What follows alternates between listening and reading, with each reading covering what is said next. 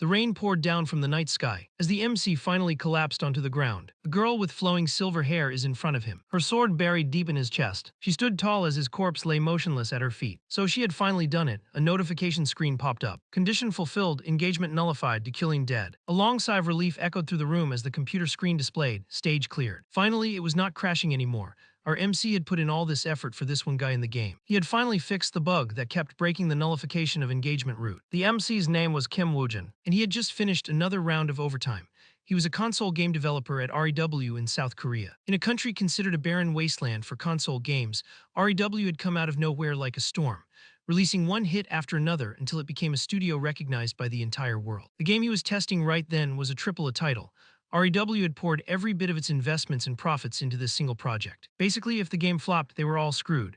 The whole essence of the game was that its difficulty and story changed depending on the player's choices. Maybe that was why, even though it was single player, the highly advanced AI and the named characters had been getting tons of attention from the community. On top of that, the game was packed with classes: Knight, Mage, Explorer, Demon, Demon Hunter, Noble, King, and more.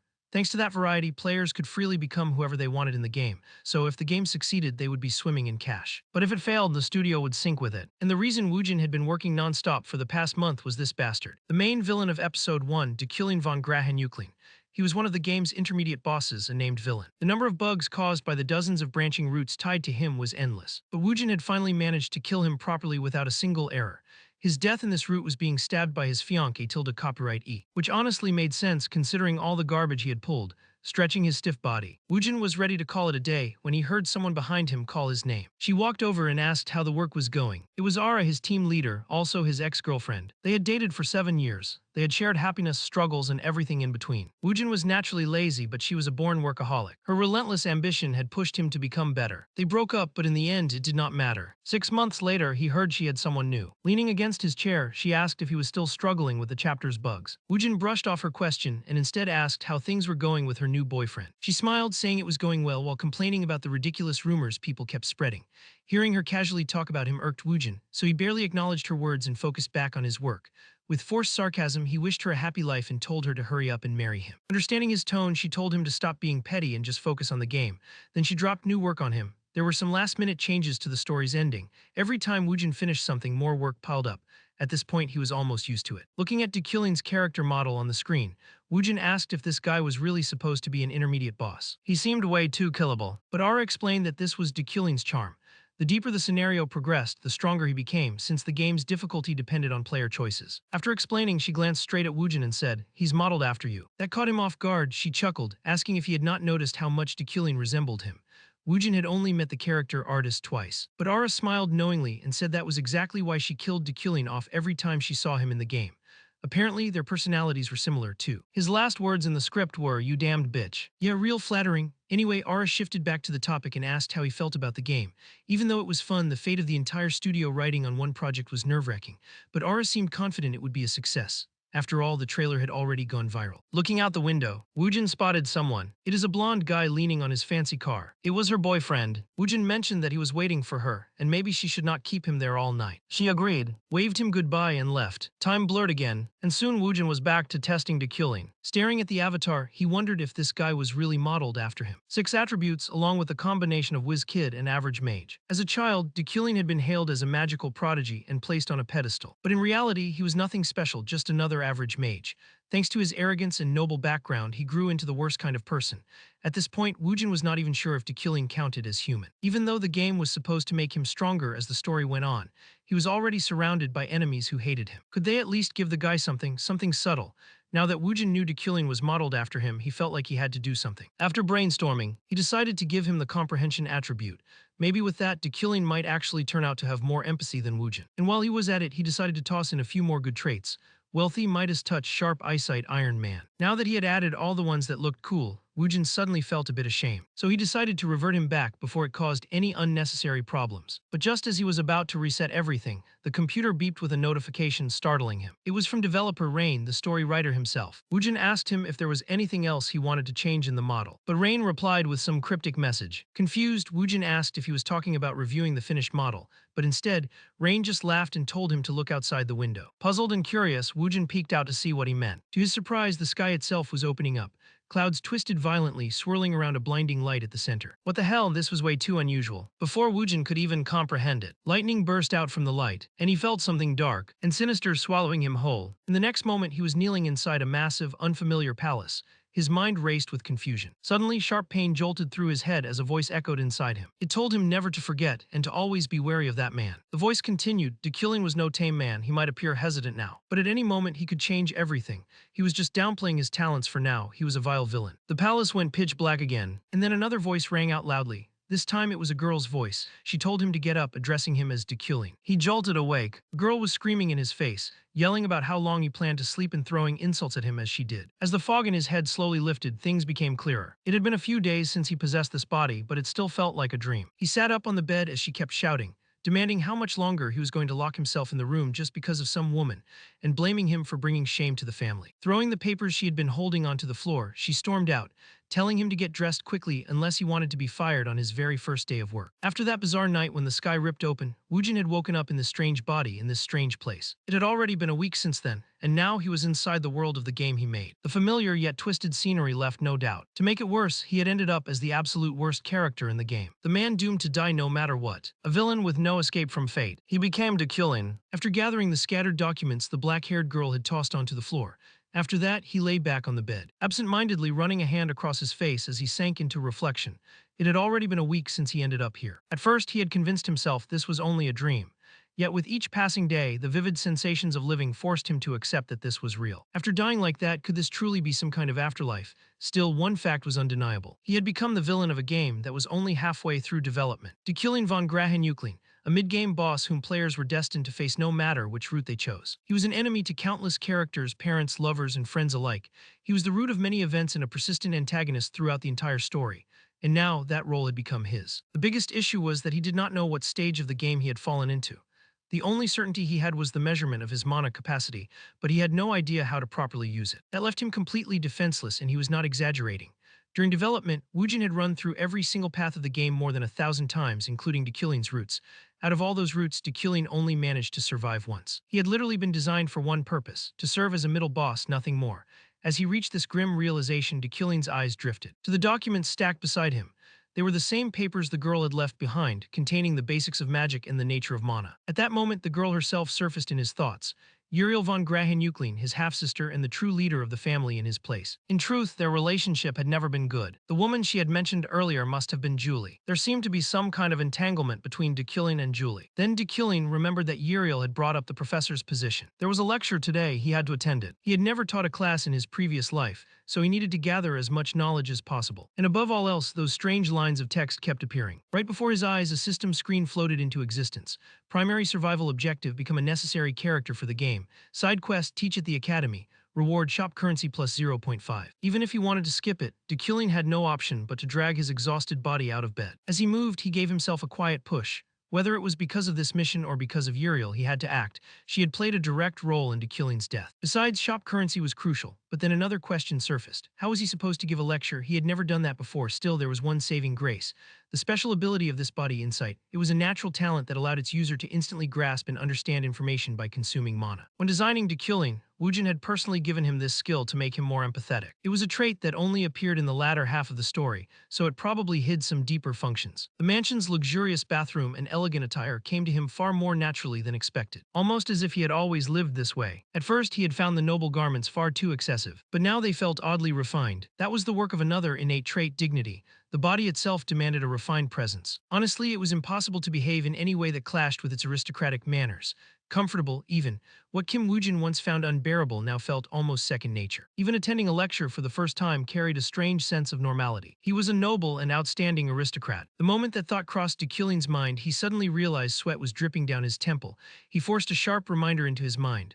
What the hell was he doing? Kim Woojin was just a young man from South Korea, healthy, tall, and perhaps handsome. But to borrow the words of an ex, he was a lazy and boring bastard. That was who he really was. He could not forget that. He must not lower his guard. With that vow, he straightened his back and strode outside. Waiting for him was a chauffeur standing beside an extravagant car. The moment Dekilin appeared, the driver bowed at a perfect 90-degree angle of respect. Without hesitation, Dekilin stepped into the car and sat comfortably in the back seat. As the car began moving, he leaned against the seat with a cold expression, gritting his teeth as he recalled the image of Ara's new boyfriend waiting outside her office. Then from the corner of his eye, he noticed a boy sitting quietly beside him. Brown hair fell over the boy's eyes as he kept his posture straight. Dekillian wondered who this kid was. The boy noticed his gaze and flinched slightly before quickly offering a polite greeting. "Good morning, Professor," he said, handing over a stack of papers. Dekillian's sharp instincts immediately kicked in, deducing his role. He had to be some kind of secretary or perhaps an assistant. Taking the documents, he casually asked, "Are you a mage?" The question left the boy stunned. "Huh, what are you talking about? You've been teaching me for almost 3 years." Dekillian brushed it off, shaking his head as the car continued on its path. Flipping through the papers, he quickly realized they were not lecture notes, but pre-written scripts he was expected to read aloud. The entire lesson had been prepared word for word. There was no way an arrogant, talentless man like Dekillian would ever bother to make such preparations. This kid had done it for him. The realization left him oddly conflicted. Almost without thinking, he muttered, "Good work." The boy jolted in shock. What? Dekillian did not explain. Instead, he ordered, "Just rest until we arrive." The chauffeur, who was long used to his master's icy demeanor, nearly dropped his composure. Did the young master just compliment someone? He was still trying to process the unbelievable scene. Inside, however, Dekillian's brow tightened as sweat beaded on his temple. What kind of absurd personality was this? His stomach twisted just because he had said one nice thing, so this was the true nature of Dekillian. He had sensed it back at the mansion, but now it was undeniable. His very mind was being influenced by Dekillian's persona. The thought left him deeply unsettled. Just as he sank into those worries, the sleek black car slowed to a gentle stop. "We've arrived, young master," the chauffeur announced from the driver's seat. Dekillian did not utter a word. He merely reached for the door handle and stepped out. Spread before him was a vast campus of grand, towering buildings. Students crowded the walkways, their movements filling the scene with an energy that made the place feel alive. The sight left Dekillian momentarily silent. So this was where Dekillian worked, the Royal Academy. His goal was the Rodeo Lecture Hall. By the time he arrived, the room was already filled with students, all talking excitedly. "I finally get to attend a lecture by Senior Professor Dekillian." At this, another student asked curiously, "You mean the genius spell analyst?" Someone more informed replied at once, "Not only that, I heard he's also a prodigy." Before the chatter could go any further, a commanding voice echoed through the space. "Attention, everyone." The room immediately quieted. A tall figure had entered, radiating cold authority. "I am Dekillian von Grahen-Euclin. I have been tasked with this lecture as a senior professor from the Mage Tower." Carrying the grace of a noble, he spoke in a calm but dignified tone. "Now then, let us begin." His sharp appearance and composed manner caused a stir among the female students. "Wow, he's not just brilliant, he's handsome too. He's really so cool." Meanwhile, in the shadowed corner of the hall, a girl squeezed the paper in her hand so tightly it shook. "Cool, huh? So we finally meet." Her eyes burned with hatred. "That man, Dekillian, my father's enemy." She muttered the words under her breath, her glare fixed upon him. Then, as her thoughts turned inward, memories from years past rushed in. 3 years ago, the girl's father ended his own life. After devoting himself entirely to the study of spell interpretation, he took his life in despair when his thesis was stolen. The one who claimed the discovery, the one praised as a genius interpreter, was Dekillian himself. She could do nothing. After her father died, she lost everything. Her noble status, their land, their wealth, all of it was gone. In the end, she had nowhere left to turn. That day, she made a vow she would avenge her father. Since then, she had worked without rest until she earned a place at the Royal Academy, the very place where Dekillian taught. Unlike the other clueless students, she knew the truth. His mastery of spell interpretation was only stolen knowledge. All of his praise had come from her father's work. How could he stand there so shamelessly, acting as if that seat belonged to him? That was her father's place. She would reveal his lies, she would kill him. But for now, she had to wait before bringing him down. She needed to plan carefully. Her revenge had to be perfect. Her body shook with fury at the thought. Now MC is beginning his introduction. "Attention, everyone, I will start the lecture. Allow me to introduce myself. I am a senior professor at the Mage Tower, a monarch-class mage and one who wields the elements. I have been appointed as your instructor." Mages were divided into 11 ranks, with Monarch being the 4th highest. By now, the students should have known this already. Still, magic was separated into 3 attributes and 9 disciplines. The attributes were origin, the base of all magic, elemental, the makeup of matter, and material, the medium that directed mana. The 9 disciplines were summoning, spirit arts, destruction, support, control, resilience, enchantment, harmony, and specialization. As Dekillian continued lecturing, he reflected inwardly. Things were going smoother than he had expected. Not only was this his first lecture, but it was also about magical theory, something he barely knew. Yet even though he was only reading from a script, it felt as if he was in full control. His traits of dignity and dominance naturally drew the students' focus. His elite trait kept him composed under their stares instead of nervous. Everything seemed effortless. Dekillian's traits truly made him fit the role of a professor. Refocusing, he continued to explain. Mana manifests differently depending on where it is stored in the body. Mages often store it in their brains, since doing so allows the clearest mental image of spells. In contrast, swordsmen keep their mana in their hearts, the organ that pumps blood throughout the body. Lastly, the inner core is a universally adaptable reservoir, linking inner and outer power. The point is simple: hard work matters, but without talent, careful choices are just as important. As he said those words, even Dekillian paused to reflect. What an ironic lesson for him. In truth, Dekilling had never been made to be a gifted character. While his current mana stat rested at 3,375, there existed someone else whose starting mana exceeded 30,000. If anyone should follow this advice, it was him. How ironic. Still, this was just a scripted lecture. With that thought, he finished. That concludes today's lesson, but there was one last thing. As he reached this point, his voice hesitated. A doubt flashed through his mind. Did he really need to read this line? If he were the real Dekilling, he would not. That thought weighed on him. He did not want to lose to the game's personality. He wanted to remain himself. With that in mind, he turned to the students. Does anyone have a question? The students looked at each other and shrugged. None of them spoke up. Giving him a small wave of relief, it seemed there were no questions. He was preparing to finish the lecture when a sudden voice rang out, Professor Dekilling. A girl with gray hair rose from her seat, her voice sharp and loud. Last night, an unknown spell was found in the mage dormitory. Some even say it was the work of demons. As a genius in spell interpretation, what do you think of it? Hearing her, Dekilling shifted his gaze toward her. Are you really part of the mage tower? The girl flinched at the unexpected reply, her face showing confusion. Excuse me, but why ask me that? Dekilling answered plainly. If you truly belong to the tower, you would have introduced yourself first. I do not answer questions from rude children. His words widened her eyes, but Dekilling did not spare her another look. He turned away, thinking that he was sorry, but he had no choice. Comprehension drained too much mana. Just reading the lecture script had cost him 1,300 mana. Who knew how much analyzing an unknown spell would take? Inside the room, the students whispered among themselves. She tried to cause a scene, but only made herself look foolish. Their mockery deepened her anger, but instead of backing down, she spoke again. Wait. The Mage Tower refused to explain, saying it was a rumor, but I believe you can identify it, Professor. I formally ask for your judgment. At once, she channeled her mana, forming a warped green circle in midair. The instant Dekilling's eyes touched it, his mana dropped suddenly, leaving him with only 360 points. Above him, the gray-haired girl spoke again. A few debutante mages tried studying it but made no progress. Could you give us a hint? Before she could finish, Dekilling cut her off. This is a barrier spell, no hints needed. It is a bewitchment-type confinement meant to trap, that is all. Without delay, he turned and strode from the room, leaving the girl standing there in shock. With his duties complete, the system awarded Dekilling 0.5 shop points. Time passed quickly, shifting to the academy's dining hall. At that moment, the gray-haired girl was still brooding over his lecture. What a detestable man. She had meant to expose his fraud with an unknown spell, but instead he called her disrespectful just for not stating her name. She nearly died of humiliation. Surely he had only called it a bewitchment spell to dodge the question. Bewitchment spells required a medium. How could it be bewitchment without one? What she had shown was an exact copy of the pattern on the dormitory door from last night. At first, everyone had been confused, but it soon became a study subject. She knew he was lying. She muttered bitterly under her breath. Just then, a red-haired girl came running up. The circle from last night, it's been deciphered. When we reconstructed it as a barrier, I couldn't believe it. We were all too nervous to ask the professor, but you were so brave. Efren froze, her face going blank. Wait, you're saying it really was a barrier? The red-haired girl smiled widely and nodded. Yes, isn't Professor Dekilling amazing? How could he know it was bewitchment without a medium? Thanks to you, Efren, we're reporting this and adding your name. Yet deep down, Efren refused to accept it. No, impossible, it was just luck. In the end, she had only raised his reputation. With that thought, she pulled out a paper. Understanding Elemental Magic. Rank 5th grade, Instructor Dekilling von Grahenukling. Looking at it, she pressed her lips tight. They said that if one knew oneself and one's enemy, one would never lose. She would need to prepare if she had to face him every day. Just wait, Dekilling. Efren vowed to reveal him, her determination burning like fire. Though Dekilling had left the lecture hall, unease still clung to him. That had been far too close. When he saw the spell, comprehension had activated on its own. Just a glimpse of that complex pattern had drained nearly all his mana. Even with double his current stat, he still would not have been able to identify it. Even now, he did not know what kind of spell it truly was. He might not fully understand its workings, but at the very least, nothing had gone wrong. Just as that thought crossed his mind, a voice called out from ahead.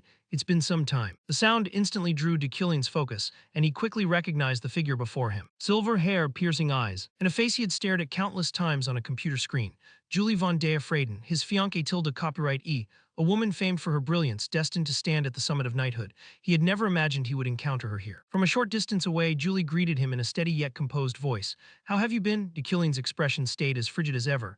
I'm not certain myself, let's just say I'm fine. For some reason, that answer seemed to provoke Julie. Her gaze sharpened slightly as she pressed him again. Fine. Even after breaking the promise we made only a week ago. Dekilling had no clue what promise she meant. He had no idea what she was referring to, so he figured it was best to dodge the subject somehow. Someone as dangerous as Julie was not a person he could afford to get dragged into a confrontation with. So he tried to move past her with an indifferent tone. But before he could finish, Julie swiftly stepped in front of him, blocking his path. Her voice dropped into a low, unwavering tone. You're running away. Just like before, Dekilling instantly realized Julie was not going to let him slip away so easily. With no other option, he stopped and exhaled a sigh before replying. Perhaps I forgot because of my recent fever. Could you remind me what exactly we promised? At those words, Julie's mind drifted back to the week prior. A vivid memory rose to the surface, along with her own voice, unwavering in conviction. Promise me, if you can face yourself and admit your arrogance and pride, then I will marry you even if the world itself collapses. As the sting of misplaced trust sank in, veins bulged across Julie's face. She clenched her jaw, her voice trembling with suppressed rage. It seems I was wrong to trust you. I call off my engagement with Dekilling. You may leave. Hearing this, Dekilling turned his head briefly, sparing his fiancée Tilda copyright a glance. But then, without hesitation, he moved on. Behind him, Julie's jaw tightened so hard that her teeth ground audibly. Memories of her betrothal to Dekilling resurfaced in her mind. Her engagement to Dekilling had been purely strategic. He was said to be a skilled mage while she was a gifted knight. Their union would strengthen both lineages and bring political advantage. That was what her elder brother had told her. Since both the Euclid and Freyden families carried royal blood, no one had opposed the engagement. Even Julie herself had accepted it then. For the sake of her family, it was fine. Even without love, she would accept it. That was what she had told herself back then. Yet both families were soon forced to face a cruel truth. Dekilling's supposed genius never existed at all. Perhaps he simply refused to acknowledge it, but the truth was unavoidable. He had deceived them all, falsely claiming to be a prodigious analyst of magic and even securing a professor's chair. But the lie was unraveling. Over time, more and more people began to doubt whether Dekilling truly was a magical prodigy, the youngest senior professor in the tower's history. Yet he had shown no progress since his last review 3 years earlier. After several humiliating incidents, he stopped boasting of his achievements altogether. Even so, despite the exposure of his falsehood, both the Euclid and Freyden houses had hidden the truth. They likely did not wish to become targets of scorn. They did not want their weakness revealed. But Julie could not overlook this. A loveless marriage was something she could endure, but deceit was something she could not forgive. That was her code as a knight. That was all there was to it, and Dekilling had agreed to it as well. But now he did not even recall the promise. Julie whispered under her breath, her hands quivering as they tightened into fists. Meanwhile, the Royal Academy and the Tower of Magic stood as the grandest institutions within the game. Among the Academy's divisions, the Department of Magic held absolute prestige. It could be compared to the medical school of Seoul National University, with the Magic Tower acting as its affiliated hospital. As Dekilling looked across the campus, even he could not help but nod in awe. This place was incredible, a sprawling campus with an immaculately kept garden. It felt like one of those elite universities in America. The design team must have spent endless nights perfecting this atmosphere. He wished he could truly admire it. If only he were not inside this body, he might have been able to properly experience the campus. Just then, someone suddenly sprinted toward Dekilling at full speed. Instantly sensing the motion, his face hardened, and on instinct, he swung his elbow backward. His blow struck the figure, scattering the stack of papers they were carrying in every direction. The one who had collided with him was none other than Dekilling's assistant. "I'm sorry, I was rushing to find you, Professor." Dekilling immediately recognized the voice. It was the boy from earlier. For a moment he had thought it was an ambush, then he spoke aloud. "Oh, you're Zoro, right." "No, sir, I'm Alan," the assistant corrected him. Leaving an awkward silence between them, it took several seconds before Dekilling finally replied. "I must have confused the names, I see." Alan trailed off, still unsure who this Zoro even was. The scene then shifted to Dekilling's office. Now seated, he looked over the stack of papers Alan had brought and asked, "So this was the reason you were in such a hurry to find me?" Alan nodded and explained, "This is the list of sponsors for the new magic apprentices this year." Hearing this, Dekilling immediately understood the matter, so that was how the system worked.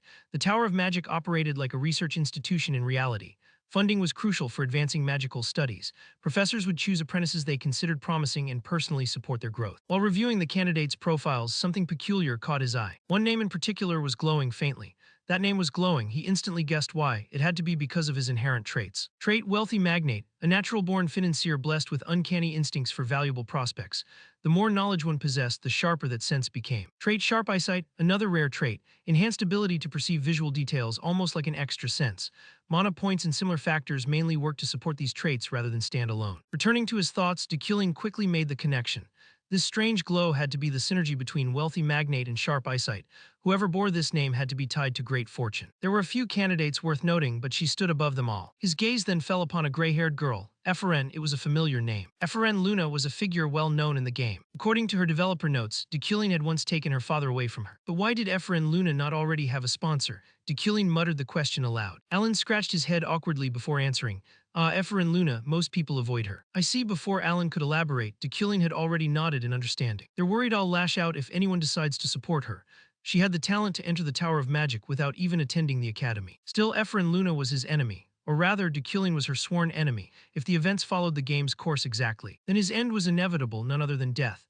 At that instant, a system notification appeared. Skill, villain's fate, everyone desires his death, yet what fails to kill him only makes him stronger. In the game, Deculain perished in countless ways. A blade through the chest, a wand to the skull, poison slipped into his drink. Even sudden explosions. No matter how it happened, the conclusion was always the same: he died. If Deculain intended to live, he needed to choose differently. He had to do what the original Deculain never attempted. With that thought, it took him less than 2 seconds to decide. Without a shred of hesitation, he grabbed his pen, signed the document, and passed it back to Alan. Alan, submit these and bring me a few books. I plan to write something before leaving. Alan responded energetically before rushing off to fetch them. Left alone in his office once more, Deculain sank into thought. He would need enormous sums of money to survive. Wealth could keep him safe from many of the deaths waiting for him. Sponsoring a mage was a good start, but it was not enough. Too many people in this world despised him. They would kill him the instant they had the chance, if he truly wanted to endure. There is only one choice: he had to grow stronger. But Deculain's natural talent was only ordinary. At this pace, he had no hope of standing against the threats looming over him. He would not survive the endless deaths waiting ahead. Yet he did possess one advantage: his attributes. Deculain had once boasted of wielding all 4 elements, but the truth was that he could only handle earth and fire. Combined with his affinity for magic manipulation, however, he discovered something unique. By fusing earth and fire to form metal, he awakened a special trait: Midas Touch, a unique rank trait that consumed the user's mana to unlock a target's hidden potential. Thanks to this ability, Deculain's control over metal allowed him to manipulate floating blades with raw energy. Of course, calling them flying swords powered by energy sounded far grander than what they truly were. In reality, it was merely advanced telekinetic control over objects. Still, such a skill was far from ordinary in this world. What he lacked in raw power, he would make up for by perfecting the properties of metal. But before that, he had to master object manipulation itself. So he decided to test it immediately. Without hesitation or doubt, Deculain placed his hand on the basic magic manipulation manual lying before him. At the same time, he invoked his comprehension trait to accelerate his studies. At once, a surge of energy burst from his body, creating an intricate magic circle in the air. A storm of knowledge flooded into his mind as sweat ran down his face. The incantations of telekinesis were being carved directly into his memory. Thankfully, the process ended quickly. Once it was over, Deculain turned his gaze to the pen beside him and concentrated his will. In the next moment, the pen rose from the table, floating steadily in the air. Witnessing the result, he could not help but feel satisfied. Now he had memorized basic telekinesis and could cast it without chanting a spell. Watching something that had only ever existed in the game manifest in reality like this was surreal. Even though it was just a beginner's skill, the fact that his first attempt had already worked so well meant that once he mastered advanced remote control, he would be close to the power he longed for. But what was the next step? Could he perhaps engrave magic circles across his entire body? In this world, the bigger the circle, the greater its strength. If he used comprehension to fully grasp his body, not only the brain but even the heart, he might be able to boost his object control by inscribing circles over every part of himself. Of course, the risk was high. His body could collapse under the strain or suffer severe backlash. Still, this vessel carried the Iron Man trait, which granted peak-level physical prowess and hidden potential, allowing him to endure consequences that would destroy others. This was a path only he could take. His remaining mana sat at 800, more than enough to attempt a minor test. With that thought, Deculain began experimenting directly on his own body. At once, the book in his grasp erupted in dazzling light, and strange markings poured into him without pause. Instantly, he was consumed by indescribable torment, a pain more brutal than anything he had ever endured. It felt as though each bone was splintering into dust, and every muscle was being torn apart under invisible claws. But Deculain refused to falter. He did not let out a groan or a cry, because upholding elegance and composure was the pride of a noble. Time crawled by until the process finally concluded, leaving him with a single point of mana. His body shook violently from the aftermath. He was completely drained. He had failed due to a lack of mana, but he still gained a result. A magic circle had now etched itself into his shoulder. At this pace, completing his body would take 2 weeks. Days rolled by swiftly. A month had passed since Deculain's lecture, and the first official class day had finally arrived. At the Tower of Magic, students gathered before a wooden notice board, reading the announcement pinned to it. I, Professor Deculain, wish to test your skills. Bring me any results you can research from this location. The abundance of elemental energy here makes it perfect for your experiments. After reading it, the students exchanged puzzled glances and whispered among themselves. This isn't what the older students told us. Are all his lessons like this? He's just making us study alone with instructions on a board. Uncertainty spread quickly through the group. Across the way, Ephraim scowled, her fists tightening as she silently cursed Deculain. What an utterly irresponsible man, making them work on their own on the very first day. What kind of bastard did that? As her thoughts ended, this blonde girl brushed past her, bumping her shoulder roughly. The girl did not even pause, walking on without so much as a word of apology. Ephraim's irritation flared instantly, and she was ready to lash out with sharp words. But when her gaze fell upon the girl's face, Ephraim froze. The blonde girl was Sylvia von Alade. On the other side, Sylvia tilted her head ever so slightly in recognition, then turned away without saying a word. Ephraim stood stunned. Did she not recognize her? Time trickled by. Sitting on the ground, Ephraim idly shaped a small castle with magic, like a child playing with sand, though her thoughts remained troubled. Sylvia's cold dismissal kept replaying in her head. 10 years ago, fearing her father's strength, their soldiers had surrounded Ephraim's estate and threatened them. Then why did Sylvia not remember her? As she puzzled it over, a sudden gust of wind swept past, shattering her little castle. "Huh, what's happening? My mana feels like it's being pulled away." Ephraim quickly scanned the area, frowning. And sure enough, Sylvia was weaving her magic into a towering castle. The sheer pull of Sylvia's spell was devouring the remnants of Ephraim's, sucking everything she had gathered into Sylvia's creation. Ephraim's anger spiked. She spun toward her and shouted, "Hey, what do you think you're doing? Do you even realize you just stole everything I collected?" But Sylvia offered no reply. She did not spare Ephraim so much as a glance. The silence only fueled her rage. Ephraim clenched her fists tighter, her body trembling with growing frustration. What the hell was with this girl? Why would she not respond at all? And in that heated moment, a thought suddenly clicked in her mind. Ordinary people, even complete strangers, would at least react somehow. A glance, a frown, anything. But Sylvia showed absolutely no reaction, which meant it was deliberate. A smirk slowly curved Ephraim's lips. "Oh, I see how it is," she said, her tone dripping with amusement. "So tell me, Lady Sylvia, why are you pretending not to recognize me?" For the first time, Sylvia moved. Her shoulders tensed barely perceptibly, but Ephraim noticed it immediately. That tiny shift was all the confirmation she needed. Ephraim pressed forward, her voice sharp with sarcasm. Sylvia remained impassive, her voice flat and emotionless. "I don't know you." Hearing this, Ephraim's frustration boiled over. Sylvia turned to face her, her sharp gaze piercing Ephraim like a blade. "I don't know you, but I do know your father, that arrogant noble." The words cut deep in Ephraim's jaw, clenched so tightly it ached. Her eyes blazed with raw, unfiltered rage, like a storm seconds away from erupting. Then it happened. Nearby students, who had been caught up in their own chatter, suddenly felt it. A massive surge of magical energy rippled through the air, thick and suffocating. At that, everyone turned in stunned silence. Ephraim had already concentrated an enormous amount of energy into her fist. And without hesitation, she lunged at Sylvia. "What did you just say?" "Say it again," she screamed, swinging with full force. Sylvia reacted immediately, forming a protective magical barrier around herself. Ephraim's strike slammed against it, sending a deafening shock wave across the area. The impact hurled the surrounding students backward, their feet skidding as they struggled to stay upright. Then silence. Only once the blast settled did panicked voices begin to rise. "What just happened? Is anyone hurt?" Eyes darted around until they landed on the two at the center of it all. Ephraim stood there, panting and trembling, with a fistful of Sylvia's golden hair in her grip. "I told you to say that again," she snarled. "Did you just insult my father?" Before Sylvia could reply, someone in the crowd gasped. Ephraim's anger briefly cooled as she followed the frightened gazes of the others. And then she saw it behind them. At the point of impact, a rift had formed. It was a swirling tear in space, radiating red-black energy that pulsed like a living, breathing entity. Panic erupted among the students. Screams and shouts filled the air. Even Ephraim, who had been fuming just moments ago, felt a cold shiver run down her spine. "A rift," she muttered, her heart racing. "No, that's where my magic collided with Sylvia's. It's pulling everything around it inward." Across the courtyard, one student saw the danger and shouted, "Run, it's about to explode." For the first time, genuine fear gripped Ephraim. If it detonated, shards of metal would fly like bullets. Everyone could die, no solution came to mind. Then the rift detonated. A violent shock wave tore through the air, ripping the ground apart and scattering debris and raw magical energy in every direction. Ephraim gritted her teeth as sweat streamed down her face. She thrust her hands forward, summoning a massive protective barrier to shield everyone. At that moment, an eerie silence settled over the battlefield. What was happening? Why was it so quiet? She instinctively scanned her surroundings. And then she saw him. Deucalion stood there, radiating a cold, commanding presence. His aura was so effortlessly imposing that it intimidated everyone who looked at him. The debris that had been violently flung through the air now hung frozen midair, as if time itself had stopped. Ephraim's breath caught. When had he gotten there? And why were the shards suspended like that? As the students watched in stunned silence, Deucalion raised his hand. The floating fragments began to swirl, converging like a flowing river.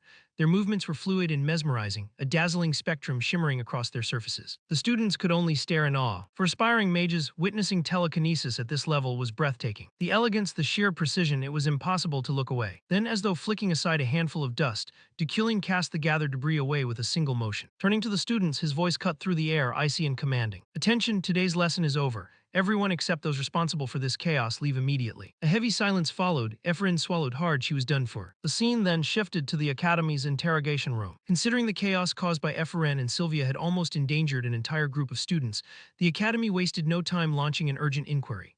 Naturally, as the professor responsible for the class, Deucalion remained stationed outside the entrance. Portly man spotted him immediately and greeted him with a broad smile, noting that he was already present and praising his dedication and discipline as an inspiration to all mages.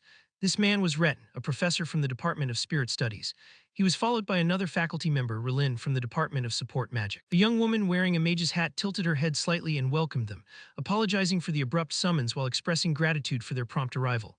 This was Adeline Sejifian, chairwoman of the Royal Tower Magic Academy. The two professors nodded and quickly took their seats, while another sharp, grating voice demanded to know who dared lay a hand on the young lady of the Alade family. Breton chuckled, dismissing the culprit as a lowly nobody and noting that Deculing had handled the situation appropriately before it escalated into a full-blown disaster.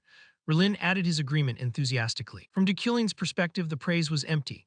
His keen perception allowed him to see through Retin's flattery. The professors were skilled at manipulating events to suit their advantage, and the outcome of the hearing had likely already been decided. On one side stood Sylvia, heiress of the prestigious Alade family.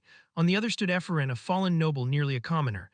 The result was painfully obvious. If Deculing wanted to intervene, he would have to act, even before entering. He noticed the swirling crimson aura around Ephraim, visible only to him because of his sharp eyesight. It was a warning from Villain's fate, signaling that death would come if events continued unchecked. Once everyone settled, the hearing began. Retin immediately launched into questioning, demanding to know how they dared disrupt the academy and warning that someone could have been seriously harmed if not for Deculing. Ephraim lowered her head, bitterly insisting she could not explain. Retin's frown deepened as he pressed her, and she lifted her gaze, thinking that her enemy was watching from somewhere above, making it impossible to speak the truth. Tears streamed down her face as the weight of the world seemed to press against her. Unmoved by her distress, Retin's voice grew sharper. He accused her of playing games or acting out of an inferiority complex, reminding her of the clear difference in status between herself and Sylvia, and questioning how she dared to challenge it. Ephraim clenched her fists but stayed silent. Retin then turned to Sylvia, prompting her to explain. She calmly admitted that during class she had accidentally destroyed Ephraim's work, which led to the dispute. The professors murmured in irritation, commenting that Ephraim's reaction was overblown and that a lowly nobody like her had no right to behave so arrogantly. They suggested expulsion for her violent behavior. Ephraim gritted her teeth. Enduring the relentless condemnation, what was supposed to be a disciplinary hearing had become public humiliation. There was no one to defend her, and the cold verdict felt suffocating. She blamed Deculing for the entire situation, her eyes darkening with resentment. Seeing that the professors appeared to have reached a consensus, Chairwoman Adeline finally spoke, suggesting they hear Deculing's opinion before finalizing the decision. Deculing addressed the room, asserting his authority as a senior professor and member of the disciplinary committee. Then he asked Sylvia directly if she truly believed she bore no responsibility for the incident. Both Ephraim and Sylvia flinched at the question, and Sylvia hesitated. Deculing repeated the question, firm and unwavering, pressing her to acknowledge her fault.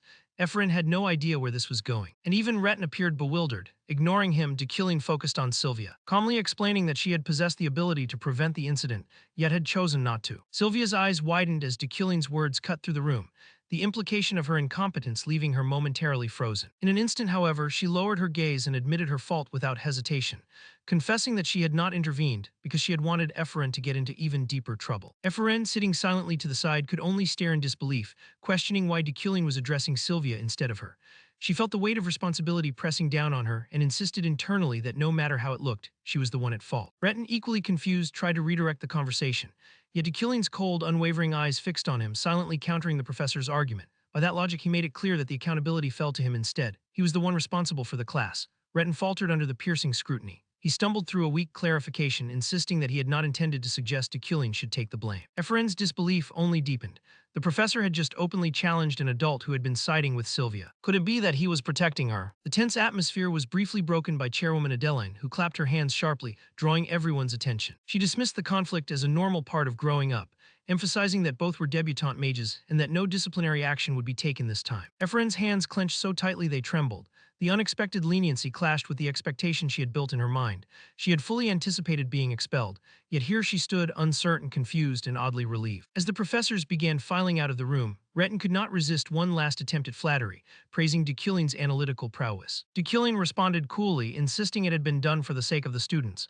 Before he could finish, Ephraim abruptly rose, unable to suppress her curiosity. She asks, did Deculing remember the name Luna? Did he remember her father? Did he remember the suffering he had endured before his tragic end? What if Deculing chose to retract his judgment just to protect himself? Or worse, what if he did not remember her father at all? Each possibility twisted Ephraim's stomach into knots, heightening her anxiety as she waited for the professor's next words. Yet as always, Deculing did not disappoint. He hesitated before replying, then told her not to ask and not to waste her talent dwelling on the past. With that, he turned and left, leaving the gray-haired girl rooted to the spot.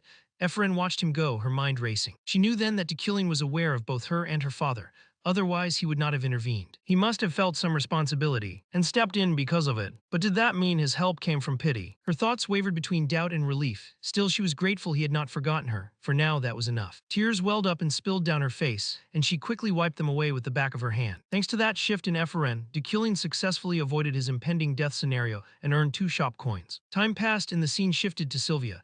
A blonde-haired man arrived in a sleek convertible to pick her up. Gilthian von Ludwig, her father, a telekinetic mage and the head of the Alade family, reassured her that she did not need to worry about Luna anymore. Though Sylvia remained silent, her gaze drifted across the passing scenery. As memories pulled her back to 10 years ago, to the day of the aptitude test for academy admission. She remembered meeting Eferen for the first time, when both of their magical abilities had been assessed by an elderly wizard. The old wizard had been utterly stunned by their brilliance, declaring that it was impossible. They each had the talent to become archmages. Whispers spread through the crowd, everyone astonished that 2 children from the same territory could possess such potential. Only 3 people could ascend to archmage in a single era, and 1 spot had already been taken by Adeline, leaving only 1 place for either Sylvia or Eferen to claim. Determination hardened inside Sylvia. She understood why the Alade family had oppressed the Luna family. It was to ensure that she, not Eferen, would become the next archmage. She reaffirmed that becoming an archmage was not merely a dream. It was her destiny. Her thoughts flickered back to Eferen's earlier words, and for a moment, a faint worry about being surpassed stirred within her. But she quickly shook it off, dismissing it as overthinking. Sensing her unease, Gilthian reassured her that Luna was not her concern. The real challenge was Dekilin, a genius with the potential to rise far beyond expectation. Sylvia understood the warning perfectly. She recalled how Dekilin had seen through the trap. She had set to weaken Eferen, forcing her into a compromise. She had underestimated him, mistaking him for someone merely above average. But now she knew he was calculating and formidable. Days later, the scene shifted to Dekilin's mansion. Dressed in an elegant suit, he prepared for a formal gathering. Outside, his assistant Roy called for him, and Dekilin promised to be ready shortly. Soon, his chauffeur drove him in a luxurious vehicle, and during the ride, Dekilin reflected on Eferen. Supporting her had been the right choice. He had eliminated a dangerous variable and earned shop currency. The novice mage who raised a question had been Eferen, someone likely to become hostile, and Sylvia might still hold a grudge. But his decision had ensured his survival. His focus then shifted to the social gathering ahead, an opportunity to earn even more shop coins. The system screen reminded him of a side quest: attend the Flower of the New Year event, reward 0.5 shop currency. He calculated that he needed at least 5 more coins to access the store, so identifying notable figures at the event was critical. When he arrived at the Grand Castle, 2 servants bowed at his entrance. Dekilin ignored them and swept his gaze across the room, searching for anyone useful. Among the high-ranking nobles, he recognized several familiar figures, including Yahello, whom he had personally designed. His satisfaction was short-lived, however, as an older gentleman noticed and hurried over, praising him for teaching his daughter. The surrounding guests, sensing opportunity, began swarming Dekilin like sharks drawn to blood. Dekilin instinctively raised a hand to halt the older man, then scanned the hall for one person. That is Ganesha, the 5th strongest character at the start of the story. He knew that meeting her would be a key accomplishment for the day. On the 2nd floor, Ganesha, dressed like a ship captain with a fiery red ponytail, observed him intently.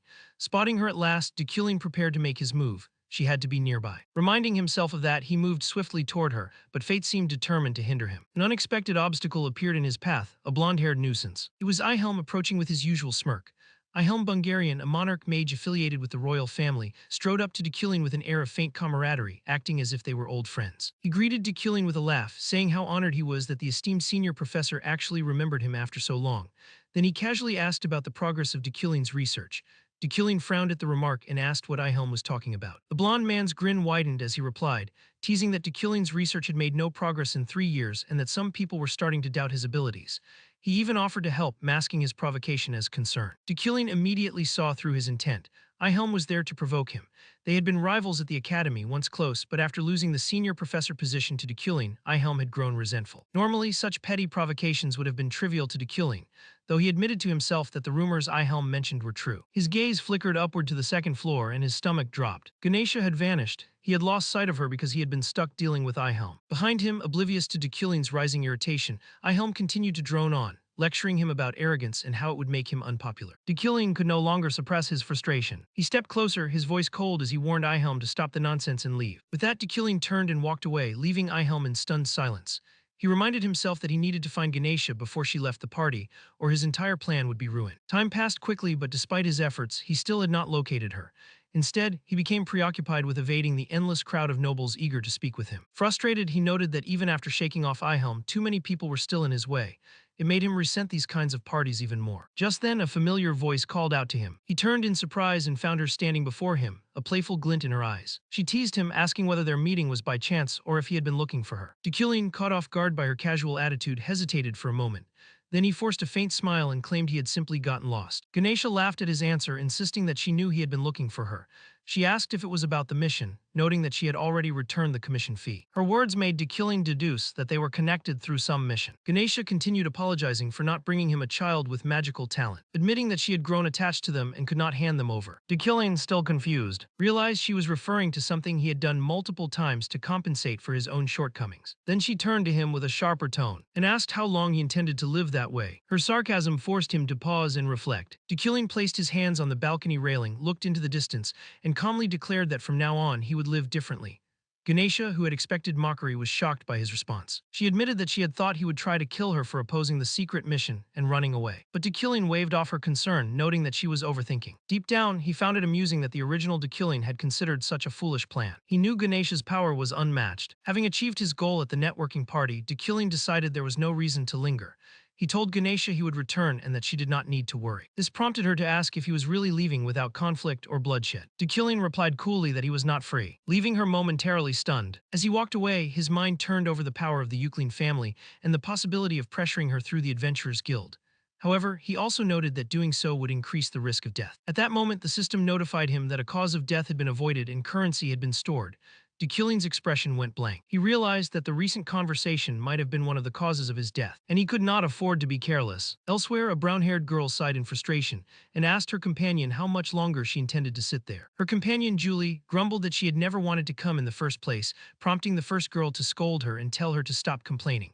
Julie remained stubbornly in her seat despite her friend urging her to get up and come along. Seeing this, her friend narrowed her eyes as if noticing something, then suddenly asked what was going on with Professor Dekillion and how things stood between Julie and him. Julie hesitated for a moment, before sighing, admitting that she was a little worried because of all the rumors surrounding them. From Julie's perspective, there was no pleasant memory associated with Dekillion, so she replied bluntly that there was obviously nothing good about it. At that moment, the sound of approaching footsteps caught Julie's attention. She instinctively looked up and saw Dekillion descending the staircase at a steady pace. Their eyes met briefly, but he quickly averted his gaze and turned away, unwilling to involve himself in yet another potential cause of his death. His abrupt reaction stirred whispers among the party guests.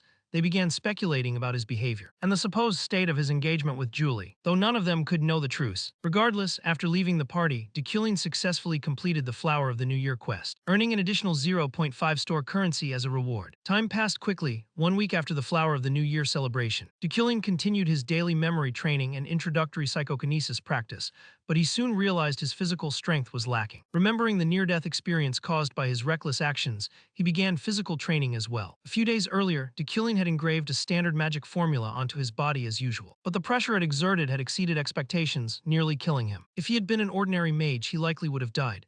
The only reason he survived was thanks to his Iron Man trait, and after meeting Ganesha, he desired even greater power. He decided to engrave psychokinetic fire manipulation alongside psychokinetic object control to enhance his metal control abilities. In other words, he planned to embed a magic core into his psychokinesis. Though this method significantly shortened the time needed to learn magic, it was extremely dangerous, which was why he had started training his physique. Following his training, Dekillion's muscles had become remarkably defined, almost indistinguishable from someone who had trained for years.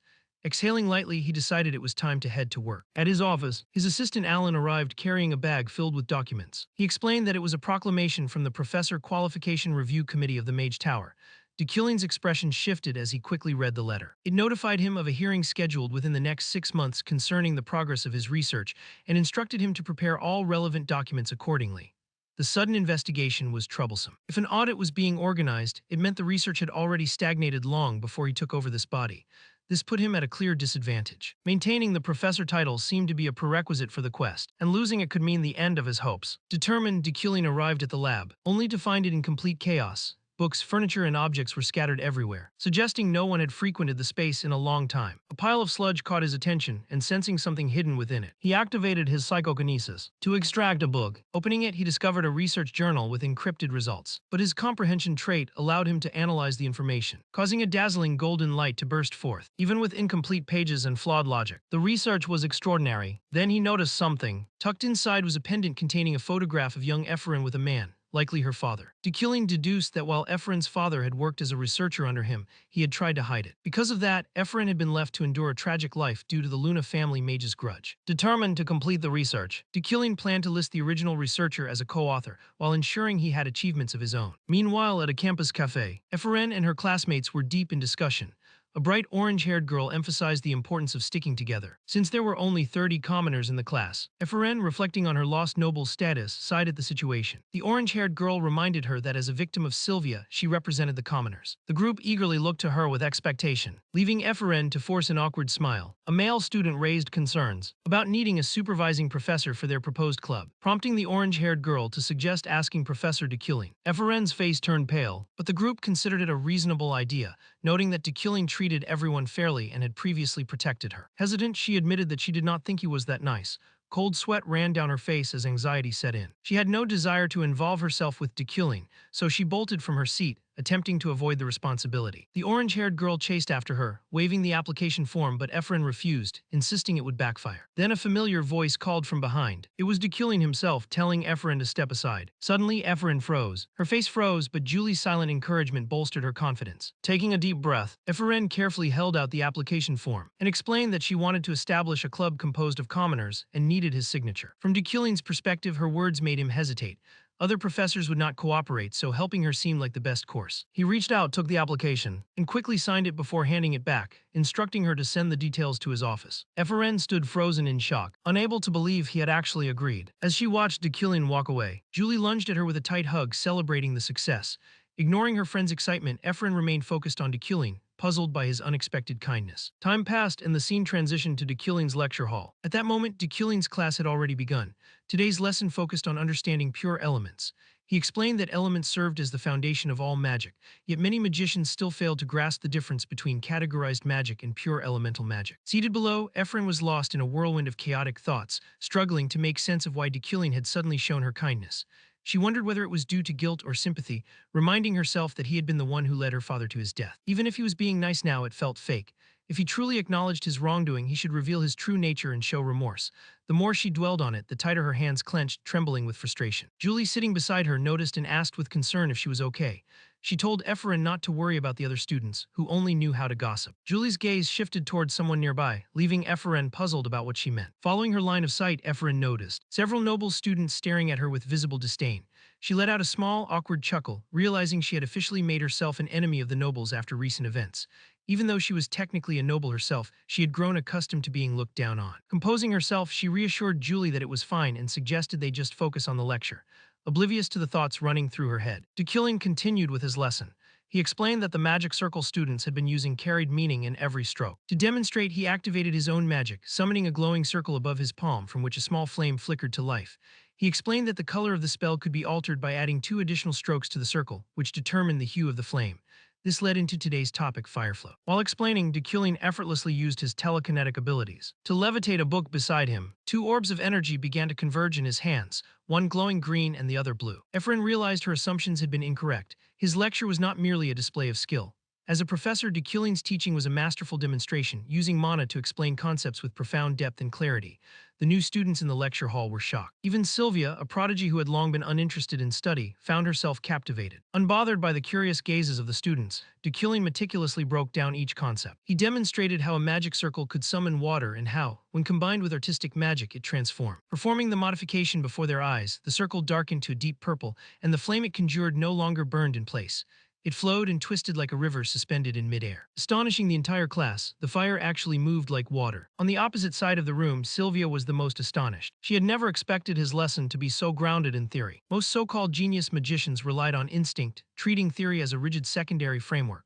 Prioritizing theory above all else was considered inefficient. Practical magic required intuition. The paradox of magic, she realized, was that high-level magicians needed strong intuition, yet often struggled to explain it theoretically. For someone like Dekilling, whose genius was constantly questioned, dedicating an entire lesson to theory alone was almost impossible. And that made Sylvia even more curious. Time passed quickly, and the scene shifted to the dormitory of the Magic Tower. Ephraim, having just finished Dekilling's lecture, was making her way back to her room.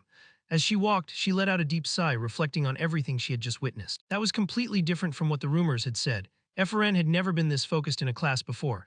As she reflected, her gaze darkened slightly. At the sight of her door, which was covered in countless insults scrawled across its surface, yet rather than anger, she felt only mild annoyance. How long did they plan to keep up this childish prank? It had worsened ever since her conflict with Sylvia. Her voice trailed off mid-sentence when she noticed a paper bag stuffed into the door's mail slot. Reading what was written on it made her confused. This is a sponsorship certificate. She almost fell for it, thinking there was no way this could be real. Who in their right mind would sponsor her when both the Alade family and de Killing despised her? Still, it was not necessarily a bad thing. She could report it and claim a reward, letting out a dry chuckle. She made her way to the Office of Magical Administration to verify the matter. Once the staff confirmed it, her expression went completely blank. It was real. She recalled the administrator saying, "This isn't a joke. The official seal is authentic." Efren could not hold back her reaction. Just the thought of a massive sum of money suddenly falling into her lap made her face light up with joy like a flower blooming in spring. She even pinched her own cheek to check if she was dreaming. This should wake me up. Then concern replaced her excitement. Wait a second, no one saw me right. What if people find out I have 100,000 elni? I should pack my things just in case. I shouldn't have come to the administration office. The staff member gave me a weird look, probably eyeing the money. Oh God, I should have been more careful. Efren panicked and shot up from her seat. Bang, her head slammed into the desk, sending waves of pain through her small frame. Clutching her head, she trembled, her body racked with agony. For a moment, she sat frozen. Then an overwhelming emotion spread through her chest. Her eyes welled up with tears. I'm still not dreaming. Someone actually recognized my talent. There are still good people in this world, just a little more. I just need to push myself a little more, she whispered, trying to hold back the sobs threatening to spill over. Meanwhile, in a different location, Uriel received unpleasant news from her butler. In disbelief, she asked if it was true. A circumflex euros standing in front of her, the butler nodded. Yes, my lady, he has gone to Shatzenjewel's auction. He should have arrived by now. Uriel clutched her head in frustration. He had lost 10 million elni just last year, and now he was planning another disaster. If he caused more trouble, she would not forgive him. Unable to hold back, she let out an exasperated shout. At Tooten City's auction house, de Killing's car arrived at the venue. He was not one to waste time on pointless endeavors. A circumflex euros, he had a clear goal. Finally, he would purchase what he needed. Since first using psychokinesis as his primary form of magic, de Killing had realized he required additional metals to compensate for his lack of raw talent. Though he had carried equipment made from wood steel, it was only a temporary solution.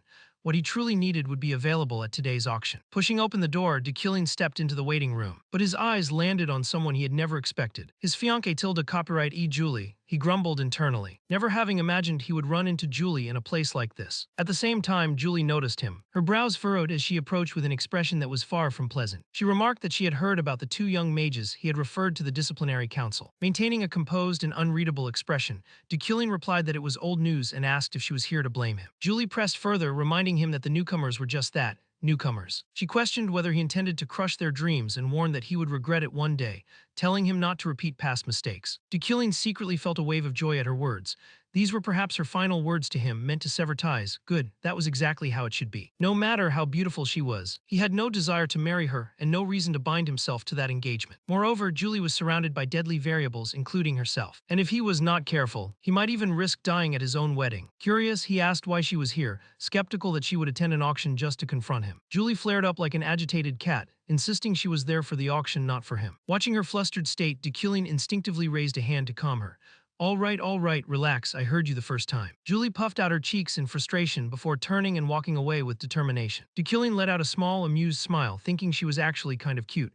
This was the first time he had seen her like this. Then he froze, questioning the strange feeling that had just washed over him. Was he being influenced by de Killing's emotions? He had always been cautious about avoiding any merger between his own personality and de Killing's.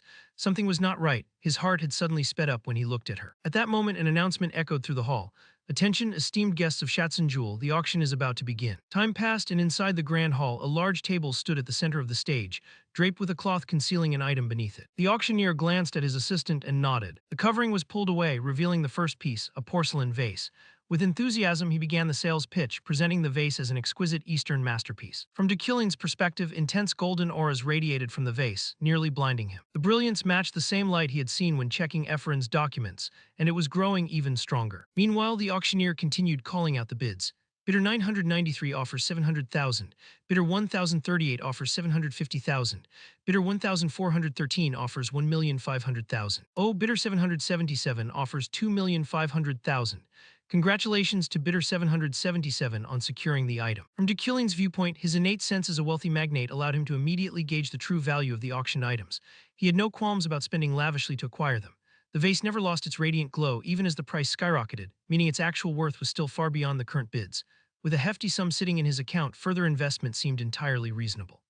His current balance stood at 205,238,039 elni. Dekillian began sweeping up a series of auction items into his collection.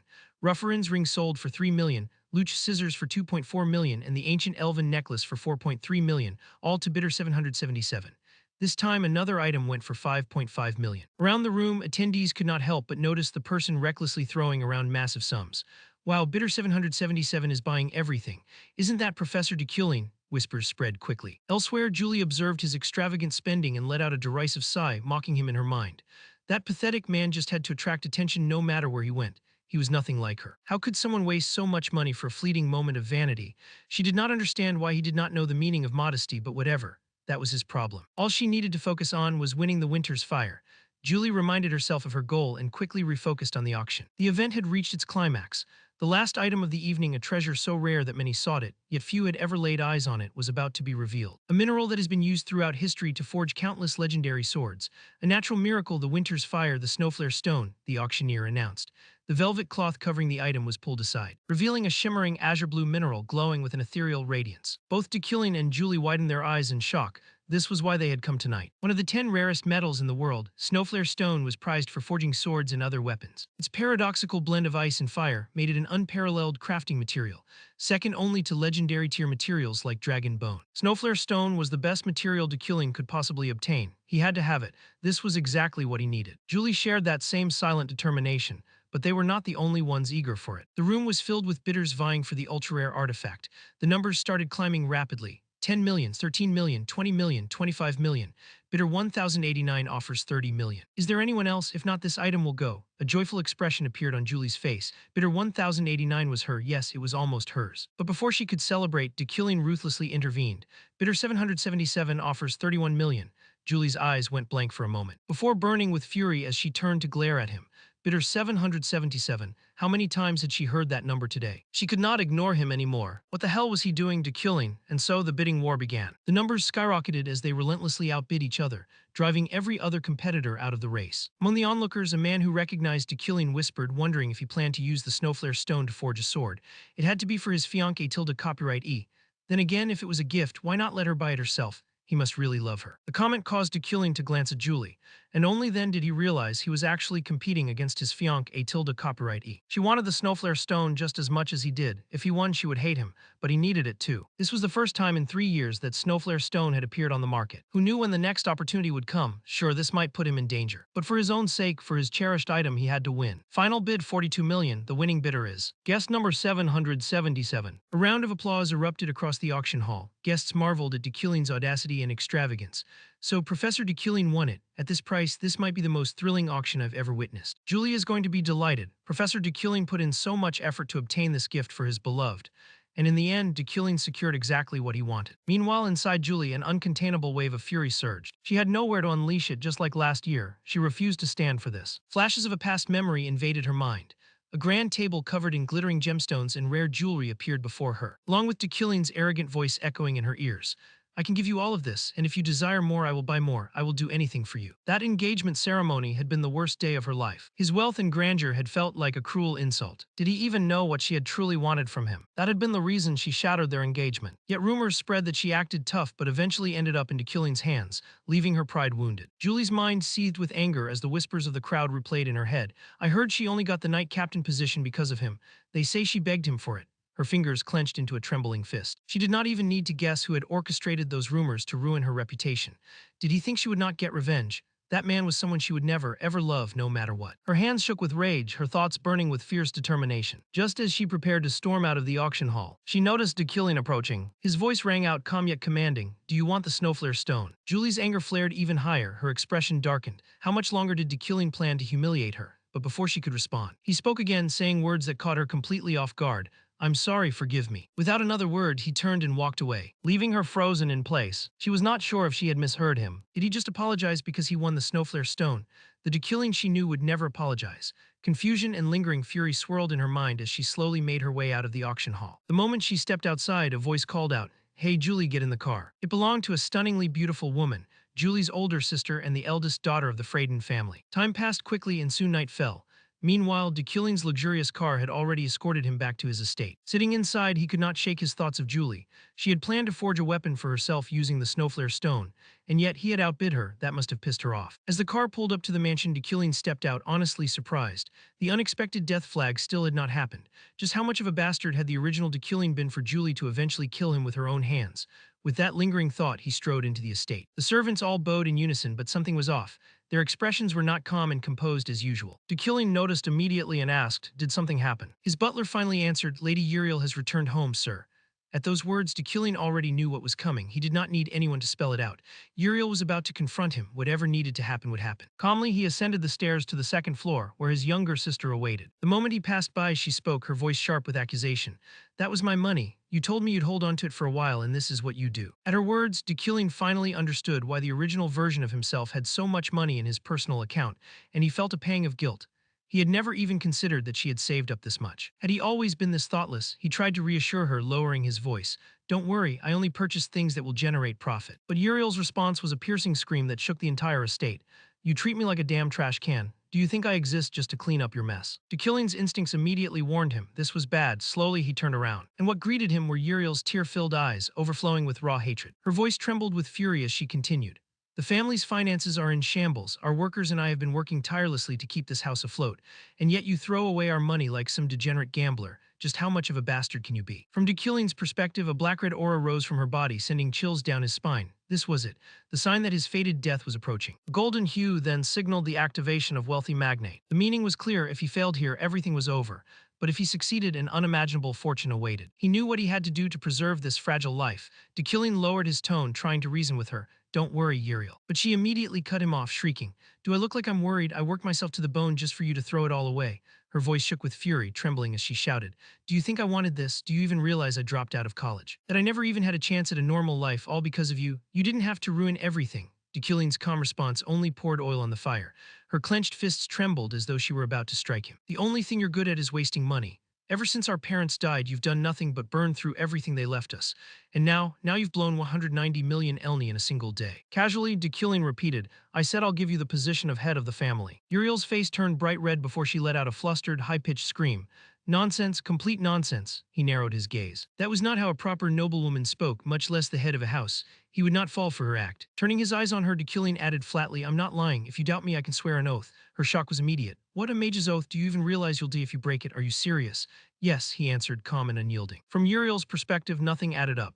Did he eat something rotten today? Did he hit his head somewhere? Why was he saying this? Did he suffer brain damage? Though disbelief swirled inside her, she reluctantly accepted it for now. Before leaving, she shot him one last warning. "If you go back on your word, I'll kill you on the spot." Dekuling raised a brow, still planning to leave the house. "Of course, someone wasted the entire family fortune. I have to do something about it." With that declaration, she stormed off, surprisingly in a much better mood. Thanks to his quick thinking, Dekuling dodged yet another death flag and earned 2 store coins. Once Uriel vanished, he let out a long sigh. "Phew, that storm's finally passed. I made it out alive again." He mused over the situation. Handing the position over to her was not a bad move. If he kept changing things like this, maybe he really could avoid his death. Just as the thought crossed his mind, a familiar voice drifted through the window. "Have you really changed?" Dekuling flinched, his sharp gaze snapping toward the sound. Standing there was Ganesha, the adventurer and uninvited guest. His voice turned cold. "What are you doing here?" With casual ease, Ganesha swung herself into the room. "Sorry, just passing by. Thought I'd drop in. Honestly, I was surprised to see you acting like this."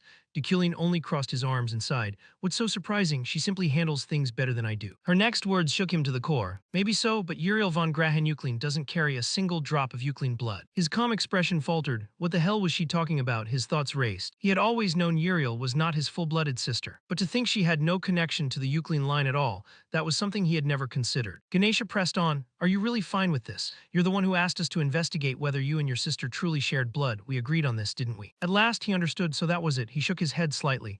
"Even so, Uriel is still Uriel." Her eyes widened in shock, beads of sweat glistening at her temple. "Wow, I never thought I'd hear something like that from you."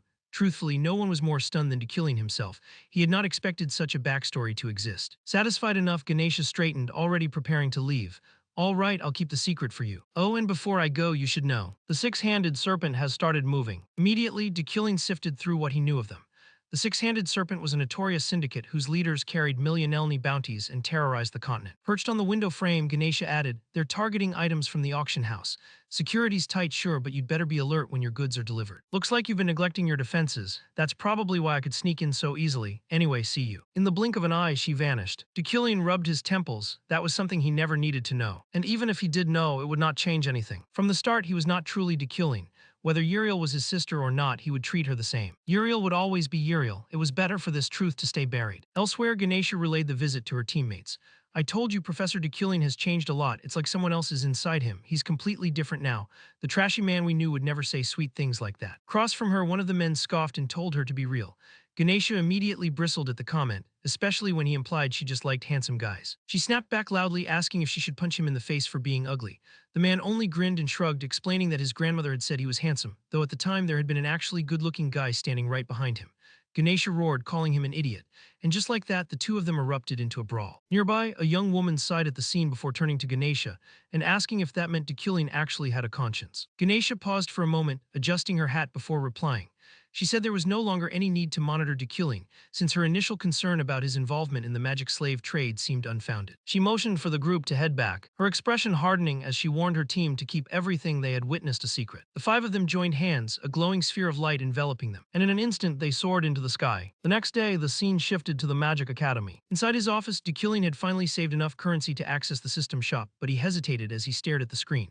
It offered a level 1 enhancement for magic quality, increasing magic output and efficiency for 10 shop coins. Frustration washed over him. Though he could now use the system shop, he still lacked the coins needed for what he truly wanted. The system allowed him to enhance his own abilities and those of prominent characters, but its usage was extremely limited. Just 6 opportunities before the second half of the story concluded, and the coin cost doubled with each level. He reminded himself not to waste this chance. Despite constant training, strengthening his memory, body, and telekinetic sword control, he still lagged behind notorious criminals in combat. To grow stronger, he needed to improve his magic quality and gather 4 more shop coins. A knock on the door pulled him from his thoughts. He called out for the visitor to come in.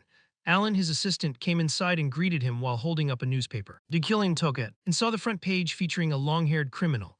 The headline warned that the wizard killer Lockhart had been spotted on the outskirts. Having played through the storyline many times, Deucalion recognized the danger. Lockhart was a significant early-stage threat to magic users. But Deucalion reassured Alan that there was no need to worry. He was merely heading to the library, and he instructed Alan to rest at home. Then a thought struck him. He turned back and asked if Alan would like to become a professor's assistant. Alan was stunned, recalling how Deucalion had always called him incompetent. Deucalion clarified that he was serious and had long planned to select an assistant since every other professor had one. Without waiting for Alan's hesitation, Deucalion handed him a bracelet engraved with the Euclid family emblem. Telling him to keep working hard, Alan accepted it with deep gratitude, marveling at the emblem and nearly tearing up from happiness. Deucalion reflected on Alan's reliability. Unlike others who had grown weary of his harshness, Alan had persevered, handling documents and errands alone. Realizing the risk of losing him, Deucalion also handed Alan some money as a small token of employee benefits and instructed him to take the rest of the day off. Alan hesitated at the unexpected generosity, but Deucalion ignored him and left for the library, leaving his assistant staring after him in disbelief. As Deucalion walked, his mind was occupied with Luna's documents. They contained flawed research on pure elements that he needed to correct, and finding books on elemental manipulation would be a bonus. So he quickened his pace, passing a bookshelf. He noticed a small figure. It was Sylvia. Deucalion looked at her and asked why she was in the staff library. Sylvia froze, startled. Sylvia quickly explained that Professor Retton had granted her permission to access the materials. Deucalion remained stern, noting that both the professor and the librarian had disregarded academy rules to let her in. In his eyes, that meant they deserved disciplinary action. Before she could respond further, Deucalion used telekinesis to take the book from her hands. Inspecting it, he realized it was Ethanol, a rare romantic novel she had acquired despite breaking the rules. Deucalion's tone carried a trace of amusement as he commented on her choice, causing Sylvia's face to flush. She tried to explain that her interest was purely in literature and languages. Deucalion tossed the book back to her and led her off with a warning. If she came again without proper authorization, she would face discipline. He advised her to have someone else borrow the book if her goal was not to flaunt her family's influence. Then he turned and left, leaving Sylvia dazed and clutching the book, wondering how he could even read Asenal, given its inconsistent language. The scene then transitioned to the Mountain of Darkness. At that moment, an outdoor lesson was underway for the freshmen. Some students chased after small creatures while others gathered herbs. To ensure safety, 3 professors, including Deucalion, supervised the session. Off to the side, the chubby Professor Retton wiped sweat from his drenched face and remarked on how calm the students were. Despite this being their first field training on the Mountain of Darkness, he admitted he had expected them to be afraid. and though the session needed to end before nightfall, he still felt proud. Meanwhile, Dekilling quietly observed the area. The Mountain of Darkness, located far from the academy, held great significance and was protected by strict security because of the magic tower. Its forest served both as a student training ground and a rich source of magical materials. But the high risk of attacks from monsters and poisonous creatures required reinforced protective barriers and constant patrols by professors. Breton, scratching his head as if remembering something, turned to Dekilling and mentioned that this week's patrol duty still needed to be assigned. Without hesitation, Dekilling volunteered. Professor Retton showed brief surprise before nodding approvingly and complimenting Dekilling's leadership, calling it exactly what a model professor should display. Dekilling, however, remained expressionless. His motivation was not some noble sense of duty. Glancing at the mission screen that had just appeared, Dekilling saw a side quest, The Darkness of the Magic Tower, reward 1 shop coin and an additional title bonus. He felt an inexplicable pull in his mind, realizing that something significant was about to occur on the mountain. Dekilling pondered the situation as the other professors began gathering the students. Soon, the field training ended with the students bidding their professors goodbye before heading off. 9 hours later, at a cafe near the Magic Tower, the young mage Ephraim treated her friends to ice cream sundaes after receiving her funding. Her friends marveled at the dazzling desserts, remarking on how beautiful and delicious they looked. Ephraim grinned and encouraged them to dig in, silently noting that she now had 100,000 elni. Her close friend mentioned that he had submitted their club formation plan, which should be approved soon. This prompted concern from a blue-haired boy across the table, who wondered whether enough students would join. Julie reassured him confidently, saying that as long as they ran the club well, more members would come. Ephraim, still staring at her sundae, confirmed that there had been 50 volunteers at the Mountain of Darkness today, despite a number of accidents. Just as she spoke, a loud noise startled the group, and a desperate voice called out for help. Panic set in and they rushed toward the sound. Ephraim's heart raced as she increased her speed, but Julie sensed something was off and tried to stop her. Ephraim, confused, asked what Julie had said, only to realize that she was no longer in town but in an unfamiliar forest. The desperate voice repeated its call, and Ephraim, determined to help, ran toward it. Ahead stood a young woman with long hair covering her face. Ephraim asked if she was okay, but blood suddenly spurted from the girl, her screams echoing through the forest. Alarmed, Ephraim gathered mana into her fists, ready to defend herself. Then a cold figure appeared. It was Dekilling, surrounded by floating, razor-sharp steelwood shards. Ephraim assumed the worst and asked if he had attacked the woman. Dekilling's icy tone cut through her fear as he told her to open her eyes and look again. When she did, the woman had vanished, replaced by a monstrous humanoid being with deep red skin and eyes. White smoke seeped from its mouth, and it exuded a menacing aura. Ephraim instinctively stepped back, stammering in fear. Dekilling glanced at her briefly and explained that she had fallen under an illusion spell, the work of demons. He advised her to stay out of it and leave. Using his telekinesis, he forcibly removed her from the battlefield. Once she was out of sight, Dekilling focused on the demon, muttering that it was time for the hunt. The red-skinned demon, enraged at losing its prey, lunged at him. Blows collided violently in the dark night, and the demon screamed as it aimed its massive claws at Dekilling's chest. He swiftly manipulated his steelwood shards to form a barrier, sparks flying as he stepped back to assess the situation. Focusing on the glowing core on the demon's forehead, Dekilling analyzed its abilities and realized its main power was illusions, which his mental resistance rendered ineffective. Then the Euclid bloodline surged within him, filling him with rage. The unique attribute of his lineage allowed him to purify surrounding dark mana and enhance his strength when facing demons. The more he tapped into it, however, the more aggressive he became, gradually losing control. Channeling that fury, Dekilling's gaze colder than ever. He was determined not to let the demons survive. With a growl, he launched forward, steelwood shards slicing through the air. Time passed swiftly as the battle reached its climax. At that moment, a notification appeared before Dekilling. The side quest, The Darkness of the Magic Tower, was complete. He received 1 shop currency, an additional title, First Demon Kill, and the Euclid attribute was unlocked. Lowering his gaze, Dekilling scoffed at the lifeless corpse of the demon, muttering to himself that even in death, it remained a filthy creature of corruption. Yet despite the victory, a faint unease crept into his mind.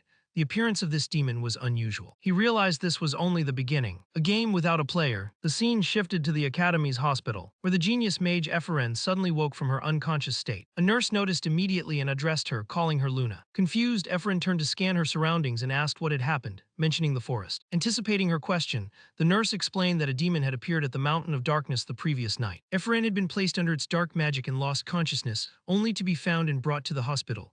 The mountain had been sealed off, and the magic tower was now investigating. Then the nurse added that Professor Dekilling had been the one who saved her. Ephraim groaned inwardly, frustrated at the mention of him again. Remembering the time, she hurriedly asked what day it was. The nurse thought for a moment before replying that it had been 36 hours since Ephraim was brought in.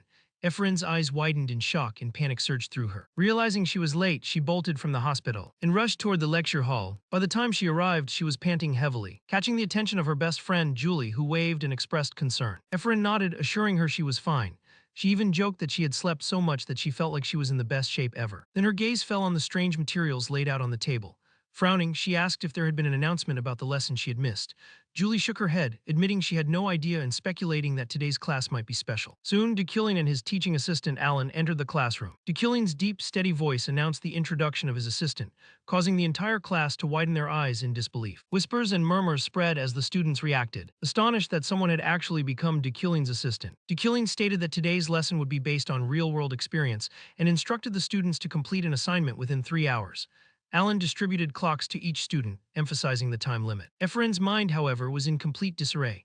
Thoughts of her father's legacy and her own ambitions clouded her focus, leaving her distracted. Efren, understanding how difficult such an achievement was, felt a wave of tension and unease. She muttered to herself, questioning why her father had never been given a chance and why DeKilling was suddenly performing acts of generosity. Despite her determination, her mind remained cluttered, making it impossible to concentrate on the assignment. Then suddenly, Sylvia, a genius in the class, announced that she had completed the task in just 25 minutes and 15 seconds. Flowers bloomed before her, radiating dazzling brilliance, leaving the other students astonished. Efren clenched her teeth in frustration, determined to complete her work as well. One by one, the other students finished and left the classroom under DeKilling's dismissal. But Efren remained unable to complete the task. The sky darkened outside as she sat in despair, berating herself for being unable to match Sylvia's speed and skill. Finally, as she stood ready to leave, DeKilling's cold voice sliced through the silence. Noting the exact time she had taken, Efren froze in shock. He criticized her for struggling with a simple assignment, warning her that with such a weak mindset, she would never reach his level. Then he turned and left, leaving her to process his words. Though frustrated and angry, Efren clenched her fists and resolved to complete the task, igniting her determination like a raging fire. DeKilling, in truth, had not left.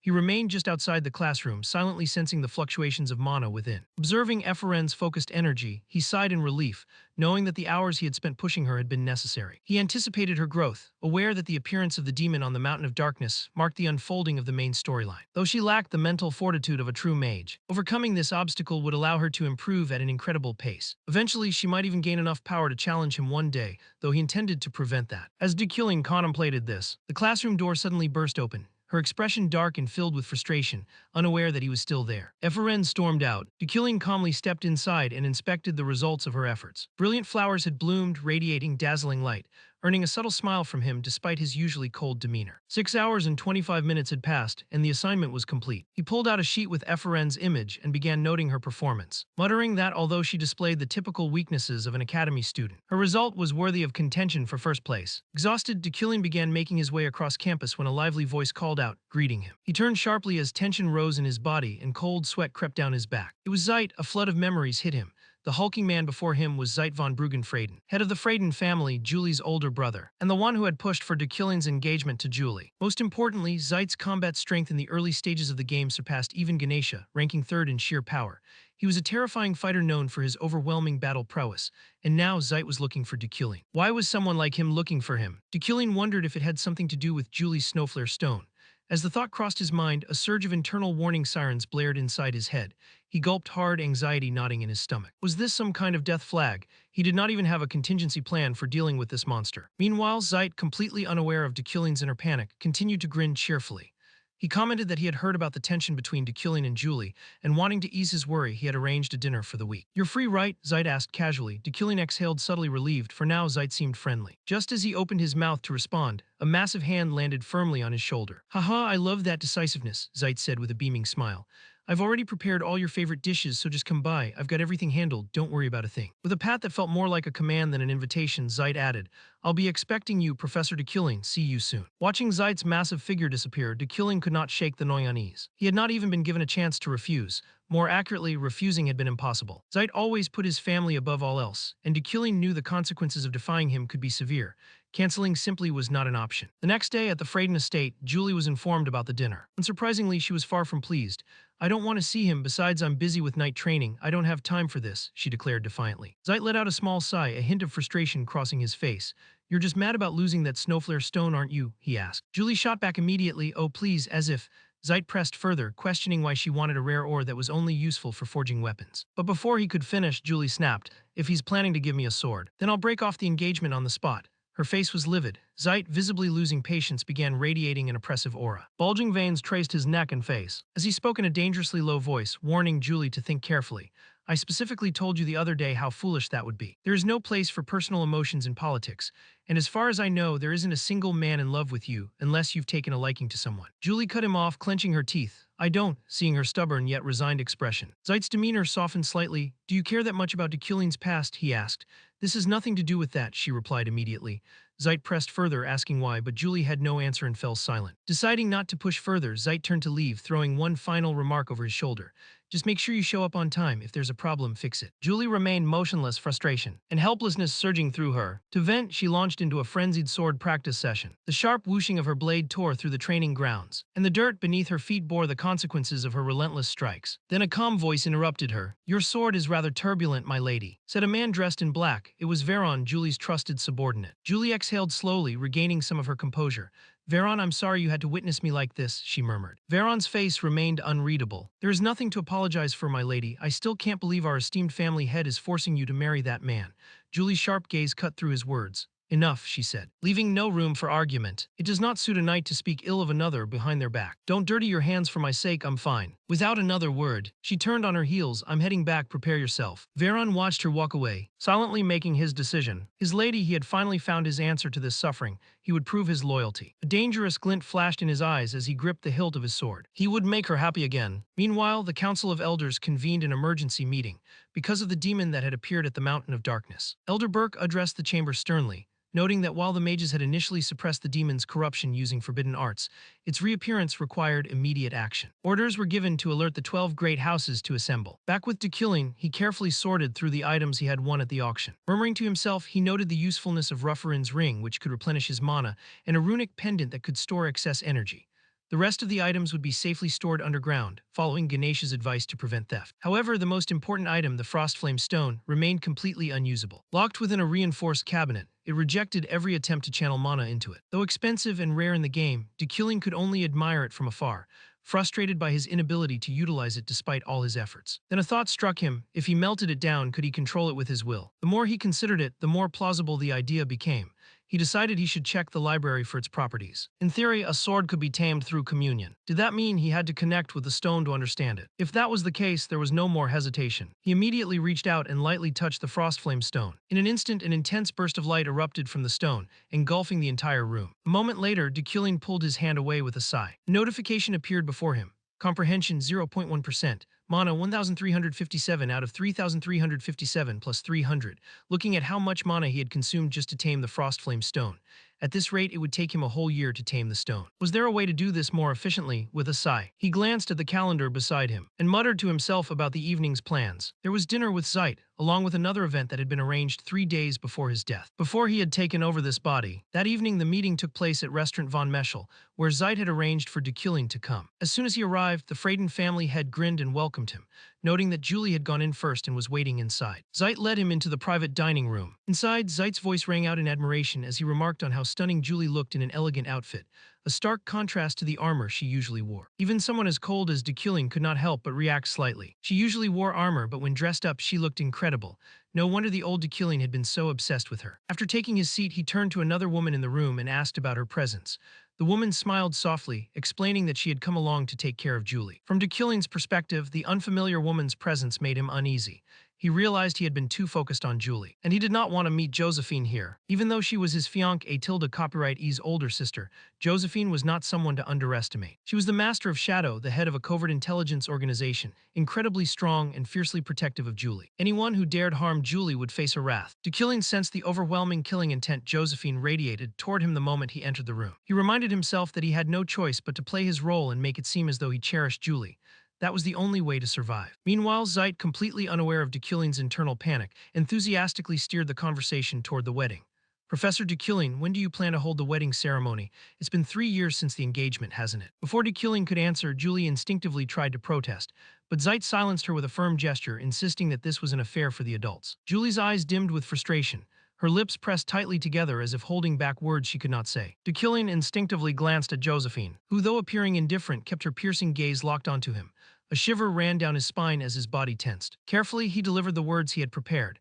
He would leave the decision to Julie and was willing to walk away if she did not trust in the marriage. His gentle tone, however, only made Julie grit her teeth in fury. Zeit, the family head, simply sighed, reminding Dekilling that marriage was not something to be taken lightly, and that the elders would not accept a whimsical decision. Julie could no longer hold back. Master of the house, please let us speak in private, I beg you. Zeit, sensing his sister's emotional state, nodded and decided to leave the room. Before leaving, Josephine waved playfully, flashing a mischievous grin. Once the door clicked shut, Julie's voice turned ice cold. She demanded to know what Dekilling was trying to do and what he really wanted, glaring at him with pure resentment. Outside, Josephine remained in the hallway silent and listening intently to the private conversation unfolding behind the closed doors. Dekilling did not dare respond immediately. Instead, he stole a glance toward the door. Aware that Josephine was still there, she acted as though she had left, but it was only a ruse to conceal her eavesdropping. Yet this was also an opportunity. Josephine did not know he had noticed her, and Dekilling truly loved Julie. If he could convince Josephine of that, he could avoid his deadly fate. With that thought, he activated his top-tier acting skills and put on a deeply emotional expression. He spoke with care, admitting that neither of them could cancel the engagement now, as things had already gone too far. Hearing this, Julie clenched her fists tightly, her voice trembling with anger. Her voice was ice-cold,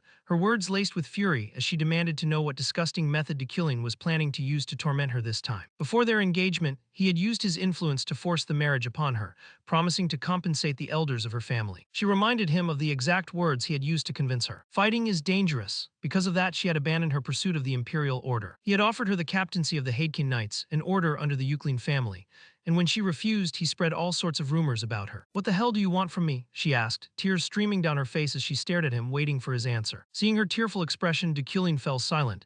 Inside, he already knew everything. The original Dekilling had mistaken obsessive desire for love, destroying everything around Julie just to keep her by his side. He had committed unforgivable acts, and because of that, Dekilling understood her resentment more than anyone else. Finally, he spoke, his voice steady. I won't do that again. I don't believe you, Julie screamed in response. But his next words caught her completely off guard. He admitted that he had pushed her too far and acknowledged his mistakes. However, he also reminded her that her sister and brother had overstepped as well. Their opposition to annulling the engagement was not just for the honor of the family. He explained that she should leave her family behind and pursue her dream of becoming a guardian knight, loyal only to the emperor. Julie, I am neither honest nor loyal. I am the complete opposite of your ideal. I'm not the right person for you. The only thing I can do is maintain our engagement, but never marry you. I truly want you to be free, but with the tangled web surrounding us, I can't make that happen. You can use my name to protect yourself. Until you achieve your dream, I will wait and uphold our engagement. Julie's anger melted away, replaced by doubt. What are you trying to do? Why say all of this now? She asked. Dekilling's tone remained unchanged. He expected nothing from his confession. But if he could ask for one thing, he wanted to see her smile just once a month. Our MC is just a natural Rizzler at this point. His voice carried a subtle sorrow. Hearing this, Julie's face flushed crimson, her voice trembling. Even Josephine, who had been eavesdropping outside, blushed in shock, leaving Zeit utterly confused. Dekilling had been lost in thought moments ago, speaking only to survive. Yet seeing Julie flustered made her look adorable. He had to admit that his feelings for her had become his own. Julie's embarrassment deepened as she shouted, "Are you trying to deceive me with such embarrassing words? I don't believe you anyway. I will never believe in your schemes."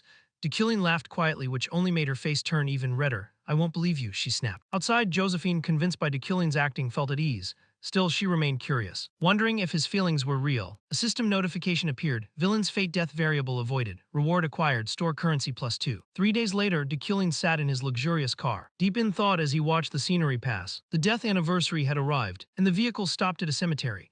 Instructing his driver to wait outside, he entered alone, feeling his emotions swirl. The sound of footsteps in a graveyard had a way of stirring the heart. Sunlight filtered through the grass and the cracks between tombstones, and his heart softened in the presence of memories. Not his own, but those of Kim Woojin. His gaze fell on a particular gravestone, and an image of his ex-girlfriend Ara flashed through his mind, her beautiful smile etched into memory. Back then, during a late-night break, his girlfriend had excitedly suggested adding an Easter egg to the game. A small addition to Dekilling's backstory. She had even gotten the artist's approval. Woojin had responded with a bored sigh, tossing his empty coffee cup into the trash. "That's just going to increase our workload. We've been working all night, it won't directly affect sales. Stop making more work for us." Ara smiles, insisting that it was important to put heart into the game. Woojin had sighed, telling her to do as she wished, noting that she was not truly asking for his opinion. Ara had smiled, amused by his response, and remarked that it was not pointless, because Dekilling had a bereaved fiancé tilde copyright E2. Back then, he had never understood why she found it so amusing. He had never understood why her smile was so bright after adding the Easter egg meant to preserve Kim Woojin's memories. Now, standing before the tombstone, Dekilling read the inscription, "You are von Serges Mahanisht, always grateful for you." He froze, overwhelmed by emotion. Why had she engraved her name? Dekilling had been created based on Kim Woojin, So why had Ara used her own name for his bereaved fiancé tilde copyright E? And why thank him? Slowly he reached out, his fingers grazing the cold stone. A deep wave of emotion surged through him, and tears welled up before falling down his face. Memories flooded back, her praise for his drawings, the way she draped her coat over him in the cold, the warmth of her hand holding his, her voice telling him she loved him, the way she lifted him up when he was exhausted. 7 years together, she had always been by his side. The more he remembered, the harder he cried. Unbeknownst to him, a strange man watched from afar. Grinding his teeth in fury, "I finally found you, you filthy mage," he muttered. Deculine's tear-streaked face soon faded, replaced by his usual cold expression as he turned to leave. Now that he had calmed down, it was as if he had never cried at all. Suddenly, the man stepped in front of him, and Deculine murmured, "A familiar face, Lockhart, isn't it?" His eyes focused on the long-haired man standing before him, dagger in hand, radiating terrifying bloodlust. It was Lockhart, the wizard killer featured on wanted posters. Realizing Deculine recognized him, Lockhart snarled, "You know about me. Well, isn't that interesting? How dare a cocky, insignificant little wizard like you speak?" Deculine processed everything he knew about Lockhart. He was a mid-tier antagonist, a natural enemy to all mages with the ability to nullify magic without limits. Even physical force was useless against him. Just as Lockhart lunged, Deculine activated his telekinetic abilities, launching stone shards toward him. Yet the shards froze midair, as if blocked by an invisible barrier. Deculine's brows furrowed. He had known this already, but it was still infuriating. Magic was completely useless within Lockhart's range, as Deculine muttered to himself. Lockhart threw his head back and burst into laughter. "Ha ha ha, you fool of a mage, magic doesn't work on me." Lockhart swung his dagger, slashing straight at Deculine, but Deculine swiftly leaped back and dodged with ease. Lockhart did not stop. He lunged forward relentlessly, his arm moving like a machine as he struck again and again. Yet Deculine, with his sharp observational skills, predicted each attack effortlessly, weaving through the strikes without breaking a sweat. Most mages would have trembled before Lockhart, overwhelmed by his magic-nullifying ability. But Deculine was different. At that moment, Lockhart kicked off the ground, launching himself into the air with his dagger aimed directly at Deculine. "Die!" he roared. The only response he received was a devastating punch to the face. The sheer force sent blood gushing from Lockhart's nose, his body hurtling through the air like a discarded ragdoll. Lying on the ground, Deculine's cold voice rang out, "That means nothing to me." Lockhart let out a furious snarl, preparing to curse him, but a vicious boot to the face silenced him. A few days earlier, Deculine had collected 10 shop coins and purchased an upgrade that enhanced his mana quality. The upgrade drastically boosted his mana control efficiency. Shortly after unlocking it, he had tested his newfound power by attempting to lift a chair with telekinesis. Instead of simple levitation, the chair had rocketed through the ceiling and lodged itself in the roof. Looks like I need to completely readjust my control. I only wanted to lift it slightly, but this is ridiculous. Now, however, he realized his mana output had drastically increased, and the ability seemed to have a far greater area of effect than expected. "Well, I guess I'll just go back to my usual routine."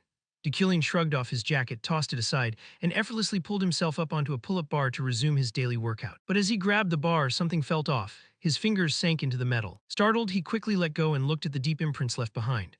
What the hell? He had thought the upgrade only slightly enhanced his abilities, but instead, it had dramatically increased his raw physical strength. Back to the present, Lockhart lay sprawled on the ground, completely wrecked. A notification appeared. "Villain's fate overcame death variable, store currency +2. Deculine barely paid attention to the system notification. His cold gaze fixed on Lockhart, who had been beaten like a mangy dog. He had known enhanced mana quality would apply to his attributes as well. With Iron Man, he could already overpower Lockhart. But now, with this upgrade, it was even easier than expected. Lockhart's body trembled uncontrollably as he struggled to rise, spitting curses through gritted teeth. "Damn it. I should have been the one to wipe out you wretched mages, you heretical scum, traitors to God. Vusum Burkt in the Magic Tower, all of you are lunatics, you are worms who can't do anything without magic." Deculine, ever the dignified nobleman, remained unfazed by the senseless ranting. This man's ability was powerful enough to be considered a cheat. His hatred toward mages, his expression, the way he spoke, and that word apostasy. Narrowing his eyes, Deculine asked, "Lockhart, are you perhaps a descendant of the Crimson Tribe?" For the first time, Lockhart's rage was replaced by shock. His wide, unblinking stare bore into Deculine, and after a long pause, he hesitantly muttered, "How do you know that?" The blood shroud born from bloodshed traced their lineage back to ancient demons scattered across the continent. Living in hiding, their existence had always been at odds with mages. Just as magic had been created to combat demons, the conflict between mages and the Bloodshroud race had become a fundamental pillar of this world. Though they were persecuted for the sins of their ancestors, not their own. Another cleansing was likely occurring somewhere at that very moment. Deculine's gaze softened. "Lockhart, I understand you. The oppression you've endured must have been unbearable. But if you kill an innocent mage, you'll become just as monstrous as those you despise." Lockhart's face twisted in rage like a man unaccustomed to sympathy. "Shut up, what the hell do you know? Stop spouting nonsense and just kill me already." Deculine remained calm, his voice steady. I know because the Bloodshroud race is innocent. Lockhart's body stiffened, his rage faltered for a brief moment and a flicker of confusion crossed his face, then he scoffed. What the hell did you just say? Taking a step forward, Deculine declared, I am Deculine of House Eucline, a family of noble blood, one that has never lost its honor. Lockhart gritted his teeth. What are you trying to preach to me before you kill me? Deculine's voice remained steady. The only time I ever lost my honor was when I stood before a demon. House Eucline had hunted demons for generations, cursed with an instinct, a madness that took hold the moment they laid eyes on them. Deculine's eyes locked onto Lockhart as he spoke, his voice cutting through the silence like a blade. But tell me, Lockhart, have I lost my honor while standing before you? Did I waver at your provocations? Did I succumb to madness? His final words struck with precision. You are human, you can trust me. Lockhart's face turned completely blank. A strange thought crossed his mind. Perhaps this was what true nobility looked like. At that moment, a distant voice called out, Over here, hurry up. Deculine swiftly delivered a precise kick to Lockhart's chin, sending him spitting blood. Before collapsing unconscious, just stay put and turn yourself in, he muttered, though Lockhart could no longer hear him. Soon after, one straightened and saluted before introducing himself. I'm Inspector Ribbar. That was one hell of a kick. You really live up to your name, Professor Deculine. As for this murderer, should I give him a few extra kicks for good measure? Ribbar's voice was filled with anger. As he glanced down at Lockhart, but Deculine stepped in just in time to stop him. No need, just leave him be. With that, Deculine activated his telekinetic power. A mound of sand shifted from a distance, gradually forming into a sturdy rope. Inspector Ribbar could not hide his astonishment. I never imagined magic could be this incredible. Deculine handed him the rope and calmly warned, This man has the ability to nullify magic. Spells won't work on him. Instead, use this to restrain him. Ribbar nodded in understanding. Deculine then asked, How did you get here so quickly? Weren't you on patrol? Inspector Ribbar shook his head slightly. We came as soon as we received a report. Didn't you call it in, Professor? It wasn't me. Someone else must have heard the commotion and reported it. Deculine replied, Well, I'll be heading off then. You take care of things here. Understood, Ribbar responded swiftly. For Deculine, this encounter with Lockhart was nothing more than a minor incident, resolved without unnecessary bloodshed. There were still traces of that person in the area, and he had no desire to taint it with violence. The next day, the scene shifted to Eucline Manor, inside Deculine's training room. His younger sister Uriel was present, delivering a summons from the Burked Council, the first meeting in 15 years. Deculine paused his training, reached out, and took the letter. You came all this way just to hand me the scroll, he asked nonchalantly. Uriel looked exasperated. Since you don't care, I had to come myself. Isn't it the head of the household's duty to look after the family? And when are you finally going to put some clothes on? Ignoring her complaint, Deculine unrolled the letter and skimmed through it. It reported a demon sighting at the Mountain of Darkness and stated that the Burked Council had summoned the noble houses for discussion. At the same time, the system issued him a main quest, Burke's Call. After reading, Deculine turned to Uriel. It's scheduled to happen in a week. I'm allowed to bring one person along as a bodyguard. Uriel raised an eyebrow in surprise. You need a bodyguard. Then I'll have Jeff go with you. He used to be a mercenary. Deculine shook his head. That won't be necessary. Especially not Jeff. He's more familiar with steering the wheel than wielding a weapon. Uriel scoffed but then grew serious. Her gaze became tinged with concern. You can't go without a bodyguard. I've been there before. The journey to Burked is dangerous, even life-threatening. Deculine paused, studying her before asking, Are you worried about me? In your dreams, don't say creepy things like that, Uriel shouted. After a brief silence, she added, I just can't have you dying before I officially take the position of head of the family from you. Still flustered, she quickly changed the subject. I'll handle the bodyguard situation. I'll make sure to hire someone reliable. The scene transitioned to the Freyden military camp. Julie was in the middle of training a group of soldiers. Not far away, the deputy commander stood watching, his expression deeply troubled. What should I do? A voice suddenly spoke from behind. What exactly do you mean by that? The unexpected voice startled the deputy commander, who shouted, At least make some noise when you walk, Veron. We've got a big business opportunity coming our way, but there's something about it that makes me uneasy. I don't know if we should accept it or not. Veron raised an eyebrow. Stop overthinking, just tell me what's bothering you. The older man sighed in frustration before explaining. The mission was to protect Deculine. More precisely, it was to safeguard the entire train. If they had been asked directly to guard the whole train, they would not have accepted, hence the careful wording. The deputy commander spoke measuredly, unaware of the slight tremor in Veron's hand when he heard Deculine's name. Instantly, Veron masked his reaction and offered his advice. Take the job. Not just anyone could protect an entire train.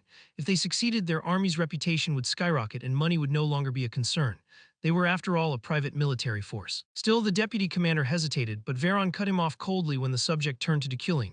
It did not matter. Their commander was not the type to let personal feelings interfere with a mission. Understanding this, the deputy commander nodded in agreement and quickly excused himself, promising to report to the commander. Veron remained behind, standing perfectly still, his expression icy and unreadable. Burked was the name of the Highland mountain range at the northernmost tip of the continent.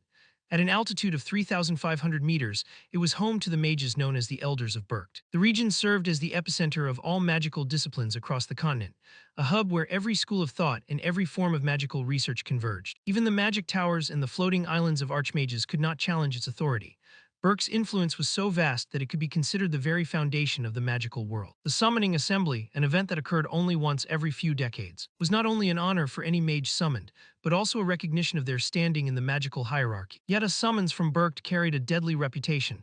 It was also known as a mage's grave. At train station, Julie's team had gathered in preparation for the journey. She turned to her vice captain to confirm that all preparations were complete. He reassured her confidently, then added that Deculin had arrived. As Julie turned, she saw Deculin approaching, accompanied by his assistant Alan.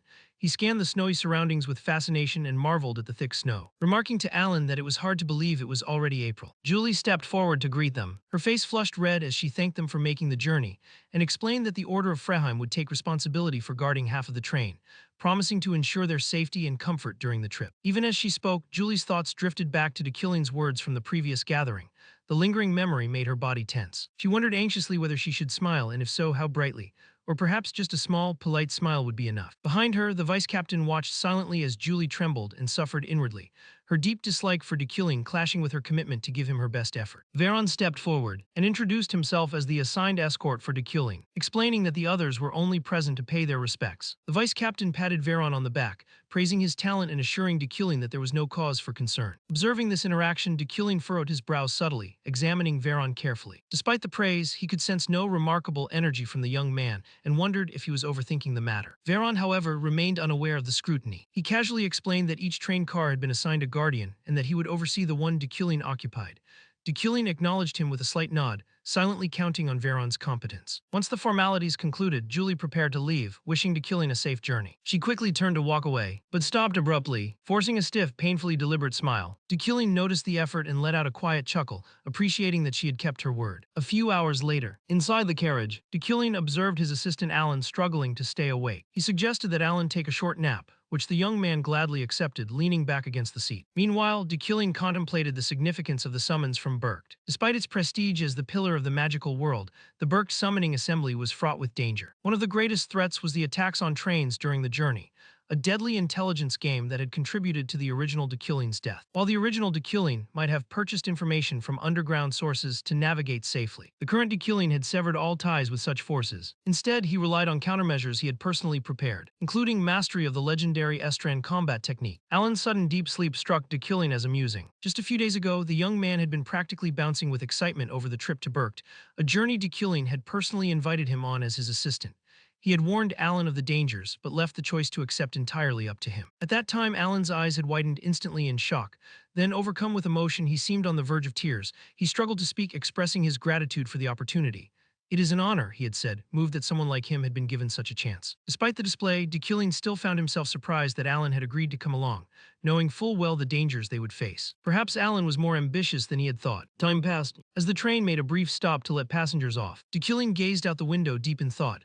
Only the final stop, Burke, remained, and so far nothing had happened. Had he actually picked the right train? He had prepared meticulously, enhancing a master's attire with Midas touch, reinforcing steelwood fragments throughout the car, and even enchanting Alan's clothing. A frown crossed his face at the thought of how much mana he had spent on preparations. He muttered to himself, hoping for a peaceful journey, though he knew all too well that things rarely went according to plan. Just as the train passed over a massive stone bridge, a sudden explosion ripped through one of the cars, shattering the calm with a deafening blast. A few days earlier, another journey had begun, this one involving Gilthian and his daughter, Sylvia. Inside their car, Gilthian smiled at his daughter's relentless focus on her exercises. Even on a train, she would not put her books down. Sylvia, undeterred, remained absorbed in her studies, determined to do everything necessary to become an archmage. Gilthian chuckled and offered fatherly encouragement, reminding her that her diligence would serve her well in the future. Sylvia's eyes flickered with a trace of frustration. She longed to attend more of Deculin's lectures, even if Ephraim did not concern her. Then Sylvia asked her father why they had departed so early for the Burke convocation, noting that they could have waited a few more days. Gilthian fell silent for a long moment, before gravely explaining that the journey to Burke was known as a graveyard for mages. Every convocation brought deaths, and 15 years ago 11 mages had perished. While being summoned to Burke was a symbol of prestige, those who failed to attend were erased from history and replaced by other families. He asked Sylvia if she understood how ambitious families outside the 20 great houses choices could eliminate others to claim their seats. Only then did she realize the truth. The path to prestige was littered with danger and death. Gilthian explained that deaths along the journey were viewed by the world as a natural magical selection process. Back in the present, the explosion threw Decillion and Veron on high alert. Narrowing his eyes, Decillion activated his telekinesis. The shock wave woke Alan, who blinked in disbelief at the floating train. Meanwhile, Decillion quietly sighed in relief, knowing that his mastery of psychokinesis combined with the Estran martial arts had saved them. On top of the train, the attacking assassins stared in shock at the airborne vehicle, struggling to comprehend the scene. One of them growled, reminding the others to stay focused and promising that the reward would be worth it. They dropped ropes and swung into Decillion's car, smashing through the windows and scattering shards everywhere. Prepared for the attack, Decillion assessed the intruders coldly, labeling them fools. Then he unleashed his psychokinesis, hurling steel fragments and splintered wood at the assassins, tearing them apart. Before they could even regain their footing, Alan froze in shock at the carnage, stammering in disbelief. Decillion swiftly knocked him out, murmuring for him to rest, then ordered Veron to evacuate the other passengers. As Veron carried Alan to safety, Decillion noted the surprising softness of his assistant's nape, a detail made noticeable by his enhanced senses. He quickly pushed the thought aside and turned back to face the remaining attackers. He warned the intruders that their deaths would be natural, and as he spoke, a violent surge of mana erupted from his body, filling the assassins with a suffocating sense of doom. Veron successfully placed Alan behind cover, then observed the floating train with a furrowed brow. Inside the train, the floor was littered with corpses, pools of blood spreading across the space. Exhausted, Decillion slumped against a seat, noting that simultaneously reducing the explosion's damage. In fighting off, the attackers had drained his mana to just 10 points. Soon, Veron returned to report that all remaining passengers had been evacuated safely, earning Decillion's approval. But then Decillion noticed a red aura emanating from Veron, the unmistakable mark of death, a villainous fate. Cold sweat broke out across Decillion's face as he realized Veron had been hiding his true nature all along. The young swordsman drew his blade and pointed it directly at Decillion, announcing chillingly that he intended to kill him with his own hands. Already exhausted, Decillion tried to buy time, asking if Veron was acting under someone's orders. Julie's, perhaps. Veron roared in response, rejecting any involvement from Julie. He declared that he would carry out the kill for his master alone. Decillion quickly understood that Julie was not involved,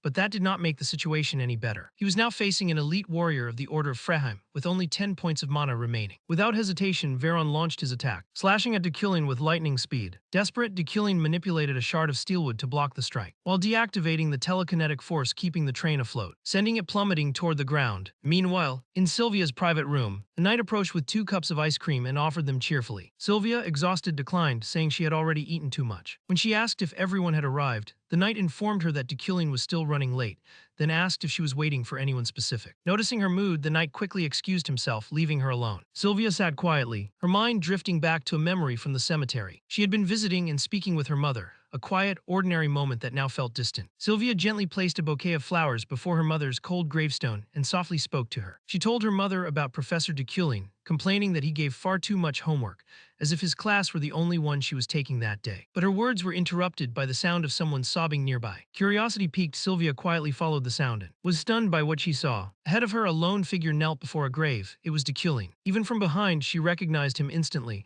His hunched back was unmistakable. She questioned herself, wondering why he was here. She had never imagined Decillion as the type to mourn someone else's loss. When Decillion finally stood, 2 streaks of tears lingered at the corners of his eyes. Sylvia's expression froze in shock. The man she had always known as cold and strict was crying. Her perception of him as an annoying, superior professor shattered in that moment. He too had loved and lost. The image of his tears lingered in her mind like shooting stars, quickening her heartbeat slightly. Her father's warning about the planned attack on the train echoed in her memory, filling her with unease. Yet a spark of curiosity stirred within her. Determined to experiment with her magic, she drew on the mana within her body and channeled it through a mana stone. Streams of energy poured from the stone, converging until a small dove formed. "I did it," she whispered, naming it Swift. She pressed her forehead against its head, as if imparting a thought, before tossing it into the air. Fly away and show me what you see." Back on the train, Decillion had managed to halt the fall, leaving the carriage wedged precariously against the mountainside. He grimaced in pain, suspecting broken bones, but trusted his Iron Man trait to see him through. Suddenly, a sword hurtled toward him. Thanks to his enhanced senses, he tilted his head just in time, then swung a piece of steelwood at Veron, only for it to be deflected by a faint red aura.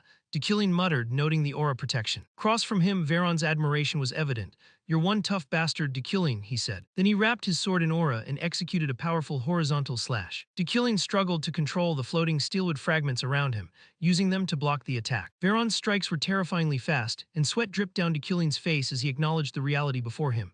Veron was far stronger than him. Yet he could not collapse. The resolute trait within him allowed his spirit to remain intact, his mind nearly untouched even as his defenses began to fail. After countless blows, the steelwood fragments shattered. Dekulin let out a faint chuckle, contemplating the possibility that this might be the end. Or perhaps he would wake up in his office. As if none of this had happened, a sudden spatial distortion caught Dekulin's attention, and Veron screamed in pain, as his wrist was severed by an unseen force. Seizing the moment, Dekulin used the last of his mana to drive a rusty steel fragment into Veron's right ankle, then followed with a kick to his left shin. Veron staggered, crashing through the seats, and nearly falling out of the train, only stopping himself by plunging a dagger into the floor. Dekulin approached, with icy precision demanding to know Veron's motives. He was a blindly devoted servant, determined to kill for Julie's sake. Dekulin realized then that this attack had nothing to do with her, but the danger in front of him was immediate. Veron's answer revealed the truth, as his mind drifted back to a memory from his youth. He had been restrained by an adult, furious after a scrawny boy had scaled a wall to trespass, while a woman accused him of wrongdoing. Veron had shouted in protest, but Julie intervened. She observed the situation calmly and decided to take custody of him, leading him away while he struggled in frustration. Veron fought against his restraints, his voice raw as he demanded to be released. He insisted that he had done nothing wrong and questioned why he was being taken to the police. Julie stopped in her tracks, and without turning around, she spoke softly. She acknowledged the Frisia family's notorious behavior and admitted that she believed him, at least partially. Veron's eyes flickered with hope. He insisted again that he truly had done nothing wrong. But Julie's firm voice cut through his protests, reminding him that violence was never the answer. A tense silence followed. Julie tilted her head slightly, her tone resolute yet calm. She offered to teach him how to control himself if he came with her, leaving the choice entirely in his hands. Surprised, Veron hesitated before asking with a hint of innocence, "Will you give me food?" That simple exchange marked the beginning of his relationship with his master. He eventually joined the Order of Knights, though his childhood and temperament made it difficult for him to fit in. Julie was the only person who ever truly cared for him, and as long as he could remain at his captain's side, he felt content. His admiration for her grew steadily, as did his love, though he had long known that these emotions were a burden he could never impose on her. Yet despite his devotion, Veron's loyalty took a deadly turn. He declared that he had to kill Dekulin, believing that one day Dekulin's actions would bring ruin to his master. His eyes burned with hatred, and even Dekulin had to admit that the man's logic was rooted in some truth. The tragedies of the world were indeed shaped by Dekulin's past deeds. Still, Dekulin refused to let history dictate their fates. He extended a hand toward Veron, promising that he would not harm Julie and asking for his trust. Veron's expression darkened, but the crimson aura surrounding him flared even more violently. His resolve was absolute. Dekulin realized that reasoning with him was futile. Tightening his grip on the rusted steel shard, Dekulin struck at Veron. Far away, Julie suddenly jolted as if sensing the disturbance. The vice captain looked at her with concern, asking if she was feeling unwell or worrying about Veron again. She smiled gently and dismissed his worry, unaware that her loyal subordinate was plummeting through the sky. Veron's final whispered words were for his master alone, a wish for her happiness spoken even as he fell. Above the train, Sylvia's monoformed dove transmitted the scene back to her. She watched as Dekulin fought his own bodyguard, the very man who had attempted to kill him. In self-defense, Dekulin had subdued Veron, who had then fallen off the cliff. Sylvia assessed the situation rapidly, though her focus was interrupted by a voice calling her back to the assembly. Hesitant, she followed, still wondering whether Dekulin would make it on time. Meanwhile, law enforcement officers had been dispatched following reports of a bombing on the train. Lilia Fremian, deputy director of the Security Bureau, led the investigation. Upon arrival, she received reports of the explosion and learned that two individuals, Veron and Professor Dekulin, were missing. Witnesses also pointed toward Alan, who was still unconscious against a rock. As she questioned the survivors, a photographer presented a shocking piece of evidence. A photograph showing the train suspended in midair by Dekulin's telekinetic power. Even with proof before her eyes, Lilia struggled to believe it. Suddenly, a mysterious voice relayed that Veron was dead, having attempted and failed to assassinate Dekulin, who had survived. Lilia's eyes scanned the area, searching for the source of the transmission, but she could see no one responsible. Then a shout from the crowd drew everyone's attention to a lone figure approaching. It was Dekulin, disheveled yet focused, still processing the battle he had endured. Calculating quickly, he realized he had exactly 6 hours to reach the Berked summit. Lilia stepped forward, introducing herself formally and preparing to question him about the incident. Dekulin, however, cut her off, asking for the time. Then he immediately inquired whether the train was the only way to Berked. Lilia, frustrated by his evasiveness, confirmed that there were alternative land and sea routes, but she struggled to maintain control of the questioning. Before she could continue, Dekulin vanished from sight. Those nearby realized he must have used acceleration magic, displaying extraordinary mana reserves even after a brutal fight and after preventing the train from derailing. The man they were witnessing was indeed the legendary Dekulin spoken of by Lockhart. At the Berked Assembly, representatives from powerful noble families filled the grand round table, each seated in their designated spots. Gilthian muttered under his breath, noting the time. It was almost 9:53 when the stars would align. Beside him, the young prodigy Sylvia sat anxiously, her sharp eyes scanning the two empty seats at the grand round table. He still had not arrived. Behind the velvet curtains in a secluded corner of the summit, a mage draped in an ominous cloak prepared to address the assembly. His voice echoed through the hall, extending gratitude to all who had answered the call. As his words resonated, a tremendous surge of mana pressed down on everyone present, making even Sylvia wince. This mana was extraordinary. It had to be Dezekton, the Grand Elder of Berkt, the living legend who had abandoned the material world itself to challenge for the title of Archmage. Sylvia thought she had to at least reach his level. Dezekton's voice rang out once more, announcing that the roll call would begin after the formalities. Gilthian of the Alade family immediately responded, acknowledging his presence. One by one, the names of the noble families were called, each representative confirming their attendance. When Dezekton reached the Euclid family, however, silence fell. The Euclid family has yet to arrive, his voice deepened, carrying a weight that made the room tense. If they do not answer before I call their name 3 times, they will be deemed absent and expelled from the 12 sorcerers. Murmurs of shock spread across the grand hall, expelled. Their last summons had been 2 centuries ago. Among the seated mages, mocking voices soon followed. Wasn't this expected? Deucalion's abilities pale in comparison to his ancestors. There are countless rumors of his lack of talent. Laughter rippled through the chamber, brimming with scorn. For Sylvia, the words stirred deep irritation. How had he lived this long? Did no one worry about him? How pitiful, she could not shake the discomfort gnawing at her. Before Dezekton could call the Euclid name a 3rd time, the grand doors swung open. All eyes turned as Deucalion's silhouette entered. Moving with deliberate, unhurried steps, he brushed the snow off his coat and smoothed his slightly disheveled hair. Then he spoke calmly. Deucalion von Grahen Euclid has arrived. A hush fell over the room. The current head of the Euclid family had finally arrived, and a fleeting, unspoken understanding passed between the attendees. The first item on the agenda was the emergence of a monster in the Mountain of Darkness. A representative of the Brand family spoke in a calm yet razor-sharp tone, emphasizing the severity of the threat. We must issue directives to all magical factions or collaborate with the Holy Order. Additionally, mages should be dispatched for investigation and surveillance in suspected areas. The discussion progressed efficiently, and the proposal passed without objection. Shortly after, a female attendant announced a short recess. Deucalion exhaled slowly, exhaustion and irritation swirling in his mind. It had been exhausting. He had run like a lunatic without a single moment of rest just to make it here. Both his stamina and mana were completely drained. Yet his face remained composed, revealing none of his internal turmoil. His unyielding demeanor was like stone against a storm. As the attendees began to rise, Alan rushed toward him, sweat rolling down his forehead. Professor, are you all right? I'm sorry for being late. Because of that, I wasn't allowed to participate in such an important meeting. Deucalion's voice was calm and unwavering. I'm fine, don't worry about it. But inwardly, suspicion darkened his gaze. He could no longer view this child as innocent. Alan was hiding his true identity. But why? What was his goal? Recalling a famous quote from his past life, Deucalion finally spoke with authority. Alan, from now on, stand by my side. Alan's eyes widened in surprise. He could barely whisper his response. Yes, sir. Deucalion's thoughts lingered on that line. Observing Alan at his side was the safest choice for now. After the recess, footsteps echoed through the vast chamber as everyone returned to their seats. The presiding officer announced the next issue, the handling of the bloodshot sorcerers who have recently appeared. The atmosphere shifted instantly, tension pressing down like an impending storm. Deucalion's thoughts turned grim. A matter this sensitive had no chance of ending peacefully. A sudden slam shook the room, as Vethan of the Viored family bellowed in rage, comparing the bloodshroud to cockroaches gnawing at society's foundation. Across from him, Ethansel's expression tensed as she shot back sharply, demanding proof. We have no means of distinguishing the bloodshroud from other races, she declared, challenging the accusations with a voice that was unyielding and precise. Before she could finish, Vethan's roar cut through her words, his fury drowning out everything else in the room. He demanded that they find a way, insisting there had to be some trait that gave the bloodshroud away. They needed to exterminate them immediately using the royal magic of the Mage Tower. Esensel shot back at him, calling him an old bastard and warning him to watch his words. Deucalion remained seated quietly unfazed, observing the heated exchange with a contemplative gaze. As expected, their perspectives clashed violently, yet he remained silent, his inner thoughts hidden from everyone around him. Vethan's tirade intensified. He raged that the bloodshroud sorcerers were recognizing one another and gathering into groups under an unseen leader. And worse, no one knew their ultimate goal. Frustrated, Ethansel slammed her hand on the table, her voice thunderous as she denounced his claims as nothing more than one-sided speculation. Vethan, gritting his teeth, shot back with equal ferocity. He argued that their leader was hidden in the shadows, gathering followers while plotting unknown schemes. His words made the other representatives exchange nervous glances, their silent agreement fueling Vethan's triumph. He reminded them all of the countless mages who had perished 60 years ago due to hesitation. In the moment those words left his mouth, the room fell into a suffocating silence. After a long pause, Gilthian's gaze shifted toward Deucalion, his voice low but heavy with meaning.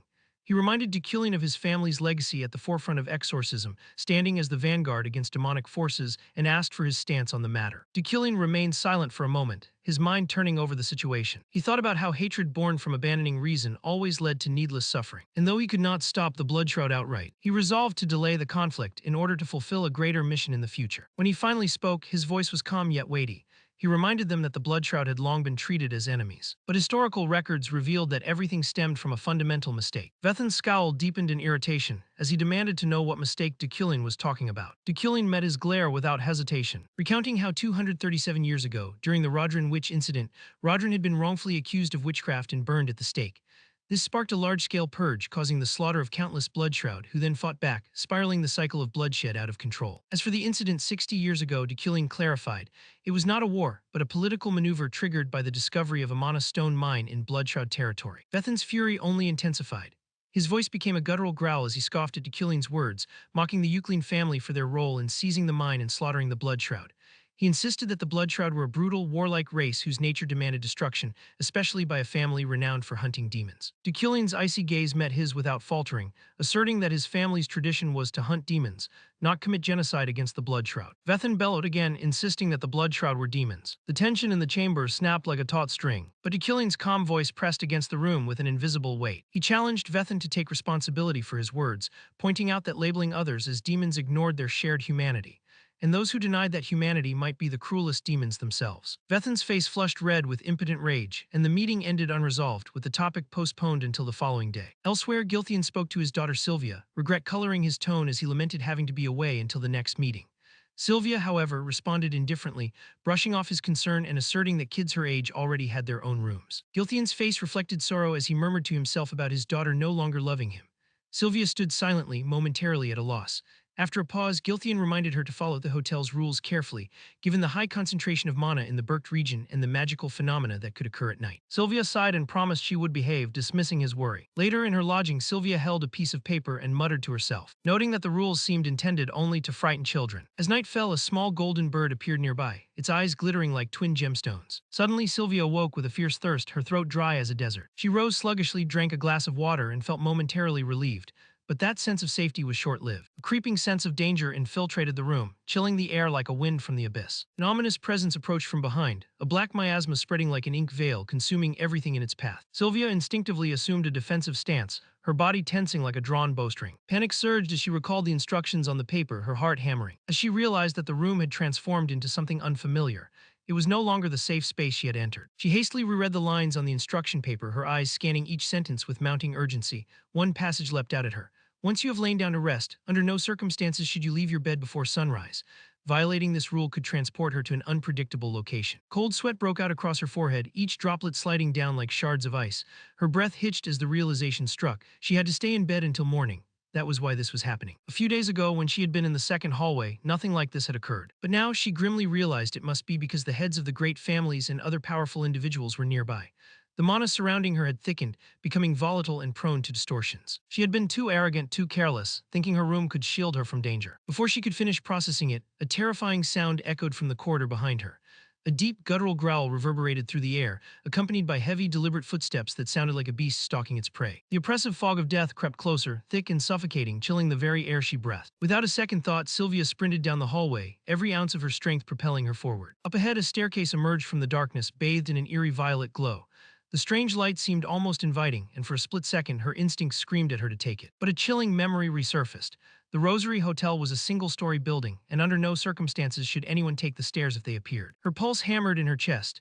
Clenching her teeth, she forced herself to keep running, passing an open doorway from which an unsettling glow spilled out, mingling with the spectral fog. She reached the door and pounded on it, her voice breaking with fear. "Is anyone in there? Please help me." Dread clawed at her chest as the warning resurfaced in her mind. If someone knocked at your door at night, you were not supposed to respond. What if the person inside treated her as a threat? What if they refused to help? She had no choice but to continue knocking desperately. "Please, is anyone there? I'm begging you." Seconds ticked by. Her hands trembled, her eyes brimmed with unshed tears, and hopelessness threatened to consume her. Then without warning, the door creaked open, spilling warm light across her pale, fear-stricken face. A calm, familiar voice spoke. "Out wandering so late at night, Sylvia." It was Dekillion standing at the doorway, serene and composed. He resembled the still surface of an undisturbed lake. Some of the terror unraveled from Sylvia's chest, though her wide eyes still glistened with tears. Dekillion's voice carried no urgency as he said, "Come inside." Sylvia hesitated for only a moment before stepping forward, whispering thank you. Not long after, the fireplace crackled to life, filling the room with soothing warmth that seeped into her trembling body. She finally began to calm, exhaling shakily. I'm sorry for disturbing you. I made a mistake. I got out of bed in the middle of the night and ended up being randomly transported into the hallway. Dekillian did not seem upset. He replied evenly, chaotic magical phenomena are common in Berkt. Wandering spirits stripped of rational thought lurk in the corridors, making the situation dangerous. Had you read the rules more carefully, you wouldn't have ended up in such a predicament. From where she sat, Sylvia studied him quietly, her thoughts swirling. He was always so composed, so steady, as if nothing could shake him. Perhaps it was because he had endured too much loss and pain that he could disregard the rules and still open the door to help her. Just as she lingered on that thought, a chilling growl erupted from behind. From the gap beneath the door, a slimy purple substance slithered across the floor, twisting and contorting into a grotesque skull with hollow, glowing eyes. With a blood-curdling shriek, it lunged at her, jagged teeth flashing ominously. Sylvia froze, her body locked in fear. At that moment, Dekillian's calm voice cut through the terror. Stay calm, there's no need to be afraid. Before she could react, two streaks of light shot past her with blistering speed, striking the dark entity and shattering it. The apparition disintegrated into scattered ashes. Sylvia stared in awe, realizing the streaks were crystalline shards of ice suspended in midair like razor-sharp daggers. That was incredible. The wandering spirit, it's completely destroyed, she exclaimed. Dekillian replied in a measured tone, there's nothing to be impressed about. It's merely a form of magic designed to kill, hardly worth mentioning. He paused briefly, then added, magic was never meant to be created for the purpose of taking lives. His words left Sylvia momentarily speechless, her cheeks heating as she struggled for a response. Her gaze drifted to the fire, curiosity softening her fear. Isn't that flowing flame? She murmured. Dekillian lifted his eyes from his book and answered simply, yes. Sylvia launched into a flurry of spells, conjuring dazzling arcs of lightning, solid iron constructs, gentle wooden formations, and fierce flames imbued with fairy magic. She did all of it in an effort to capture his attention. Yet Dekillian remained utterly unfazed, his eyes fixed on his book as he treated her efforts like nothing more than passing scenery. Frustration bubbled within her. He did not even glance at her magic. Should she try something even more spectacular? Just as she contemplated it, Dekillian spoke without looking up. You did well, Sylvia, she blinked in surprise. Then he added, however, your wind-based magic circle was unstable when integrated into your fire spell. His remark caught her off guard, leaving her momentarily speechless. Sylvia quickly asked, Professor, what exactly was wrong with it? Dekillian, however, remained indifferent. That's something you should figure out on your own, he replied coolly, returning his attention to the book in front of him. Sylvia bristled, but he had given Ephraim detailed guidance on these things. Dekillian, still focused on his reading, added without looking up, Ephraim discovered it herself. I did not teach her. Sylvia bit her lip, sensing her impatience growing. At last, Dekillian glanced at her, his expression calm yet firm. Sylvia, you must rid yourself of impatience and impulsiveness, he said, pausing before continuing. You are still young and have plenty of time to grow. As long as you keep pushing forward, you will achieve what you seek soon enough. He tilted his head slightly, his voice steady and filled with quiet confidence. That's why you should take slow but steady steps forward, closing his book. He fixed his gaze on her. After all, you are one of the 3 most promising and talented young mages in the world. Sylvia's eyes widened in surprise. Was this how Professor Dekillian saw her? She recalled the endless phrases she had heard since childhood. Oh my, what a genius. This girl will undoubtedly become an archmage. Her future is incredibly bright. Those words had been repeated so often that they had lost all meaning, empty compliments repeated to exhaustion. But Dekillian's words felt different, sharp, precise, and piercing directly into her heart. Not long after, Sylvia, exhausted, was given a bed to rest. Her steady breathing filled the quiet room as she slept peacefully. Meanwhile, Dekillian continued reading by the flickering firelight. Suddenly, a faint but peculiar surge of energy caught his attention. He turned his gaze toward the source outside. This energy, could it be? A short while later, Dekillian found himself deep within a forest, walking steadily as his thoughts churned. He had been warned about this place. Aside from the Berkt conference, this secluded mountain path was considered restricted. Perhaps he would find something rarer than expected. At that moment, a ghostly figure emerged behind him, indistinct but menacing, radiating malice with a chilling wail. It lunged at him, grotesque hands reaching out to terrify him. Dekillian remained unfazed, walking rhythmically as if oblivious to the entity. The ghost hesitated, confused. What, did he not see it? Determined, it persisted, growling and flailing in repeated attempts to frighten him. Nothing worked. It was like throwing water against stone. After a while, Dekillian abruptly halted, startling the ghost into instinctively stepping back. He turned and asked in a completely indifferent tone, Hey, have you seen any magical artifacts with significant power around here? Instead of answering, the ghost shrieked incoherently, flailing before suddenly fleeing, as if it had encountered something far more terrifying than itself. Dekillian furrowed his brows, watching it disappear, then shrugged off the odd encounter before continuing his search. Soon his gaze landed on exactly what he had been looking for, a piece of wood radiating brilliant golden energy, glowing like sunlight trapped within its grain. As he picked it up, a system notification appeared before his eyes. Pure mana wood, a fragment of a mana tree struck by lightning. This wood naturally contains an immense amount of mana and has been refined by the power of lightning itself, making it exceptional. Category Special Wood. Dekillian smirked, just as he expected. This was good stuff. Since arriving in this world, he had trained relentlessly, but the body's innate capabilities had led to countless failures. With this wood, however, he could craft a high-quality magic wand, increasing his power significantly. He fixed his gaze on the radiant fragment, a small smile curling at the corner of his lips. This was even better than he had hoped. Time passed swiftly and morning arrived. The noble families reconvened at the conference table, the tension thick and taut as a drawn bowstring. Vethan, the round-headed elder, slammed his fist on the table, fury emanating from every word. Their veins carry the blood of demons, don't they? Then isn't it obvious they are demons themselves? Dekillian, unshaken, countered sharply. What a ridiculous assertion. If you add salt to water, do you then call it salt? His words cut through Vethan's fury like a blade, leaving many attendees stunned and unsure how to respond. A murmur spread through the room as some questioned Dekillian's motives. Is he siding with the enemy, or is he trying to lure them into exposing themselves? Across the table, Gilthian's brows furrowed, his eyes glinting like drawn swords. He let out a cold scoff. What exactly is Dekillian trying to paint here? What game is he playing? Sylvia watched her father thoughtfully, recognizing that everyone in the room assumed Dekillian had a hidden motive. But she felt differently. The words he had spoken the night before still echoed in her mind, resonating like a melody. They were all wrong. He was merely stating the obvious truth. The argument escalated until a commanding voice sliced through the tension. That's enough, declared the esteemed elder, authority radiating from every word. A formal conclusion cannot be reached under such divided opinions. The matter concerning the Bloodshroud clan will be added to tomorrow's agenda. For now, let us move on to other discussions. Unlike the contentious debate over the Bloodshroud clan, the remaining matters were resolved swiftly. Within a few days, the conference reached its official close. One by one, the participants departed, their fading footsteps echoing through the hushed chamber. Unable to stomach his failure to dominate the debate, Vethan, in a petty outburst, shoved past Dekillian and rammed his shoulder into him like a sulking child throwing a tantrum. Dekillian's brows tightened, his irritation subdued but clear. His only goal had been to secure this win as a stepping stone for greater missions ahead, yet all he had managed to do was gather even more enemies. The next morning, amid the lively Burke shopping district, Dekillian and his aides stepped into a boutique dealing in enchanted tools. The air was heavy with the musk of aged timber and condensed mana. Holding a cluster of sparkling gems, Dekillian studied the glimmering light flickering like stars in his hand. His mind was caught in deep calculations. He needed to forge a wand before returning to the academy, yet selecting the right core was proving far from simple. This was unfamiliar territory. Just then, Alan's gaze darted toward the entrance, his excitement impossible to hide. Dekillian turned, raising an eyebrow in question. Alan gestured eagerly at the newcomer, calling her his savior, the woman who had ensured his safe passage. A flicker of surprise crossed Dekillian's features before he swiftly regained his usual composure. The newcomer was Lilia Fremian, deputy director of the Security Bureau.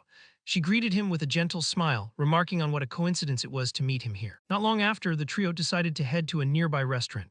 Dekillian reasoned that it was a fitting way to show thanks, since Lilia had been responsible for Alan's safety. Once they were seated, her warm smile remained as she thanked him for the invitation and asked about the investigation, particularly the fate of the escort. Dekillian answered calmly that he had been slain during an ambush. Nothing more could be done. Lilia nodded in quiet thought while fragrant dishes arrived, seeming to delight only Alan, whose eyes shone with pure happiness. Lilia, meanwhile, studied Dekillian's composed demeanor, unease stirring within her. Something did not match what she had heard before. Her mind drifted back to her recent exchange with Lockhart. By royal decree, the Imperial Security Bureau had decided he would be sent to Lekordak, the Empire's most infamous prison, an appropriate end for one who had butchered innocent mages without regret. In the interrogation chamber, Lilia asks Lockhart if he has anything to say. Lockhart remained mute, his gaze clouded with thought. When she pressed him, she abruptly commanded in a cold, an absolute voice that he activate his power. At once his grin widened, and raw energy surged through the room, shorting out every recording device. The space belonged solely to them now. Slamming her hand against the table, fury blazing in her eyes, Lilia berated him for constantly worsening matters. She warned that men like him made their kind appear demonic. Lockhart only smirked, offering no answer. She clenched her jaw, declaring that if not for his bloodline, she would have killed him already, and that exposing their truth would draw the noble house's wrath upon them both. Lockhart asked if she truly believed they could hide forever within the Empire. Lilia curtly replied that as long as their secret remained buried, they could endure. His grin faltered as he insisted their demonic strength was the only thing to be feared. She snapped back that the Bloodshroud were not the only ones blessed with unusual power. The subject then shifted to Dekillian.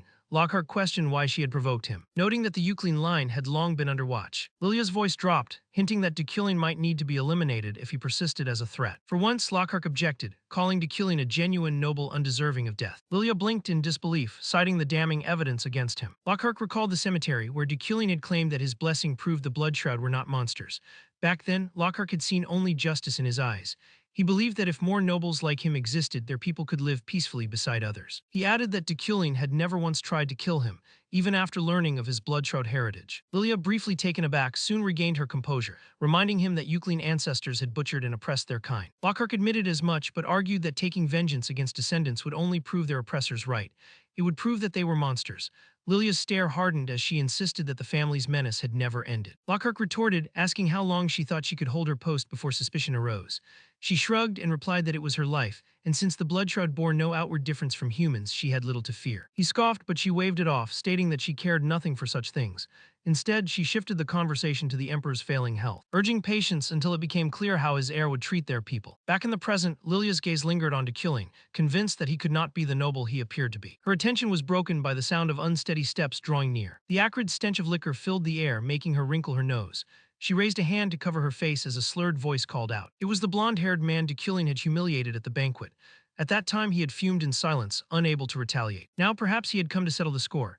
His voice dripped with scorn as he sneered, claiming there was something vile lurking inside Dekylin's soul. Meanwhile, at the Freyden estate, Julie stood frozen, unable to accept what she had just heard. Her voice shook as she demanded that the vice-captain repeat himself. He hesitated before delivering the crushing truth.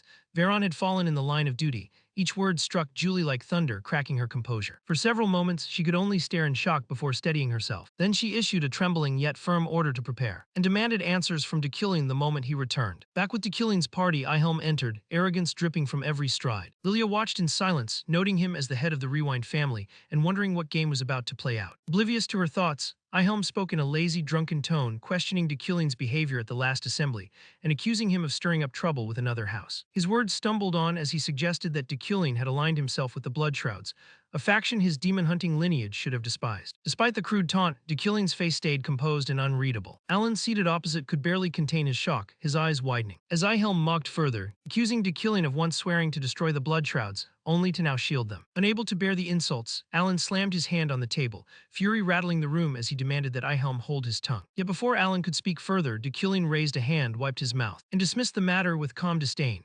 He remarked that the blond man's brain had rotted like spoiled cheese, which explained his nonsense. Frustrated but unwilling to lose face, Yahello forced a crooked smile. He warned Dekylin of the looming deadline for his research and expressed eagerness to see him fail. With that, he departed, leaving Lilia uneasy, her heart heavy. She trembled faintly, wondering how Dekylin could possibly stand against everyone else for the sake of the Bloodshrouds. Memories of her earlier talk with Lockhart returned, shrouding her mind with doubt. Days later, before departing Berkt, Dekylin stepped into a renowned magic outfitter. There, he sought out a famed wand maker to commission a new wand. Without realizing it, he completed a hidden side quest linked to crafting a Rockalock wand.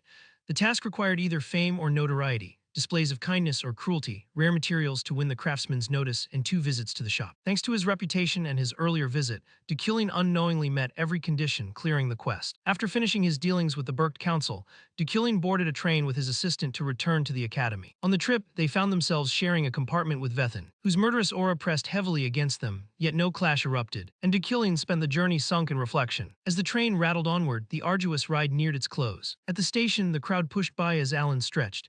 He asked with hopeful curiosity if this ride might finally bring a change from the endless snow. Before Dekylin could answer, a squad of swordsmen led by Julie approached. Her face was darker and heavier than he had ever seen, her grief nearly tangible. She greeted him formally, her voice strained as she acknowledged his survival, already aware of Veron's fate. Dekylin gave a quick nod. Looking at the soldiers behind her, he noted that their relief was dulled by the weight of loss. Julie clenched her fists, her voice trembling as she admitted she had read the reports. Then she asked the question gnawing at her heart: how had Veron died? A heavy silence lingered, pressing down. As Julie's sorrow filled the air, there was no accusation, only deep grief for someone she had cherished. Her gaze fixed on Dekylin, raw with loss, and no words could ease it. Facing her, he faltered. Some truths he knew would only tear deeper wounds if spoken. He had meant to tell her everything, that Veron had tried to kill him, and that it had been planned from the start. But standing before her now, he could not say it. Dekylin waited silently should he truly reveal what had happened. If he did, the cruelty would be too great. Julie's will was firm, but her heart was not hardened enough to bear such a truth. If she learned it, she would inevitably blame herself, carrying the guilt forever. That was who Julie was. Always shouldering responsibility for her men's failures, always punishing herself. Sometimes, Dekylin thought ignorance was the lighter burden. Even if it meant her resentment later, he was prepared to carry that weight. The conductor's voice cut sharply through the tension. Train bound for the Empire is now departing. All ticketed passengers, please board immediately. The crowd moved, leaving Dekylin no more time. At last, he spoke calmly, stating that Veron had simply been too emotional. Julie's expression darkened, but she sighed softly, not in relief but in weary acceptance. She had known Veron, and though pain lingered, some of her turmoil eased. Lowering her head, she thanked him quietly. I understand, we'll be leaving now to search for him. Please take care of yourself. With that, her swordsman withdrew, leaving Dekillion alone with his thoughts. His mind replayed the fleeting image of Veron hanging outside the train, poised between life and death. Ironically, he realized he was not so different from Veron. Strong emotions could drive anyone to madness. And still, Dekillion wondered what truly defined the right path. When the swordsmen were gone, Alan muttered bitterly. They were so rude, Professor. We were victims too, yet they looked at us like the criminals. Dekillion answered coolly, with no anger in his tone. It doesn't matter, they're fools. Suddenly, a voice called from behind him. Why did you hide that from her? It was Sylvia, also returning on the same train. Dekillion turned, confused. Hide what? Without replying, Sylvia pulled a book from her bag and handed it over, her tone soft. A gift for you, Professor. Then she turned and hurried off, leaving him standing still. Alan, baffled, could not hold back. Professor, what was that about? Dekillion replied with weariness in his voice. I haven't a clue. The trip had been grueling. Even with the ordeal behind them, he felt drained in both body and mind. He longed only to return home and rest. Glancing at Alan, he gave a small nod. Let's head back. Sometime later, an agent from the security bureau briefed them on the situation. He explained that during the first assault, Dekillion had done everything possible to protect the train and save the survivors alongside Sir Veron. Then he handed over photographs taken by a nearby reporter. He went on to describe how the convoy had been struck again, sending the train plunging off a cliff. Sir Veron had fallen with the wreck, while the VIP car, where Dekillion had been the entire time, had somehow remained suspended in midair. Julie and her knights paused at the crime scene, located not far from the 4th station, less than an hour's ride from Berkt. The agent remarked that, given the isolation of the region, all available evidence came only from the words of survivors. Silently, Julie withdrew, moving toward the cliff's edge. She stared down at the place where Veron and the wreck had disappeared. Below, a pale mist cloaked the canyon, and the snowy wilderness stretched endlessly into the distance. Memories surged through her, sharp and bitter. She had lost her right hand. She could not believe Veron had died such a meaningless death. Julie had thought she could withstand losing comrades, yet Veron's harsh life weighed heavily in her mind. The scene shifted to the Euclid estate. Dekillion had just returned from a long, weary trip when a shrill scream rang through the grand hall. Uriel von Grahen Euclid, his younger sister, had uncovered the outrageous sum he had spent on frivolous purchases and erupted. I've been holding back too long. I thought you changed. But you used the family check to buy all that junk, didn't you? The butler, Roy, rushed to calm her, but Uriel shoved him aside, her voice cutting and furious. Did you forget everything I told you? We're not a bottomless treasury. At this rate, the Euclid family won't last 2 months, you fool. Dekillion felt a pang of unease. He recalled the extravagant cost of crafting his wand, which had gone far beyond his plan. The outcome of his careless spending was plain. Only 2 months stood between the family and financial ruin. He needed to act quickly. He spoke up, attempting to soothe the storm. Relax, I already have a way to recover the money. Uriel narrowed her gaze with suspicion. A way, what way? She pressed. But Dekillion gave no direct answer. Instead, he motioned for her and Roy to follow him to the storage room where the auction goods lay. Uriel's eyes roved over the collection, her voice heavy with disbelief. She sneered, asking if this was some gallery of junk he had bought just to flaunt. She implied that he was dragging their name through the mud with reckless vanity. Dekillion sighed in annoyance and told her to wait and see. With a touch of sharpness, he reminded her to speak more like a lady, since she would one day had a demon-slaying line. Uriel snapped back in outrage. Would sure lecture me on manners while you ruin the family coffers. Butler Roy rushed between them, urging peace. Dekillion hardly minded the interruption. At first, he had not grasped why the auction pieces radiated such weight and prestige. He had thought of them only as art-like investments. But recently, while preparing for Berkt, he realized these treasures could yield immense profit. With that thought, Dekillion activated his Midas touch. A soft glow spread from the porcelain vase. Uriel scowled, unimpressed. She muttered that he had dragged them there just to wave his hand like a fool. Ignoring her, Dekillion ordered Roy in a firm voice, call for an appraiser immediately. These items will be re-auctioned. Uriel's jaw dropped. She shouted that they had just bought them and that antiques were not meant to be flipped. Dekillion only replied calm and stern, silence. Roy hurried off to fetch the appraiser. While Dekillion studied the vase, a window of information opened before his eyes. It had been crafted by an Eastern master holding the heart and spirit of its maker. With Midas' touch, it had awakened, blessing flowers with eternal bloom and strong healing. A proud smile tugged at his lips. What had once been valued at 2.5 million elni was now priceless. He ordered the servants to treat it with the utmost care. Uriel froze, stunned into silence. When she found her voice, she asked if he truly meant to sell everything, accusing him of risking their fortune. Dekillion replied with certainty, assuring her they would make wealth. Uriel threw her arms up in anger, and he smoothly shifted the subject, saying it was time to get to work. The scene moved to the Tower of Magic. Inside the clubroom of the Magic Exploration Society, Ephraim sat at a table, playing cards with her classmates. She laid down her hand with a grin of triumph, revealing a winning set. Her friend gasped in disbelief, and another student groaned about nearly winning. Ephraim laughed at their protests, smirking at her streak. For a moment, it felt like she was living a dream. She thought of her past. Once, she had been a baron's daughter who never imagined attending the Tower of Magic, despised by peers and professors alike. Now she was here laughing and playing cards with friends in a humble little club. Her friend, puzzled by her nostalgia, teased her to cut the mushy stuff, and Efren sheepishly agreed. Then the door slammed open. A booming voice demanded to know what they were doing. A second figure followed, sneering that commoners were wasting space. Efren's heart dropped. It was Professor Retin Beck, notorious for making scenes whenever commoners were present. Retin stormed toward the club banner, mocking the Magic Exploration Society. Efren stiffened, then drew in a breath, and calmly replied that they had submitted a proper club proposal and gained approval. Retin's face twisted as he accused her of lying, calling her a commoner brat again and again. Cold anger flickered in Efren's eyes, and the urge to strike him rose hot in her chest. Her friend whispered sharply for her to stay calm. Beck sneered at the scene, clearly savoring their cornered state. Retin pressed harder, scoffing at the club's legitimacy and claiming no professor would have ever proved it.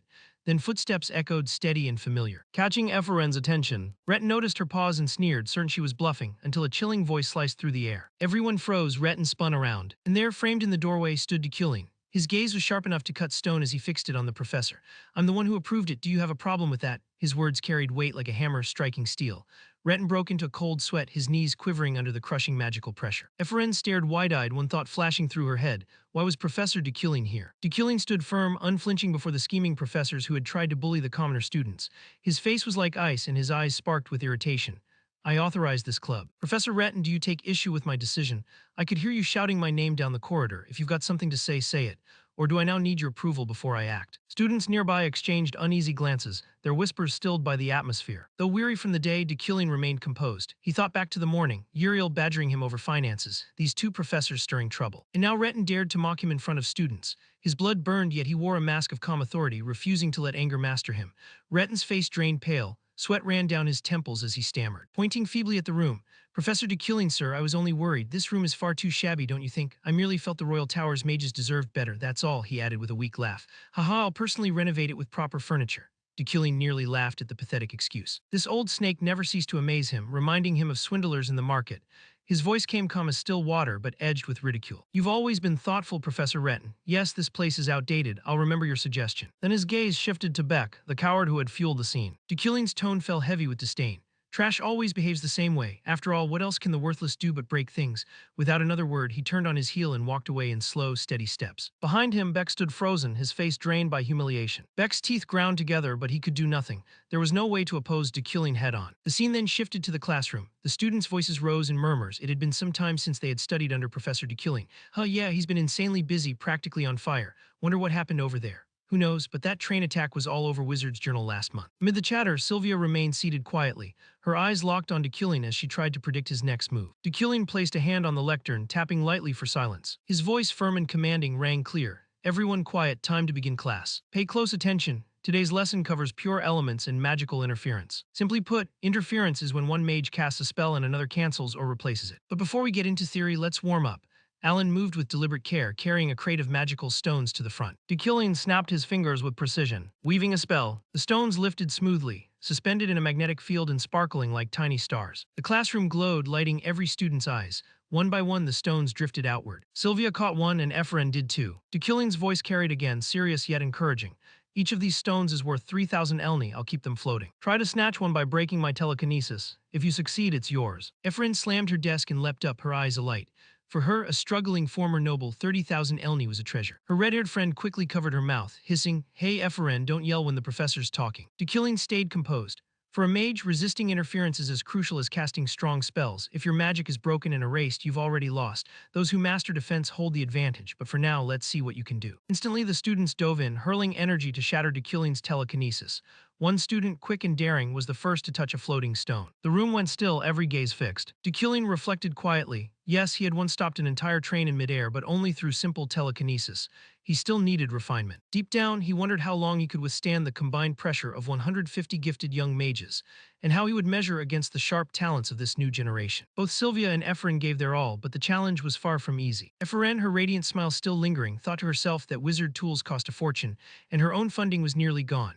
Even so, she felt genuinely thankful toward Professor Dekilling for giving out magical stones so freely, and decided she would definitely claim one if he did not mind. Sitting nearby, Sylvia's gaze shifted toward Efren, her mind tangled in countless thoughts. She recalled Dekilling's earlier remark that Efren had always overcome obstacles through sheer determination. That memory ignited something within Sylvia, stoking her will. She reminded herself that losing, especially to Efren, was not an option. The two prodigies clashed in silence, neither giving ground. The rest of the class struggled hopelessly against Dekilling's ironclad telekinesis. A few pushed so hard that their noses bled. Others trembled violently under the strain. Watching from below, Alan could hardly contain his awe. Professor, you're incredible. Even with 150 opponents, you don't leave a single opening. None of the students can get through. His enthusiasm even caught Dekillian off guard, because he had not expected first-years to drive themselves so far and still fail. Then one of the magical stones quivered, a sign that his telekinesis was being disturbed. Dekillian immediately sharpened his focus, and just as he guessed, Sylvia was the first to succeed.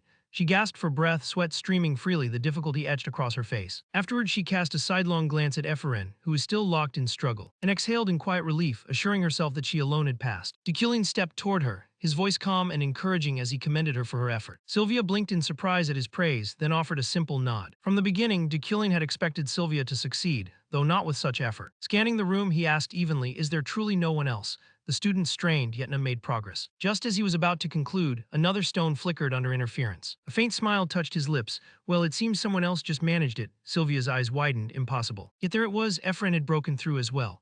Despite her fatigue, Epheren grinned brightly, telling herself that those 3,000 elni were hers. Sylvia's frown deepened, her brows knitting as she realized their rivalry had only intensified. Around them, the class struggled desperately, soaked in sweat and trembling from overexertion, but none of them could reach their stones. The room's air grew heavy, thick with strain and frustration. Sensing the danger of pushing them any further, Dekillian called it off before disaster struck.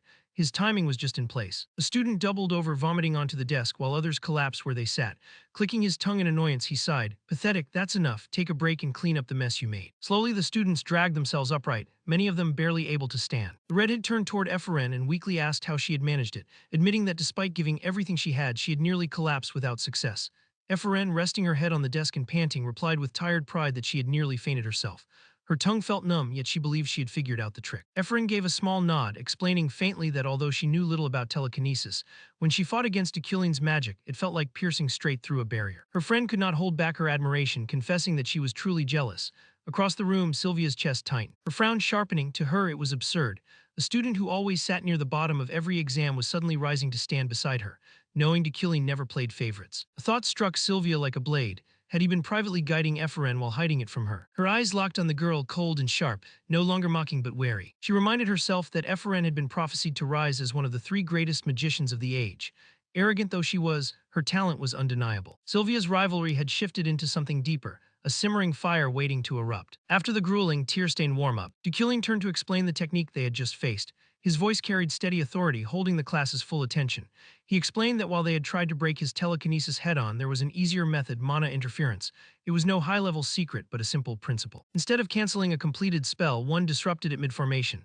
He paused, watching their reactions before continuing. Mana interference, he explained, demanded an understanding of multiple magic circles and only worked on spells the caster already knew, making it less practical in real combat. Shields or counterspells remained safer in the field. Yet to truly master it, one had to identify the spell's central circuit, which shifted depending on whether the spell was offensive, supportive, or elemental. Once the core was found, interference became far simpler. Moving to the board, Dekillian began sketching circles as examples, teaching them how to find the centers of common types. Pointing at a lightning spell circle, he explained, "For offense, the combustion flow always begins from the inside out like this. Support or healing spells, on the other hand, are structured differently." The students scribbled diligently, though his pace forced many of them to rush. 2 hours passed under the weight of complex diagrams, the classroom dense with thought. Finally, Dekillian checked the time and exhaled. "There's more to cover, but the hour's up. You've already wasted plenty of my time, so I doubt you'll complain. Work out the rest yourselves.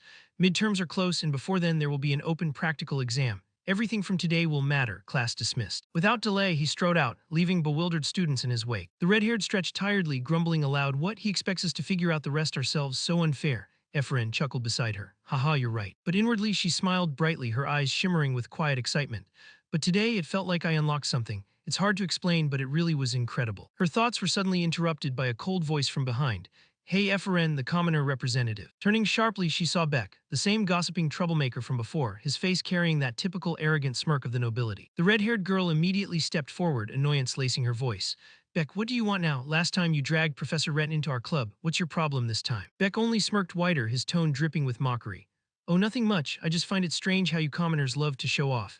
Epheren, tell me, how did you jump from the bottom of the class to second place?" Epheren met his gaze calmly, a faint smirk tugging at her lips. "Even if I told you, it wouldn't matter." Before she could continue, Beck cut in, his voice sharp with contempt. "A commoner with no home or money. How'd you bribe him, huh?" Epheren's eyes flared with fury. "What did you just say?" Beck lifted his chin arrogantly, sneering. Oh, come on, everyone knows you've been getting private lessons from Professor DeKilling, right? Her voice trembled with rage. Shut up, I've never done anything like that. The argument caught Sylvia's attention as she stood nearby. Beck pressed on, his insults growing crueler with each word. Oh, please, you're such a fool. You didn't even come from the academy. How else could you have improved so fast? Ah, of course, Professor DeKilling must have taken a liking to you. Maybe he even gave you a mana stone. Makes perfect sense. After all, you're just an orphan with nowhere to go. Before he could finish, a surge of magical energy burst from Ephraim, flooding the room. Her fists clenched, her fury nearly slipping out of control. Say one more word, she hissed. Beck, unwilling to be humiliated by a commoner, snarled back. You think I'll stop, you filthy commoner? Yeah, Ephraim growled. Go ahead, say it again. The air between them thickened with tension, heavy and suffocating. Sylvia, watching from afar, furrowed her brow. Just then, her friend's hand reached out and pulled Ephraim back. Let it go, Ephraim, don't lose your temper like that. What if you get punished again? Her words hit home, freezing Ephraim in place. She recalled DeKilling's lesson, a mage had to always stay composed. If she attacked Beck, everything she had worked for would be wasted. Taking a deep breath, Ephraim released her friend's hand, and forced a faint smile, though anger still clouded her face. Thanks, you're right, I got carried away. For a second, I thought I might lose my mind dealing with people this brainless. Beck's face flushed red, his hair bristling. What did you just say? Ephraim ignored him and turned to her friend, her tone light again. Let's grab something good to eat on the way back. Her friend nodded. All right. The two walked off quickly, leaving Beck fuming behind them. Sylvia, having seen everything, narrowed her eyes thoughtfully. Her gaze followed Ephraim's back. Looks like some interesting things are about to unfold, she mused. Later, outside the academy building, Ephraim walked slowly, her steps heavy with lingering anger. She clenched her teeth. Thanks to her friend, she had managed to hold back, but she really needed to deal with that damned Beck. She was so mad she could barely think straight. Her mind spun furiously until a familiar figure appeared ahead. She froze. It was Sylvia, calm and composed, yet her eyes pierced like blades. Ephraim wondered, what was she doing here? Sylvia approached her slowly, her tone soft but carrying an unmistakable weight. Can we talk for a moment? The air between them tensed, thick and cold. Ephraim's frown deepened as frustration bubbled inside her. What was Sylvia's problem today? If she was trying to pick a fight, she had chosen the worst possible time. Ephraim just wanted her to leave her alone. But sensing her silence, Sylvia snapped sharply, her voice cutting through the air. Ephraim, are you really getting private lessons from Professor DeKilling? At Sylvia's words, Ephraim's blood boiled. She could no longer contain herself. I knew it. If you're trying to start a fight, then bring it on. And why would you even ask me that? Do you have any idea what happened between me and Professor DeKilling in the past? Why would I ever let him tutor me one-on-one? You don't know a damn thing. And seriously, you cornered me here just to throw that kind of nonsense in. Sylvia studied her closely, searching for even a flicker of deceit. When she realized Ephraim was telling the truth, her tone softened slightly with a huff typical of her haughty temperament. Fine, whatever, I get it. But before Ephraim could exhale, Sylvia added something that made her freeze. Did you know that after your father died, Professor DeKilling didn't step foot in the lab for 3 whole years? Just so you know, your old man was a genius. But about 3 months ago, DeKilling started going to the lab every single day. The revelation struck Ephraim like lightning. Her mind went blank, struggling to process Sylvia's words. Sylvia continued, explaining that DeKilling had been reorganizing the place, hiring a new assistant professor, cleaning out the lab, and purchasing piles of new magical instruments. This sudden activity clearly meant something significant. Ephraim did not answer right away. Her thoughts tangled into confusion and disbelief. Images flashed through her mind, DeKilling in that familiar lab, working tirelessly to complete her father's unfinished research. But the idea did not sit right. No, she thought bitterly, he was not capable of that. If DeKilling had the ability to finish that kind of work, he would not have relied so heavily on her father in the first place. The memories that surfaced only stirred anger and resentment. She clenched her fists, masking the turmoil boiling inside her, and forced her voice into a cool, detached tone.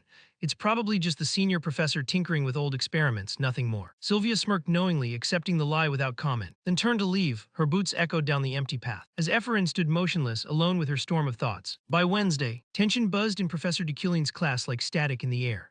The 5th-floor training hall, large and well-equipped for live exercises, was alive with chatter as the students awaited their final session before midterms. Red Hair leaned close to Ephraim and whispered, "What kind of training do you think DeKilling's planning, and why did he drag us all the way up here?" Their conversation was abruptly cut off when Beck shoved past the red hair without so much as a glance. "Hey, watch where you're going," she snapped, glaring at him. Ephraim gently placed a hand on her shoulder. "Let it go, he's not worth it." At exactly 3 o'clock, DeKilling entered the hall. Striding to the center stage with his usual air of authority, the noise died instantly. "Today," he announced, "will be your final practical session before midterms, a public mock examination," with a sharp snap of his fingers. The heavy curtains parted, revealing a vast arena beneath a domed ceiling. The battlefield stretched endlessly, surrounded by stands packed with spectators. Gasps rippled through the students. Even the more experienced mages looked uneasy. DeKilling continued, his voice carrying across the room. "A true mage must know how to duel under pressure. The audience here is meant to simulate real combat conditions. You may use any magic you wish, but your duel must include at least 3 pure elemental spells. Remember, the goal is not victory but mastery. Professor Retton was summoned as referee, shuffling awkwardly to the stage under dozens of eyes. Once everything was ready, Dekilling called for the first match. 2 nervous students volunteered, their duel beginning with a clumsy exchange of fire and water spells. Bit by bit they adjusted, casting, countering, and defending with growing precision. But the match ended swiftly when one of them exhausted his mana supply. Next, Sylvia confidently chose a commoner as her opponent. Her magic erupted in a dazzling display of flame and lightning, utterly overwhelming him. From the sidelines, Beck laughed mockingly, taunting the defeated students. "You lot should just come serve in my family's estate. You're better suited for chores than magic." Ephraim's fury simmered beneath her calm expression. If she ever faced him, she would make sure he remembered it. She turned to comfort a classmate who had lost earlier, offering a small smile. "You did well." Dekilling, unfazed by the commotion, called for the next match. Beck stepped forward immediately, pointing straight at Ephraim. You're my opponent." A faint smile touched her lips, gladly. Beck sneered, "No secret tutor to help you this time." Ephraim shot back without missing a beat. "Funny, you sound just like Professor Dekilling when he's lecturing about wasted potential." Beck's face twisted with rage. "What did you say? Don't be ashamed." She ignored him and raised her hand. Her magic ring shimmered, flaring with bright blue energy. Then with a sudden burst, she charged forward. Beck retaliated with a roar, summoning an immense earth element spell. The massive rock sphere crashed through the arena floor, scattering dust and rubble. Convinced of his victory, Beck smirked, until his magic faltered. A surge of azure energy rippled across the field, completely overpowering his spell. Ephraim's power surged higher, unrestrained and fierce. She remembered an old saying whispered through the magic tower's halls, "Beating the arrogant suited a noble," smiling. She conjured a colossal hand of wind. Its roar shook the arena as she sent it hurtling toward Beck. The impact launched him skyward, before he crashed into the ground with a resounding thud. Ephraim calmly walked over to where Beck lay groaning, and placed her hands on her hips. She tilted her head. "So how does it feel to get stomped into the dirt like a bug? Quite a thrilling experience, isn't it?" Beck turned away, trembling with humiliation. "Why, you just got lucky." Before he could say more, Dekilling's voice echoed across the hall. "Winner, Ephraim." His tone, however, was sharp and filled with disappointment. "Pathetic to think so many of you claim to be promising magicians, yet crumble under pressure." Ephraim raised her hand. "Professor, may I go again? The rules said we needed to use 3 pure elemental spells. I only used 1 because my opponent was too weak to handle more." Dekilling, however, considered her request and nodded. "Fair point. Judging you by an incomplete duel would be unfair. Choose your next opponent." Without hesitation, Ephraim pointed straight at him. "Then I challenge you, Professor Dekilling." As gasps rippled through the arena, whispers erupted like wildfire. "She's insane. Does she want to get expelled?" Even Sylvia's eyes widened in disbelief. But Ephraim stood firm, her gaze unwavering. This was not reckless. She simply wanted to see how far she had come, to face him with her own strength. Dekilling studied her for a long moment, then smiled faintly. "Very well, I accept." Professor Retton shouted in panic, "Professor, you can't be serious." "Silence," Dekilling commanded, his tone like ice. Retton froze. Dekilling turned back to Ephraim. "I will face you myself, but since it wouldn't be fair to attack a student without restraint, here are the terms. If you can make me move even 1 inch, you win." Ephraim nodded firmly, understood. They took their positions, eyes locked. Silence swallowed the arena. Ephraim steadied her breath and channeled mana through her bracelet, her heart hammering. This was her moment, the duel she had long dreamed of. "Begin," Dekilling declared. Ephraim immediately unleashed a flurry of wind arrows from every direction. She knew the gap between them was enormous, but she would not back down. Pouring every ounce of her will into her magic, she fused wind and fire, forming a blazing inferno that spiraled toward him. Dekilling did not move. He simply smiled, intrigued by the force of her spell. Ephraim continued, launching her third spell. She summoned the earth element to amplify the fire, creating a roaring, dense inferno. The arena was consumed by a cascade of heat and explosions, each blast shattering the stage with relentless force. Even Professor Retton was taken aback by the magnitude of her magic. Ephraim had mastered the art of chaining multiple elemental spells into a single devastating combination. It was a true display of destructive power. Breathless and having nearly exhausted all her mana, she stopped and stared at the spot where Dekilling had stood. All she could see was a wall of blazing fire, obscuring everything. Suddenly, a cold gust of wind cut through the smoke, revealing what appeared to be a molten shell, glowing and hardened like magma. Then it split open like a fractured seashell. From within, Dekilling emerged completely unharmed. Not a single hair was out of place, not a speck of dust clung to him. He simply stood there, staring at Ephraim with unreadable calm, making her feel like a child fumbling through a game she did not understand. Her lips tightened, she gritted her teeth and launched another wave of attacks. Countless wind bullets tore through the air like shrapnel, aimed straight at him. But the bullets stopped abruptly mid-air within Dekilling's range. Calmly, he pointed out the fatal flaw in her magic. The longer her incantations, the more predictable they became. Dekilling's analytical ability had unraveled her spellwork, allowing him to instantly identify and exploit its structure. Shocked, Ephraim realized her spells had been subtly yet decisively disrupted by his mana interference. She tried to cast another spell, only for it to fail before it even began. She would not be able to chant another spell in front of him. Dekilling answered her unspoken question with steady authority. Ephraim clenched her teeth but refused to give up. If magic would not work, she still had one plan: deny him both time and space. She surged forward, her body enhanced with acceleration magic crossing the arena in the blink of an eye. Her plan was to release her spell at point-blank range, too close for him to suppress it. But just as she closed the gap, Dekillian lifted a single finger and flicked her aside with ease. She flew through the air like a bird with broken wings, crashing into the ground with a harsh thud. Dazed, she could hear nothing but the ringing in her ears. While Dekillian remained calm, reviewing what he had seen. He considered her elemental combinations, especially the fusion of fire and wind, noting how impressively she had created an explosion to obscure her line of sight. It was proof of her sharp ability to sense mana. Yet without precise control of the elements, casting remained impossible. Her talent, her connection to the flow of mana, and the amplifier bracelet she wore had made her performance remarkable. Given her current capabilities, it was not difficult for him to imagine her achieving great things in the future. Approaching her, Dekillian spoke with rare softness, acknowledging her skill. The words hit Ephraim like a spell. Stunned, she blinked, unprepared for praise from the very man she had always wanted to surpass. Dekillian then turned to the crowd coldly, declaring that the public combat training was over and instructing the first-years to focus on preparing for their exams. Murmurs rippled through the audience. Had Dekillian really praised someone? Ephraim sat there dazed for a moment before a slow, triumphant smile spread across her face. Fired up, she whispered to herself, "He acknowledged me, he actually acknowledged my strength." Seconds later, her group of friends rushed over, cheering her on and praising her as the pride of all commoner students. The scene then shifted far from the academy, to a seaside city under the governance of a noble family from the Western Empire. Ganesha stood at the dock, looking at a ship on the horizon with excitement as she exclaimed that they had arrived. As the ship docked, two children rushed down the ramp, eager and smiling, prompting Ganesha to laugh warmly and greet them. Suddenly, a familiar voice called out, and she turned to wave at Ria, welcoming her with playful warmth. Ria, dark-haired and brown-eyed, was one of the three gifted individuals Ganesha had once taken in from a remote island. Though her appearance was youthful, she carried the soul of an adult. She was none other than Ara, Kim Woojin's ex-girlfriend from the real world. At the port, Ganesha rushed forward to hug her tightly, though the onlookers quickly intervened, worried she might crush her. Yuria's face, however, remained quiet and thoughtful, her mind drifting back to the moment she had been transported into this world. The same blinding light that had struck Dekillian in his office had engulfed her too, tearing her from reality. Everything had vanished in that frozen moment. Sound, sight, even the sense of time itself, until she opened her eyes and found herself in a completely foreign world. The first voice Yuria heard upon arrival was none other than Ganesha's, scolding in her usual sharp tone. She complained about Dekillian's plan, questioning whether it was really appropriate to use a child for the mission. Yuria quietly observed the exchange, realizing that she had stepped into a world she had helped create. These were the characters she had poured her heart and soul into, staying up late night after night with her development team to bring them to life. And now they stood before her in the flesh. Ganesha approached Yuria gently, confirming her name. Yuria glanced around, taking in the red garnet adventurers, the salty ocean breeze, and the warmth of the moment. Hesitantly, she confirmed, "Yes, I'm Yuria. Fate had led her here, and in the very game she had helped create, she had become the character Yuria." Ganesha's voice echoed across the port, calling out to Leo and Carlos to stop running or risk injury. Yuria looked down at the hand holding hers, recognizing that survival now depended on staying close to Ganesha, the strongest adventurer in this world. If she had any hope of returning to her original world, it would be safest to stick with her protector. Meanwhile, back at Dekillian's mansion, a parcel had arrived from the Magic City. He opened it eagerly, revealing the magic staff he had commissioned. The Euclid wand by Loclock, crafted by the master artisan Loclock specifically for Euclid. The staff could store up to 500 mana and functioned as a mana recovery loop, naturally enhancing the user's casting efficiency. He marveled at its flawless craftsmanship, the way it resonated perfectly with the user's magical frequency, and how it could subtly alter its appearance to complement the wielder's attire. Etched along the staff's polished surface were intricate runes, each inscribed with words of exorcism and purification. At first, he had thought the price of 9 million elni was outrageous, but now, holding it in his hands, he understood. It was no ordinary artifact, but a true masterpiece, one that would prove invaluable for the path ahead. Roy's voice came from behind the door, announcing that dinner was ready.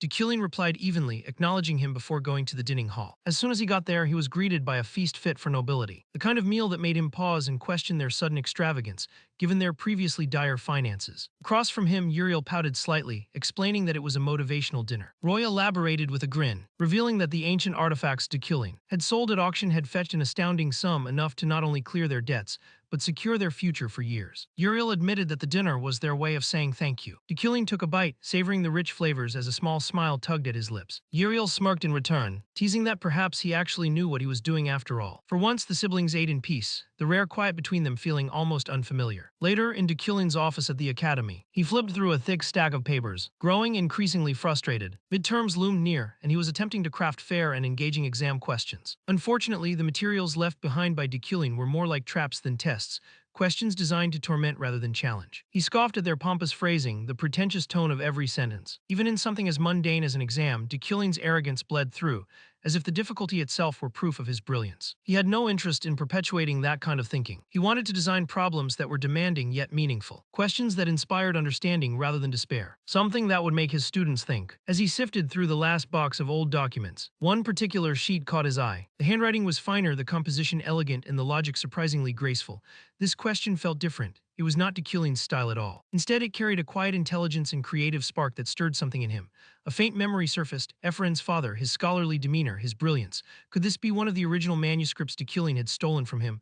The thought tightened his chest. The question's depth, the way its magical theory intertwined with elemental law, was leagues above the rest. If students could truly grasp the principle and project it through their mana, the result would be nothing short of miraculous. And then, as that realization struck, the page began to glow. Streams of multicolored mana erupted from it, swirling through the air in radiant spirals before merging at the center of the room. The energy condensed, forming the shimmering silhouette of a girl, an illusion born from the resonance of a correct answer. Deculine's eyes widened with awe. The phenomenon was perfect, a self-generating visual manifestation of elemental comprehension.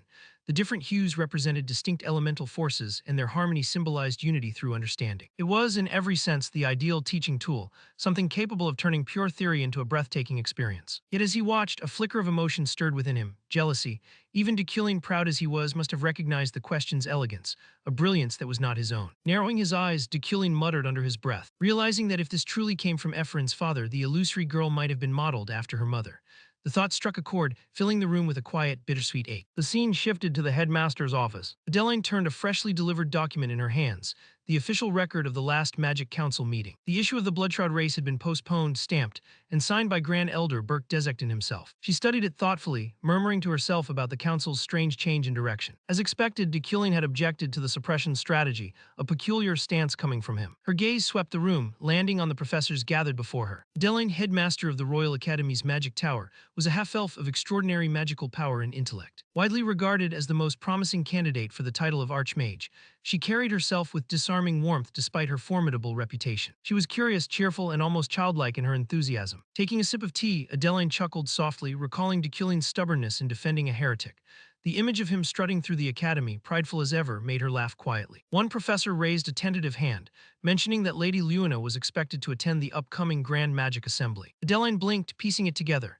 Luina, once a fierce contender for head professor who had resigned years ago, was returning to the Empire. A mischievous smile curved Adeline's lips. The professors exchanged anxious glances, speculating about what Luina's return could mean. Then Adeline reminded everyone to submit their exam questions before the end of the day. The professors scurried out, leaving her alone. Her bright demeanor faded into quiet contemplation. She leaned back, tapping the table thoughtfully. Deculine's midterm, she mused aloud. There was no way he had written something that inspired himself. Did someone ghostwrite it for him? A knowing smile tugged at the corners of her lips. If Luina faced Deculine this time, things might get interesting. A few days later, the day of the pure elemental magic comprehension midterm arrived, and chaos reigned. "This isn't an exam, it's a spiritual trial," one student groaned. "I'm done, I'm dropping this class." Teaching assistant Alan clapped his hands, raising his voice to restore order. With calm authority, he explained that the midterm would last 10 days, with submissions due at midnight on Sunday. Each student would be assigned a private study chamber to take the exam. They were free to leave for meals, classes, or rest, but the test itself could only be completed inside that room. "It's open resource," Alan added. Across the hall, Red Hair fidgeted anxiously, whispering to Ephraim. 10 days for one test," Ephraim groaned, tugging at her hair in frustration. "Why does this always happen to me?" As expected, Professor Deculine was nowhere to be seen. He had left his bizarre instructions with Alan and vanished, completely oblivious to the students' growing panic and despair. The professor had also asked Alan to relay one final note. Anyone who achieved a perfect score on the exam would receive a letter of recommendation personally signed by the head professor. That single announcement sent a shockwave through the lecture hall. A letter from Deculine. "Are you serious?" The air buzzed with disbelief and excitement. Students exchanged wide-eyed looks, their exhaustion instantly replaced by ambition. To outsiders, it might have sounded trivial, but among mages such a letter was nothing short of monumental. Magic users were ranked from first circle, the weakest, to Eternal Archmage, the theoretical 11th level, whose existence remained a matter of fierce debate. Advancing through those ranks was not just difficult, it was perilous. Every promotion required surviving grueling magical trials that tested body, mind, and soul. But a letter from Deculine, a verified monarch-class mage, could change everything. It granted exemptions from certain trials, opened access to elite magical institutions, and practically guaranteed advancement within the hierarchy. To most, it was the golden ticket to power. Yet amid the electrified chatter, Ephraim remained completely unmoved, her brow furrowed and her lips curling in faint disgust. "A letter from that arrogant jerk. As if I'd ever want his recommendation," she muttered under her breath. The idea of being praised by Deculine felt more insulting than flattering. Then out of nowhere, a mischievous spark lit up in her mind. Wait, but what if I did get a perfect score? She whispered. Her eyes gleamed as an absurdly vivid fantasy played out in her imagination. She stood triumphantly with one boot pressing down on the head of a kneeling Killing. Huh, you wouldn't have needed to grovel if you had just written that letter when I told you to, you idiot, she declared proudly in her daydream. Below her, Killing wailed. The mental image was so ridiculous that she burst into muffled laughter, her shoulders shaking uncontrollably. Aha, oh man, that would be so satisfying, she whispered, trying to contain herself. Her friend seated beside her leaned in with concern. Ephraim, are you okay? She asked softly, but Ephraim barely heard her. In her head, the fantasy continued. For once, academic vengeance had never looked sweeter. Time passed. By the fourth day of the midterm, Ephraim's enthusiasm had been thoroughly crushed. This is impossible. She groaned, glaring at the mountain of parchment covering her desk. For hours, 10 hours, and each question just gets worse than the last. Despite her exhaustion, a stubborn spark refused to die. This exam is insane but brilliant, she admitted quietly. Every answer feels like unlocking a new part of my brain. It hurts, but it's kind of addictive. She clenched the paper tight. Just you wait, Killing, I'll beat this, I'll earn that perfect score. Then she looked at the next question, her confidence vanished. Yeah, no, I got nothing, she muttered, slumping forward. Maybe a break will help. In another place, Sylvia stretched her stiff shoulders with a long sigh.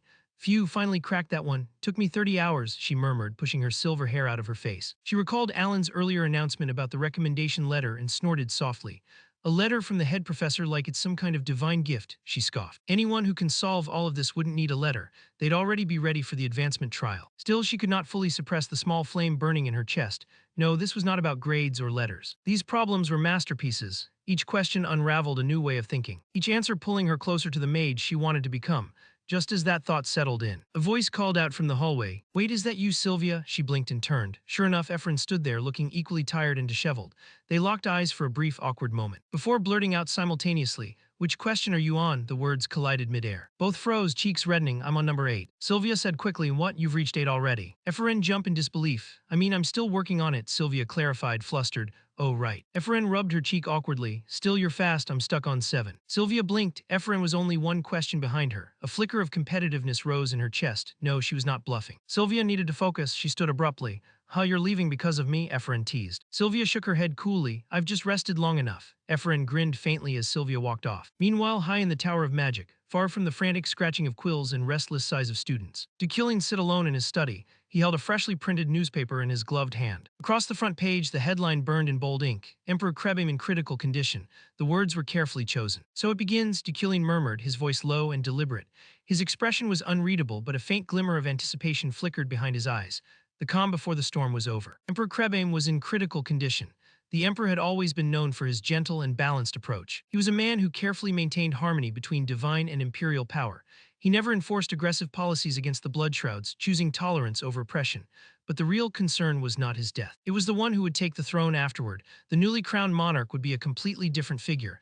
Killing spoke the name quietly. Sofian Yekatera August von Jibrin. He knew without a doubt that the world was about to change. Dusk fell over the academy. It was the final day of the midterms, and Killing's so-called marathon exam had already claimed a large number of dropouts. Then something unexpected happened. Regardless of their grades, students began to wear their survival like a badge of honor.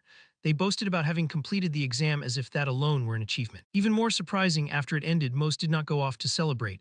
Instead, they quietly reflected on what they had learned.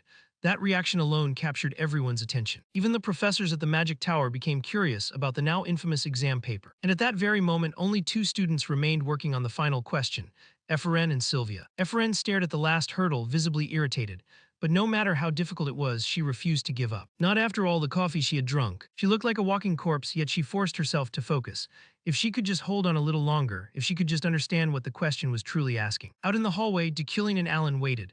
Then suddenly a burst of light erupted from one of the exam rooms. Alan froze in shock. Someone had solved the final question. Killing already knew who it was. The doorknob turned. Killing stepped inside while the student waited patiently. He gently closed the door behind him, looked at the student before him, and told her he knew she would be the one to solve it.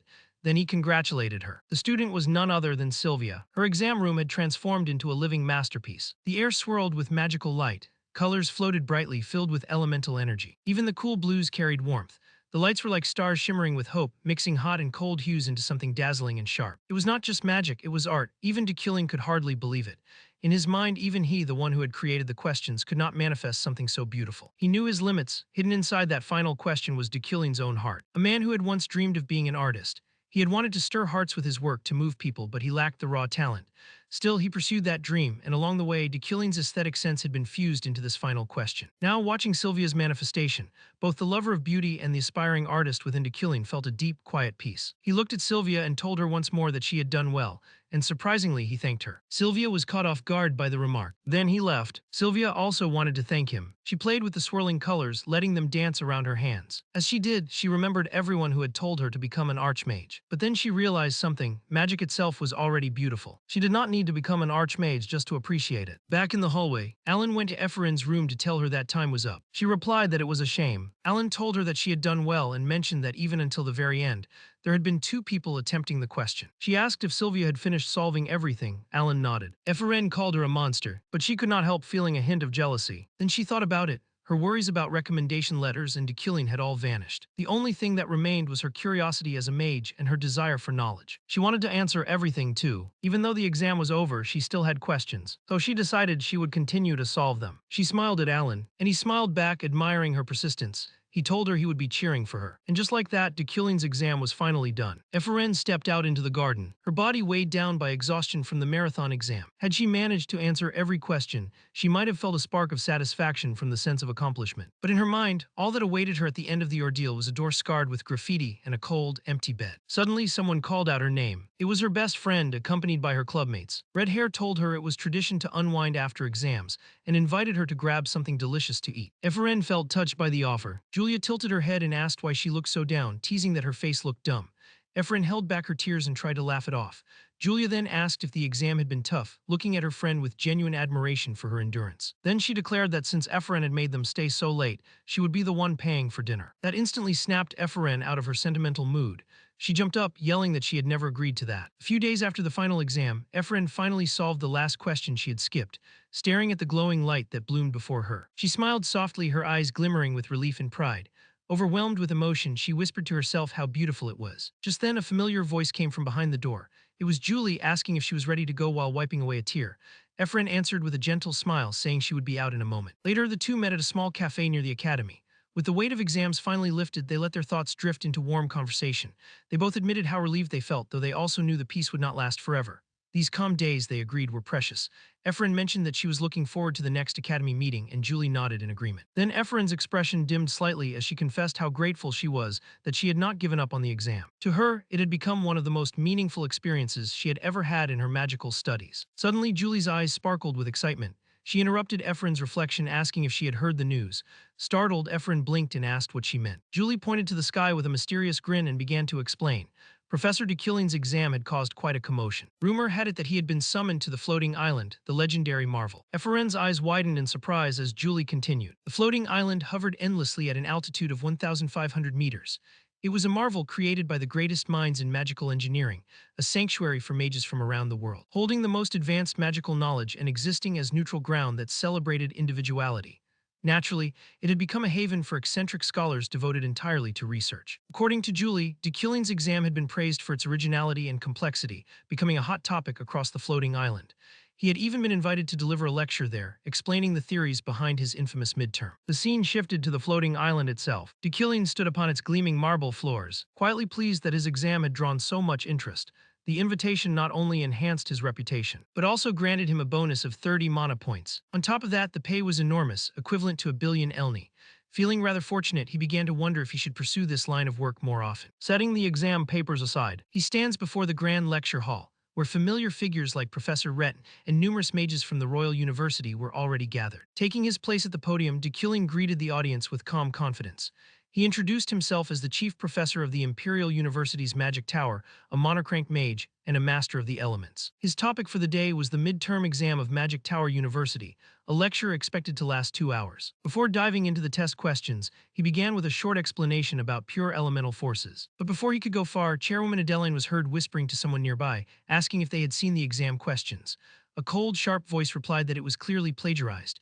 There was no way Deceuning could have created such brilliant material on his own. The speaker was none other than Luina von Schrottmcqueen. Despite the murmurs of suspicion, the lecture proceeded without disruption. Deceuning made a deliberate effort to help the attendees grasp his ideas by referencing familiar material from previous Magic Tower lectures. The audience quickly found themselves absorbed by the fresh and organized structure of his presentation, something they had not experienced before. Just as he was about to move on to question 6, someone calls out to him. It was Chairwoman Adeline raised her hand. She conjured a glowing magic circle and asked how one could optimally combine Magic Formula 6 with destructive elemental forces. From the phrasing and her tone, Deceuning, inwardly amused by her playful reputation, immediately understood her intent. He suspected that her curiosity was less about learning and more about testing the authenticity of his exam. Deciding to indulge her, he drew a single straight line across her magic formation and subtly altered its structure. You simply need to add a linear core circuit, he explained with calm confidence. Adeline blinked in surprise before stammering her thanks. But she was not done yet.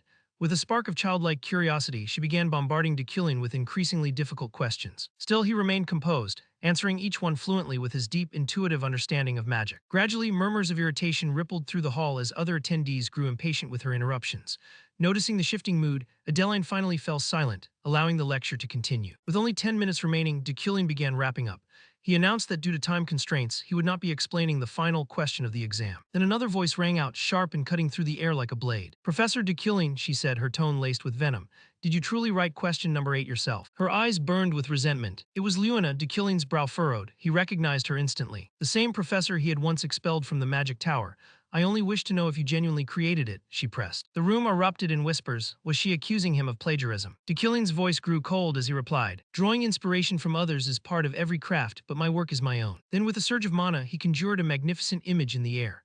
Swirls of starlight and elemental energy filled the hall, dazzling everyone present. "This," he declared, "is entirely my creation." What appeared in the exam was something else equally original. He turned his gaze toward Luina. "Does that satisfy your doubt?" he asked calmly. Her expression twisted in frustration, but she said nothing more. The tension slowly dissipated as Deceuling concluded his lecture. His task was complete, and his mana reserves had increased by 30 points. On his way back, Deceuling reflected quietly. He knew that his relationship with Luina would remain strained. Though things had ended peacefully today, he could sense that trouble was looming on the horizon. Lost in thought, he suddenly stopped. A figure was approaching. A woman whose face stirred a faint memory. As she drew closer, her sharp gaze locked onto his, filled with unmistakable hostility. Deceuling felt uneasy. The two stood in silence for a moment, tension thick in the air. Then recognition dawned. She was one of Deceuling's old university classmates. Deceuling stepped forward and extended his hand. "It's been a long time, hasn't it?" he greeted warmly, but the woman's expression remained wary. "I don't remember us being close enough for first names," she said coolly. Unfazed, Deceuling adjusted his tone. "Is Princess Manhwa all right?" He thinks inwardly that the empire was changing rapidly. Emperor Krebam's life was nearing its end, and when he passed, the world itself would shift. Named figures would face perilous crossroads and new events would unfold. This time, Deceuling's role was clear.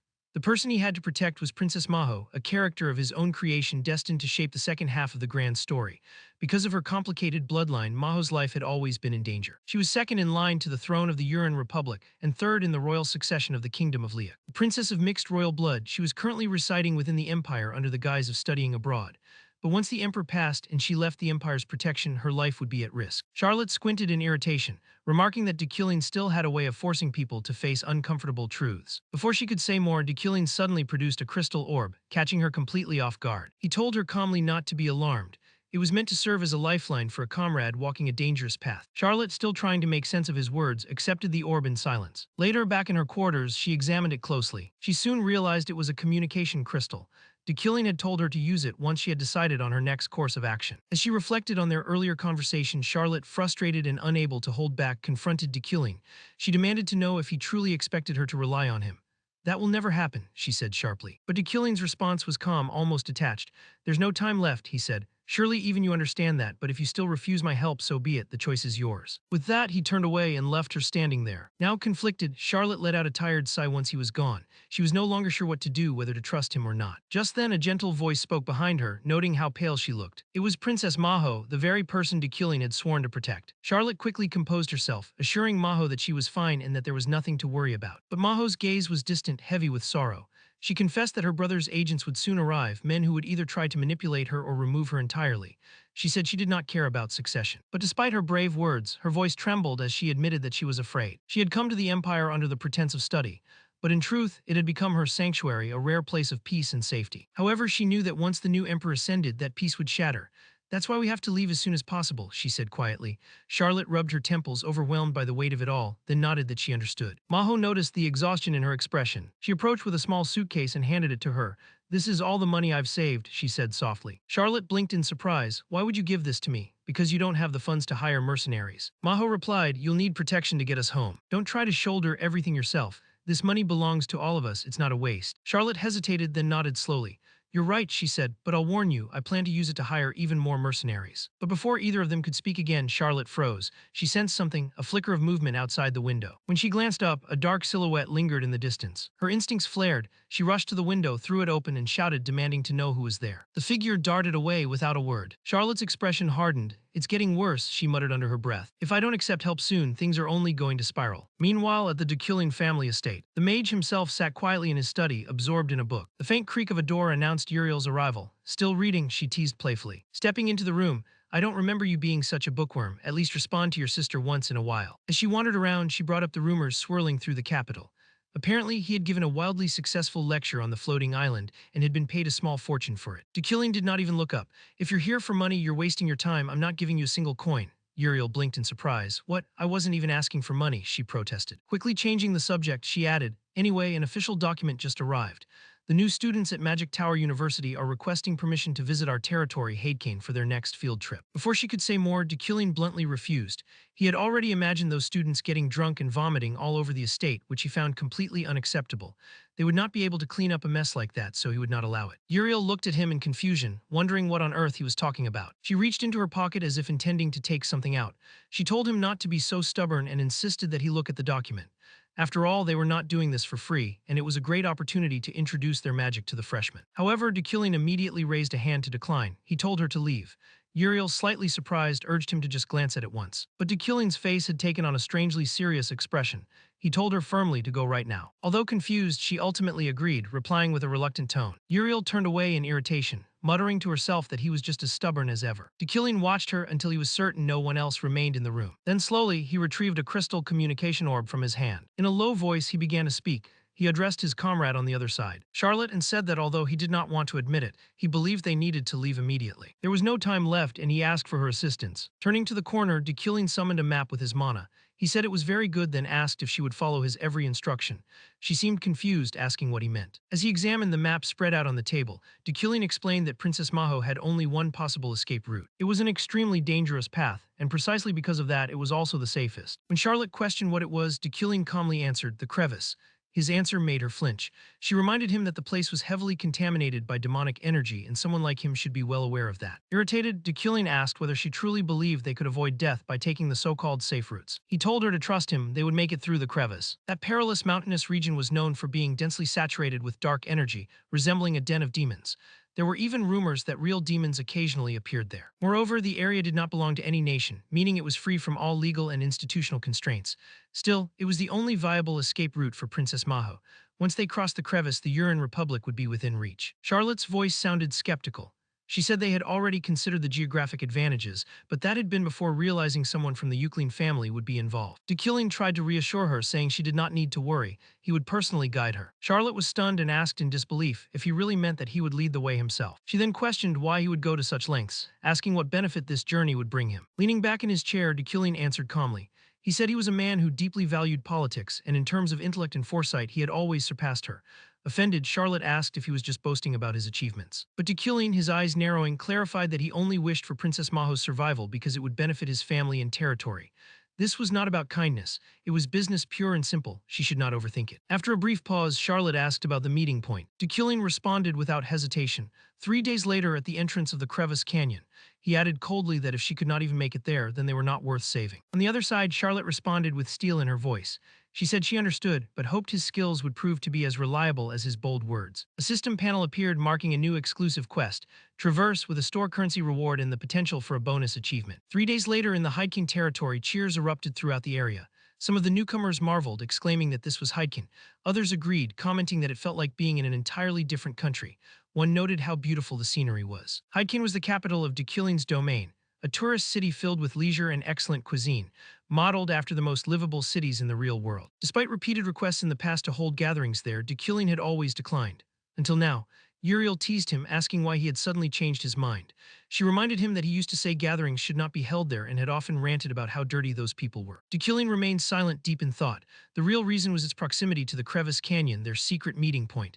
It was only a 3 to 4 hour horseback ride away. When the time came, Maho would be able to retreat quietly and without incident. He turned to Uriel and asked where the newcomers would be staying.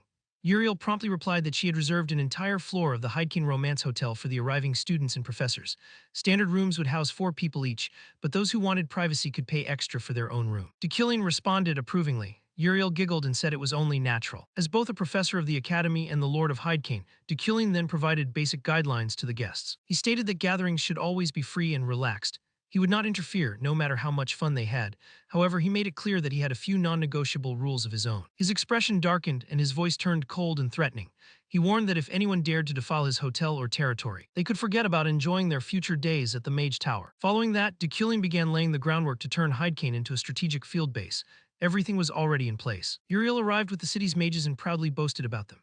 She asked him how the mages from their Heidkin Tower compared. Surely they were the best among all the regional towers. Dekillion said nothing. He simply stood there, silently observing. Thanks to the combination of his sharp eyesight and wealthy magnate, Dekillion was able to perceive a golden aura radiating around talented mages. Without hesitation, he pointed at some of them and stated that the salaries of those 2 mages should be raised, while the bespectacled one should be fired. His decision drew confusion. Someone questioned aloud why such a judgment was being made. But as everyone remained engrossed in their tasks, time passed unnoticed, and before long dusk had settled upon the horizon. The group eventually gathered around a massive bonfire. The professors sat neatly, as though taking part in a supplementary test. Sylvia was the first to step forward. She launched something into the sky, which exploded in a series of dazzling bursts, painting the dark canvas above with radiant magical flowers. The brilliance lit up the night sky, drawing admiration. One of the older professors could not help but shower her with praise, declaring it utterly flawless and awarding a perfect score of 10. The female professor beside him shared the same sentiment, also giving her a 10 while marveling at the beauty of the fireworks. Julie, however, sighed with frustration. She silently questioned why the professors would assign homework even during trips like these.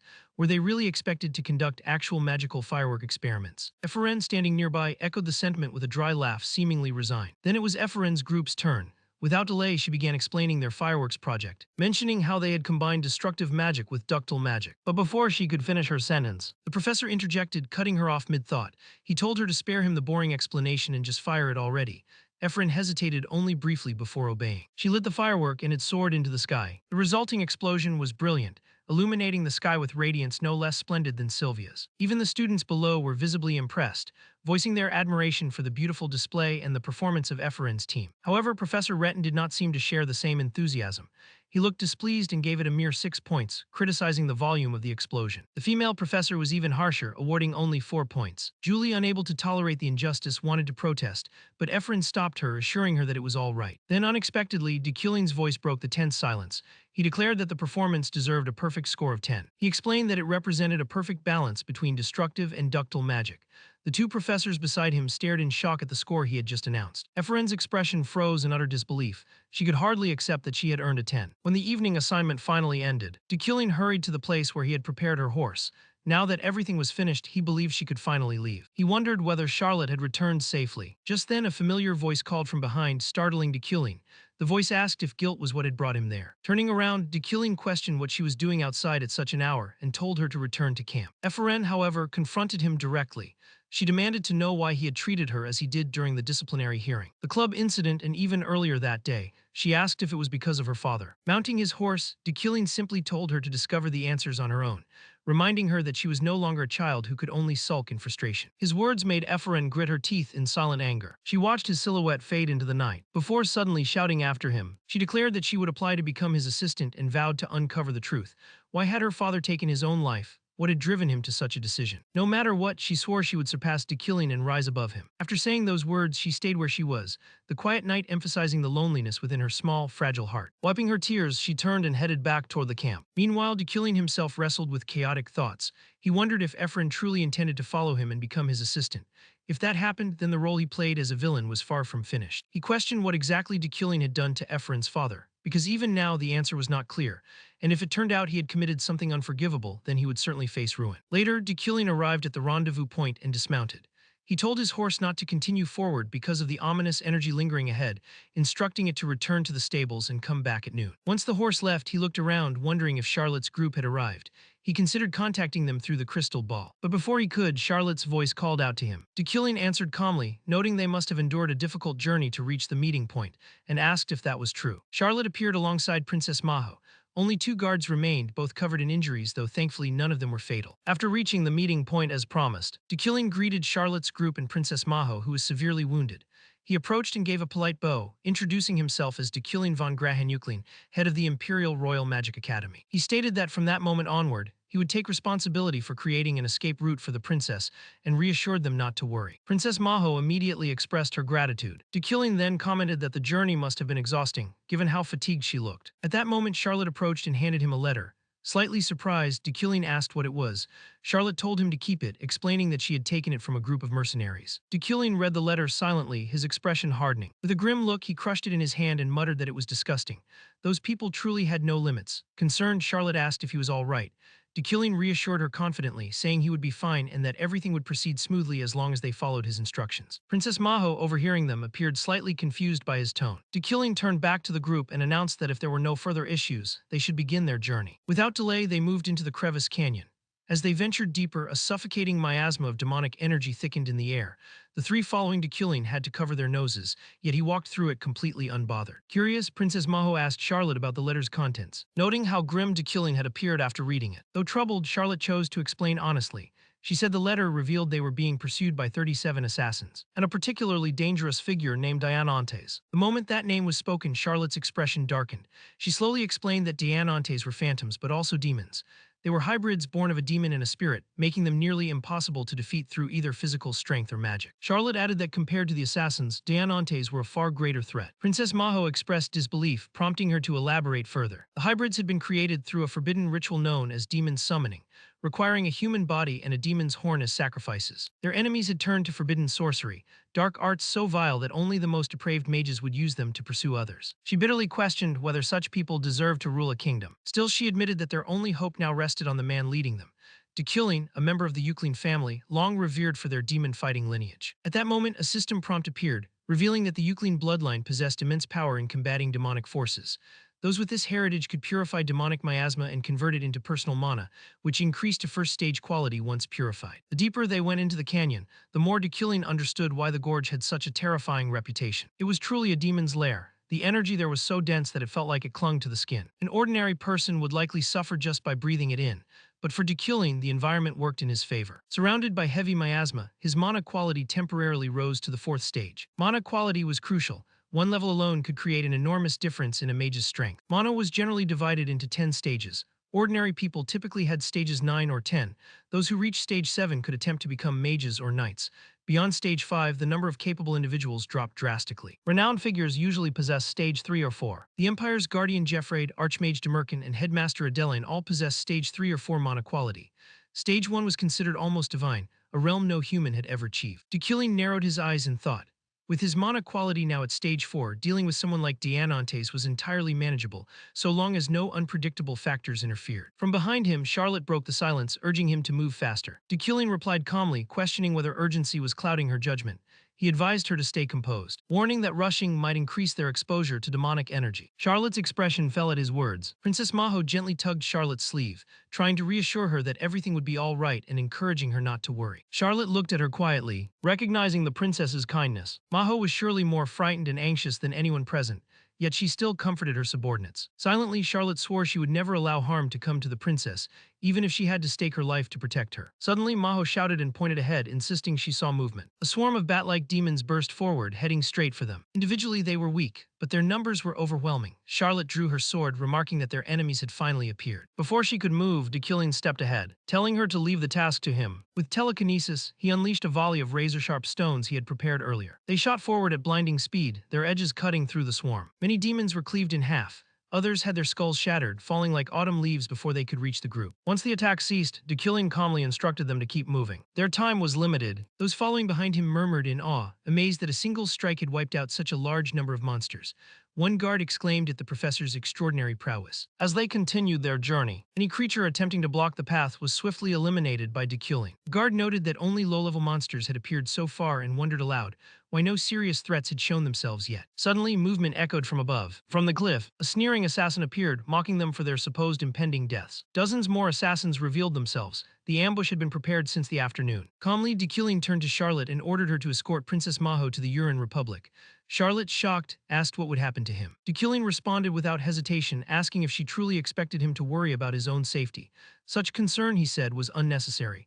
Charlotte shouted in frustration, calling him impossibly arrogant. Deculing simply pointed toward the assassins and told her to look. As they watched, he raised his wand. A moment later, a massive explosion erupted, engulfing the enemies and destroying them completely. One by one, the assassins fell without ever understanding what had struck them. Sharp stones tore through them like unstoppable lightning, leaving bodies collapsed and soaked in blood. Charlotte was left speechless by the ferocity of the attack. Deculing then asked whether she was ready to act decisively. He reminded her that her priority now was to escape immediately. Charlotte narrowed her eyes, then turned toward the princess and urged her to leave at once. Suddenly, Maho pointed again, shouting a warning. Charlotte followed her gaze to the cliff. Among the dead assassins stood a lone figure cloaked in dense, terrifying mana. His aura was overwhelming and his presence was commanding. He stared down at them with arrogance and unshakable confidence. Maho demanded to know what the figure was, cursing under her breath. Despite the rising tension, deculing remained steady, saying their plan had not changed. Once more, he instructed Charlotte to escort the princess to the Urin Republic. Charlotte protested, insisting he could not possibly defeat such an enemy alone. The swordsman with them stepped forward, offering to help deculing and urging Charlotte to escape quickly. Her expression darkened with guilt. Sensing it, deculing reassured her that she did not need to feel any remorse. Once Princess Maho regained her strength, she could repay him. He would summon magical constructs to accompany them. There was no time to hesitate. Gritting her teeth, Charlotte seized the princess's hand and dashed away, vowing they would meet deculing again. Several lesser assassins immediately gave chase, shouting that they could not let the two women escape. One even mocked them, claiming they would not get far. Deculing cut him off coldly, telling him to worry about himself. The mysterious figure turned to Deculing, accusing him of arrogance. He mocked the idea that deculing planned to defeat his physical body with mana constructs, stating that neither spells nor mana would function properly here, since both were being drained by the demonic atmosphere. He asked what deculing could possibly hope to do under such conditions, his voice full of madness and scorn. Deculing studied him quietly, thinking that such confidence bordered on delusion, yet he admitted the man was not entirely wrong. Facing a Dianantes with only physical or standard magical attacks was nearly impossible. The creature's body was almost fluid, and the environment made conventional spellcasting unreliable. But those limitations applied to ordinary people, not to someone of the Euclidean bloodline. Deculing's mana quality had risen sharply, as had his mana regeneration.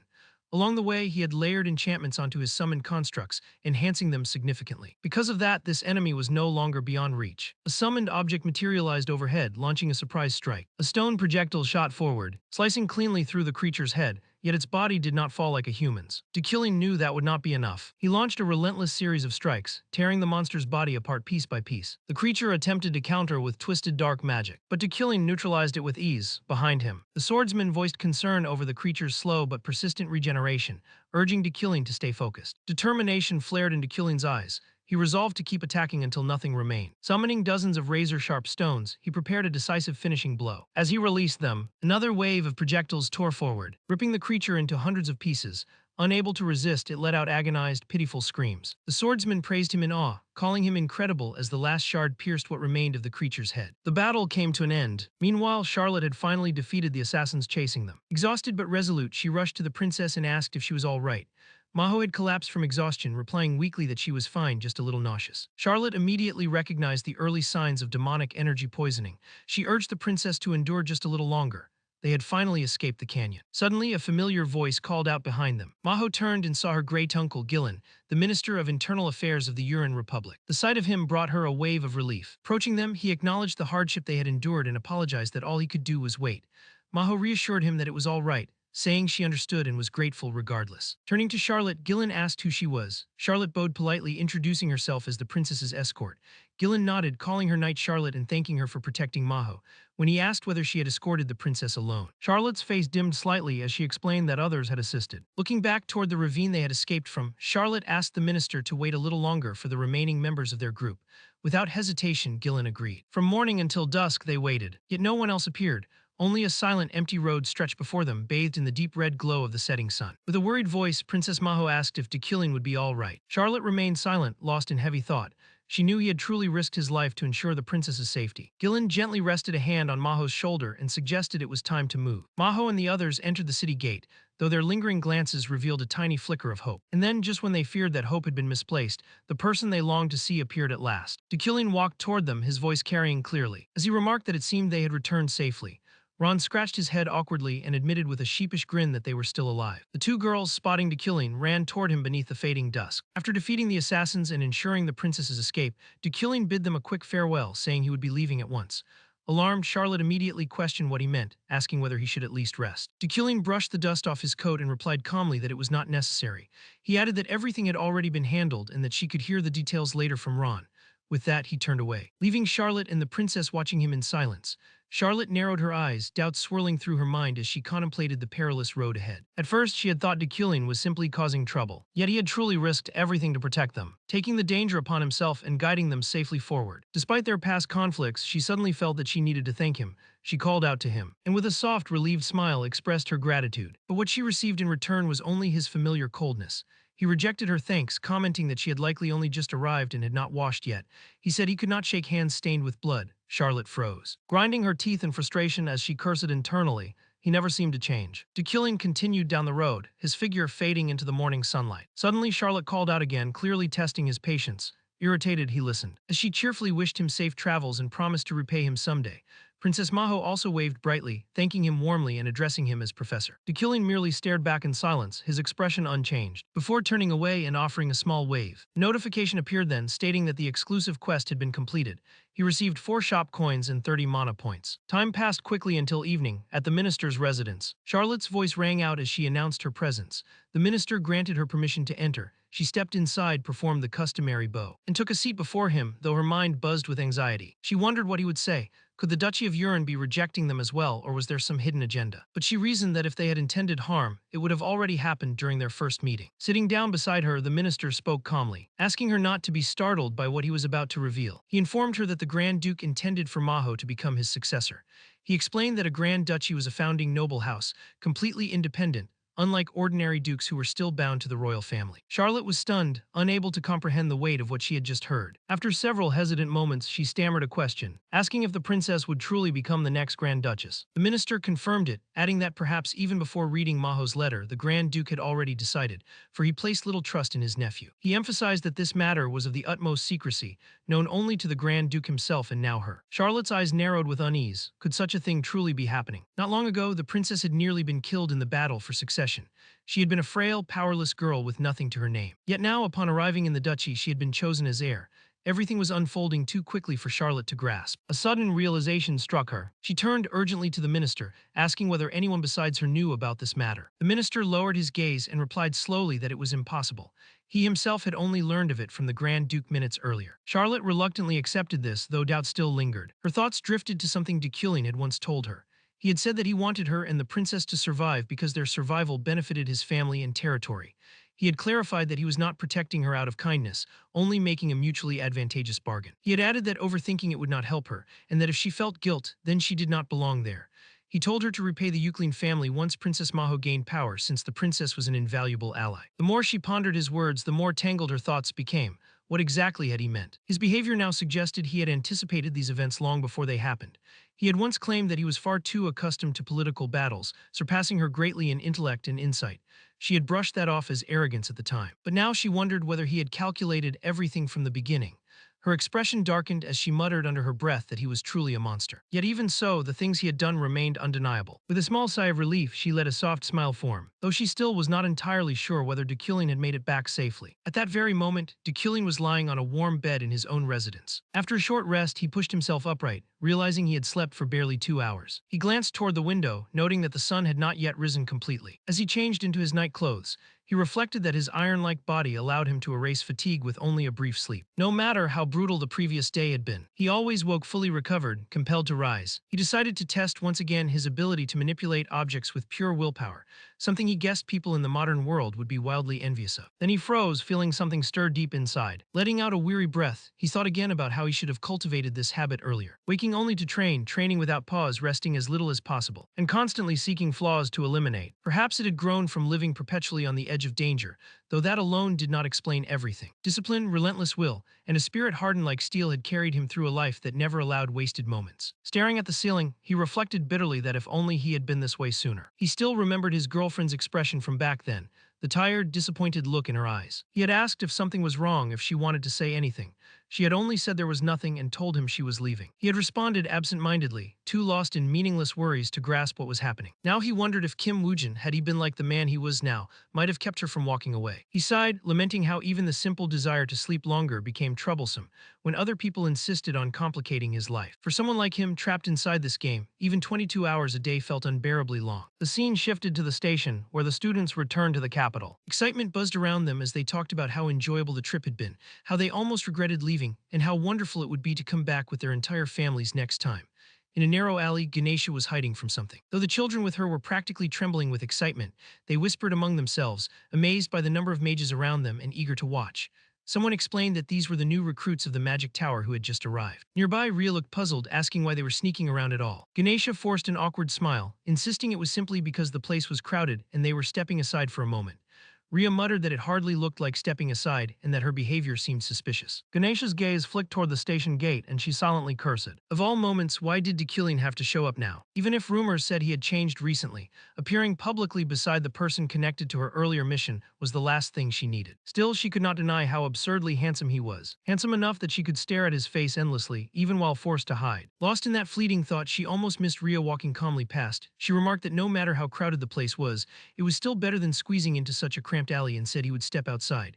Ganesha panicked and tried to stop her, shouting on instinct. Her voice caught his attention, and he turned, his eyes landing directly on Ria. Ganesha cursed inwardly, realizing she had been found. When she looked back, Ria stood frozen, staring as if confronted with something impossible. Her expression twisted with shock as she recognized the man before her, Dekilin. In that instant, memories surged inside her like a crashing wave, breaking through every wall she had desperately built. Tears gathered in her eyes as she remembered the 8 years they had once shared, a time that refused to fade from her heart. She wondered why that image surfaced again so clearly. He was supposed to be just a character in a game, so why did he feel so achingly familiar? On the other side, Dekilin was not exempt from the moment. He stared at the girl before him, struck by how much she resembled Aura, the bright, radiant smile that had carried him through countless hardships in his previous world. For a long, breathless moment, the two of them stood frozen, simply staring at each other.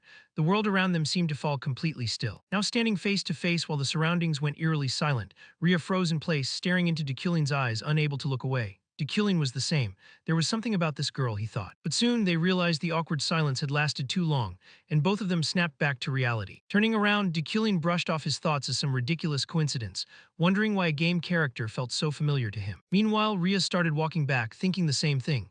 She told herself to get a grip and not fawn over a character. As she returned, she stretched her hands nonchalantly, acting as if nothing had happened, while Ganesha stood there in confusion, unable to understand what had just occurred. Meanwhile, to clear his head, Dekilin moved directly toward the students, threatening to deduct points if they left crumbs on the station floor. Still observing him, Ganesha felt something odd. He had clearly seen the girl, but he had done nothing.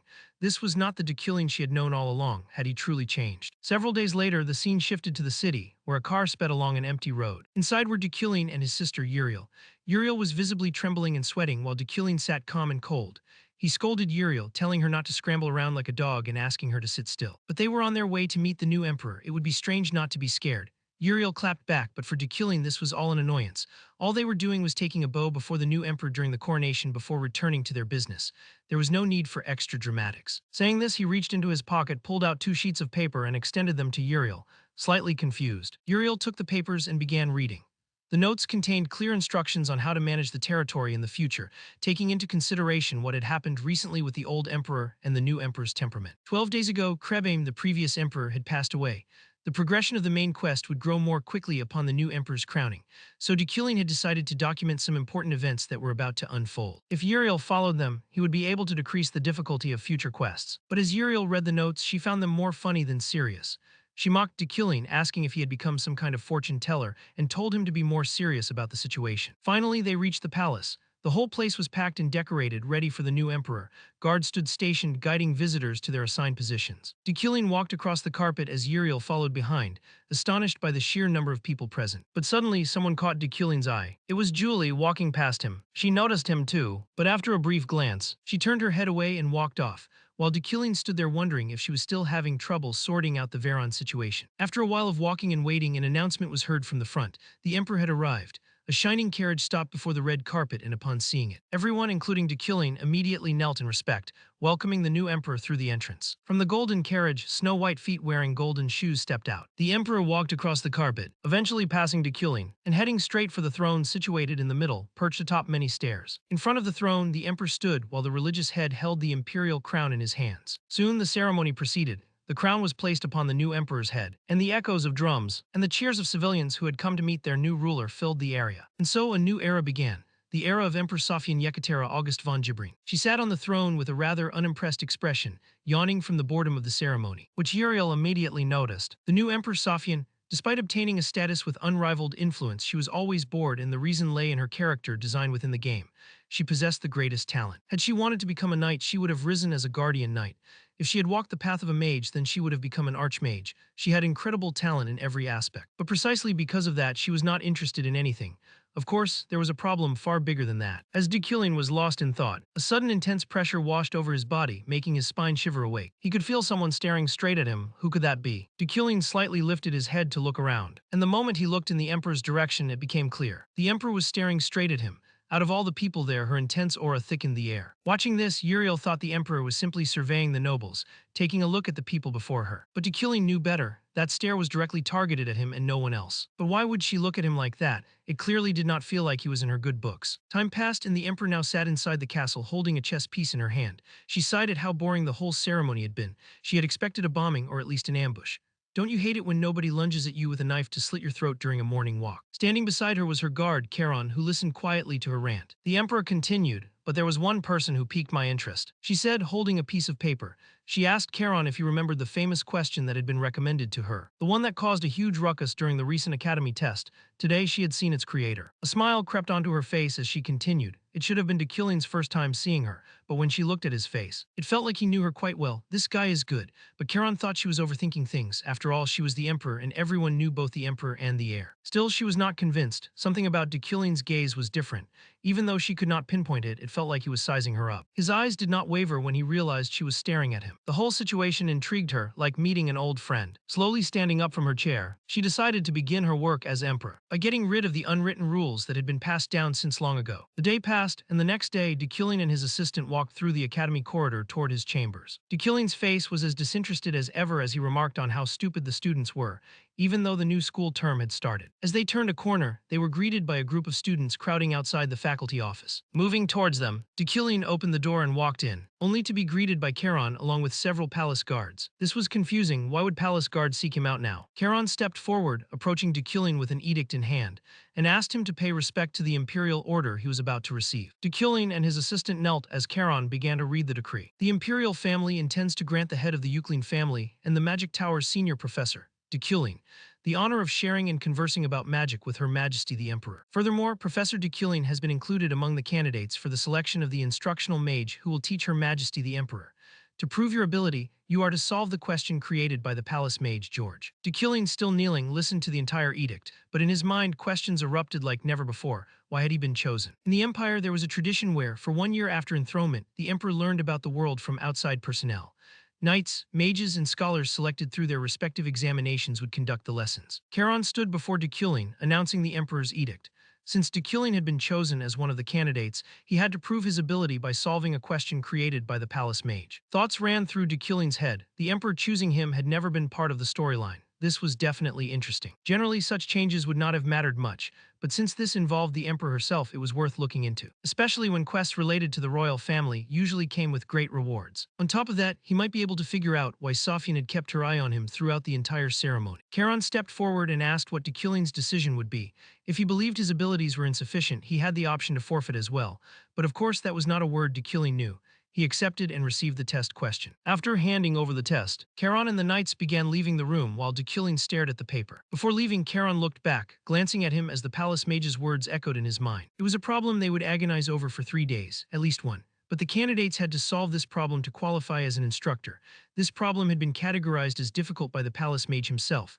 Because of that, Charon was interested to see how well Deculing would do. Just as he turned around, a blue aura emerged from the paper and enveloped the room, stunning everyone. But Deculing simply stared at the test with a disinterested look. Suddenly, a holographic image of the palace mage appeared from the question, congratulating the one who had solved it and announcing that he would now judge the solver's capabilities depending on how much time it took.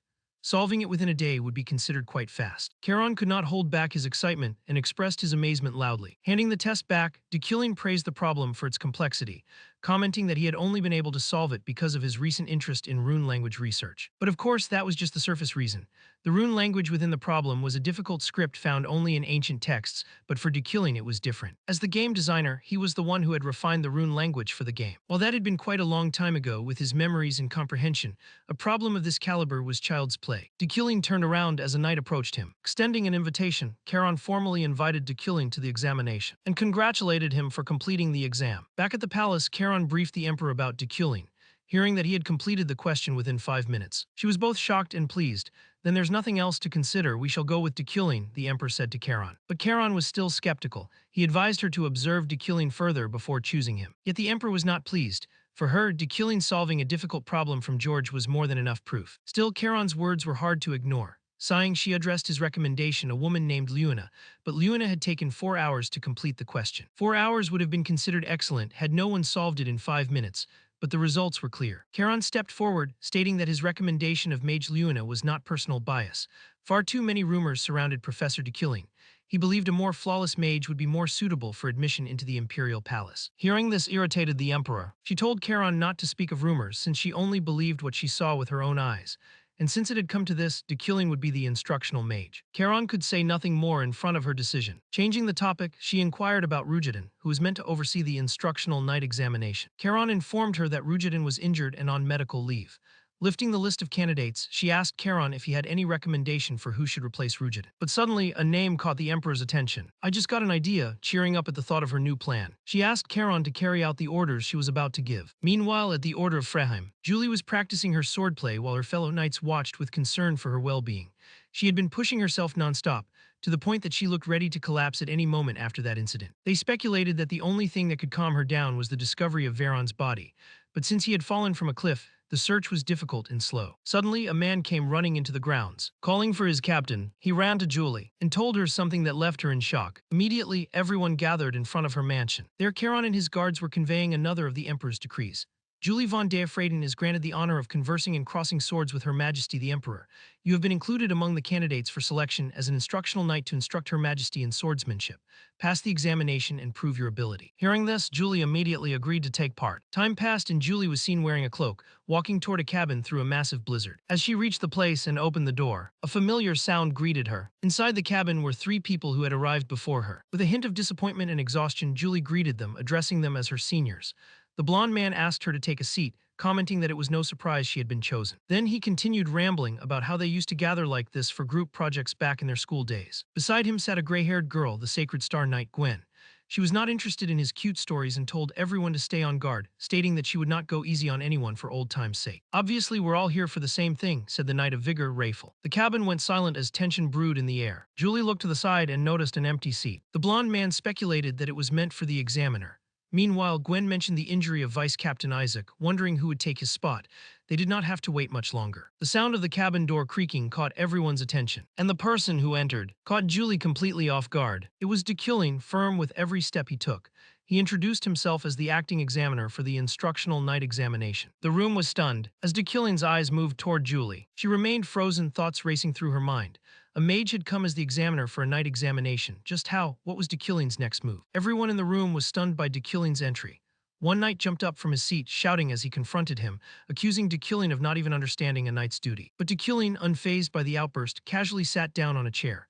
With a sigh, he calmly stated that he was not a knight, so he would judge according to the manual provided. Even though none of them were pleased by his presence, Deculing had already been chosen as the instructional mage for the palace. That made him qualified, and if they still had a problem with it, then they would be defying the Emperor's words. The news of Dekilin being selected as the instructional mage became the second shock for the group. Cutting to the point, the blonde man stepped forward and asked if Dekilin could assure them that the test would be fair, questioning whether he would favor one person over the others. Clearly, that remark was aimed at Julie. Maintaining his calm, Dekilin explained that he was merely the examiner, so the final decision would lie with the Emperor. They could rest assured. He then told them to rest for the day since the exam would begin tomorrow. The murmurs within the group grew louder as they walked up the stairs, still questioning the fairness of the test, though they were relieved that the final say rested with the Emperor herself. Still sitting in the chair, Dekilin's thoughts ran wild. They were right to assume this test would not be fair, but not for the reason they thought, no matter what. He was going to fail Julie. Time passed as Dekilin peered out the window from his quarters. Outside in the snow, the four knights were busy sparring with one another, not breaking a sweat even after all this time. Julie was especially fired up and in excellent form. Watching her made Dekilin feel slightly bitter. The reason he had accepted this outrageous offer to select a knight, despite being a mage who did not even know the basics of swordsmanship, was because of Julie. No matter what, she could not enter the palace just yet. Because that monster was in the palace basement, one of Dekilin's death variables hidden in Freyden's abyss. The mirror, Julie could not enter the palace until that mirror was destroyed. Otherwise, things would truly spiral out of control. The next day, the contestants assembled for the first test. It was meant to evaluate their observational skill and persistence. The exam location held several varieties of rare magical fruits, and Dekilin would assign each knight their own target. They simply had to find it and bring it back. He put his hand forward, and the image of each target appeared before every knight. However, there was one more condition. The item they brought back had to be in pristine condition without even the slightest damage. Also, Dekilin would not move from his seat. After finishing his explanation, Dekilin asked if anyone had any objections. This would be their first and last chance to speak. The knights stood silent. Looking at one another, it was clear they had none. So Dekilin wasted no time and announced the beginning of the first test. At an undisclosed location in the frozen wastelands, Julie struggled against a blizzard. The item she had been assigned was the ice flower. It was a transparent flower that grew on cliff faces at high altitudes on snowy mountains, making it extremely difficult to harvest. But since 10 flowers bloomed and withered in a single day, obtaining one was not completely impossible. Even in the middle of her thoughts, she still could not figure out whether Dekilin had really come here only because of the Emperor's orders. As she turned around, she finally saw it. The ice flower shining brightly at the top of a cliff. Wasting no time, Julie picked it and returned to the cabin. As she presented the flower, Dekilin stared at it for a moment without saying anything. After a while he spoke, "It is damaged." Julie was caught off guard. Dekilin pointed to the flower, showing her a tiny crack in one of the petals. Disappointment washed over her face as she blamed herself for being careless. But her determination did not weaken. Back in the forest, she found another one, climbing the steep cliff with everything she had. She obtained her second flower, nearly falling in the process. But back at the cabin, the same line repeated, "It is damaged." And this time it truly pissed her off. The blonde man sitting at the table and eating could not believe this one was faulty as well. After all that effort, Julie's stomach seemed to revolt against the test, especially when she saw the blonde man casually munching away at the table. But as if reading her thoughts, Dekilin intervened. Meals would be given only after they completed their test or after they forfeited. With a serious face, Dekilin asked if Julie was going to give up. But Julie was nowhere near giving up. Departing for the forest again, she fought through the violent blizzard outside. Her coat had helped keep out the cold until now, but the intensifying frost and her decreasing stamina made it harder to keep going. She did not have much time left. High up on another cliff, she saw a shine. She grabbed the flower again and walked all the way back to the cabin. But Dekilin, standing in front of her, said the same line. No emotion, colder than the blizzard outside. Julie was about to lose it by now. There was simply no way all 3 flowers she had brought back were faulty, especially when she had thoroughly examined the one she brought this time. Taking the flower, Dekilin pointed to the small crack on the petal. It was confusing and frustrating. That crack clearly had not been there when she checked it outside, so how? Suddenly it clicked. Julie looked around the room, noticing the blazing fireplace burning at full strength. It was clear what the problem was. Gathering whatever strength she had left, Julie turned around and walked out for one final trip. As she departed, Dekilin wondered silently if she had finally figured it out. But it did not matter, she would still not pass this test. The raging blizzard calmed as the sun slowly rose over the horizon. Inside the cabin, the other 3 contestants discussed whether Julie could still pass the test, while Dekilin sat calmly in his chair and waited. Breaking through their quiet murmurs, Julie's voice suddenly pierced the room as she announced that she had found another ice flower. The contestants jumped out of their chairs in excitement, while Dekilin, still calm, asked Julie to bring it in. But this time Julie was not falling for it. She remained outside in the snow and asked Dekilin to inspect the flower there, promising that this one would not be defective. She stood in the blizzard with a weary face, but her determination to pass the challenge had not faded. Until now, she had been too foolish to realize that a flower literally made of ice would be damaged by the warm fireplace inside the cabin. But this time she had figured it out. A slight look of relief crossed her face. But in the next second, Dekilin flatly refused her request. It had been clearly stated at the beginning that he would not move an inch from where he was sitting, so coming outside was not an option. Dekilling had covered every escape route. Julie gritted her teeth in frustration, finally realizing that Dekilling had never intended to let her pass the test in the first place. Still seated, Dekilling blamed Julie for lacking attention, scolding her for failing to remember the rules he had laid out. Hearing this, Julie admitted in a calm voice that it was her fault, but she still was not ready to give up. Kneeling onto the ground, Julie placed her hands against the snow and made mana flow throughout her body. As everyone watched in surprise, she released all her mana, surrounding the entire cabin in a blue mana dome. Within it, her mana enveloped everything it touched, turning the whole cabin into an icicle and extinguishing the fireplace along with all the warmth inside. Dekilling looked around in surprise. Julie, barely holding herself together, walked in with the flower in hand and presented it to Dekilling for inspection. Shifting his attention, Dekilling stared at the flower before him. What came out of his mouth afterward was colder than the blizzard outside. It is defective. Ice flowers are affected by mana too. The moment she unleashed such a powerful wave of mana, her defeat had already been decided. In the end, everything had been pointless. Julie's face showed neither anger nor frustration. She was simply confused and tired. Then in the next second, all of her exhaustion finally took its toll, crashing down on her all at once like the worst nightmare imaginable, as Dekilling announced Julie's elimination from the test. Time passed and Julie rested in bed. Her body temperature had dropped drastically, effectively putting her into a temporary coma. Downstairs in the cabin, the contestants complained among themselves about the unfairness Julie had faced in the test, while Dekilling stood silently in the corner. But his mind was occupied by something completely different. This was the first time he had seen Julie's mana, and there was something strange about it. The moment Julie released her mana, Dekilling's sharp eyesight had alerted him. Her mana was abnormal and damaged. Mana damage was caused by a wound to the inner core, and such injuries were extremely rare. They did not happen from ordinary damage. It was likely from a severe, life-threatening injury at some point. But Julie's injury was a setting even he did not know about. Did she reach the pinnacle of knighthood while carrying this abnormal condition? What had actually happened? The quiet discussion continued among the other candidates as they complained about the test and Dekilling. They were Julie's peers and fellow knights, so they might know something. Dekilling called out to them, asking if Julie had been injured at some point in her life. Hearing this immediately triggered the blonde-haired man, who shouted at Dekilling, accusing him of being responsible for that injury and questioning his humanity for acting as if he knew nothing. He continued, recalling the time they had been on an escort duty, but suddenly he stopped.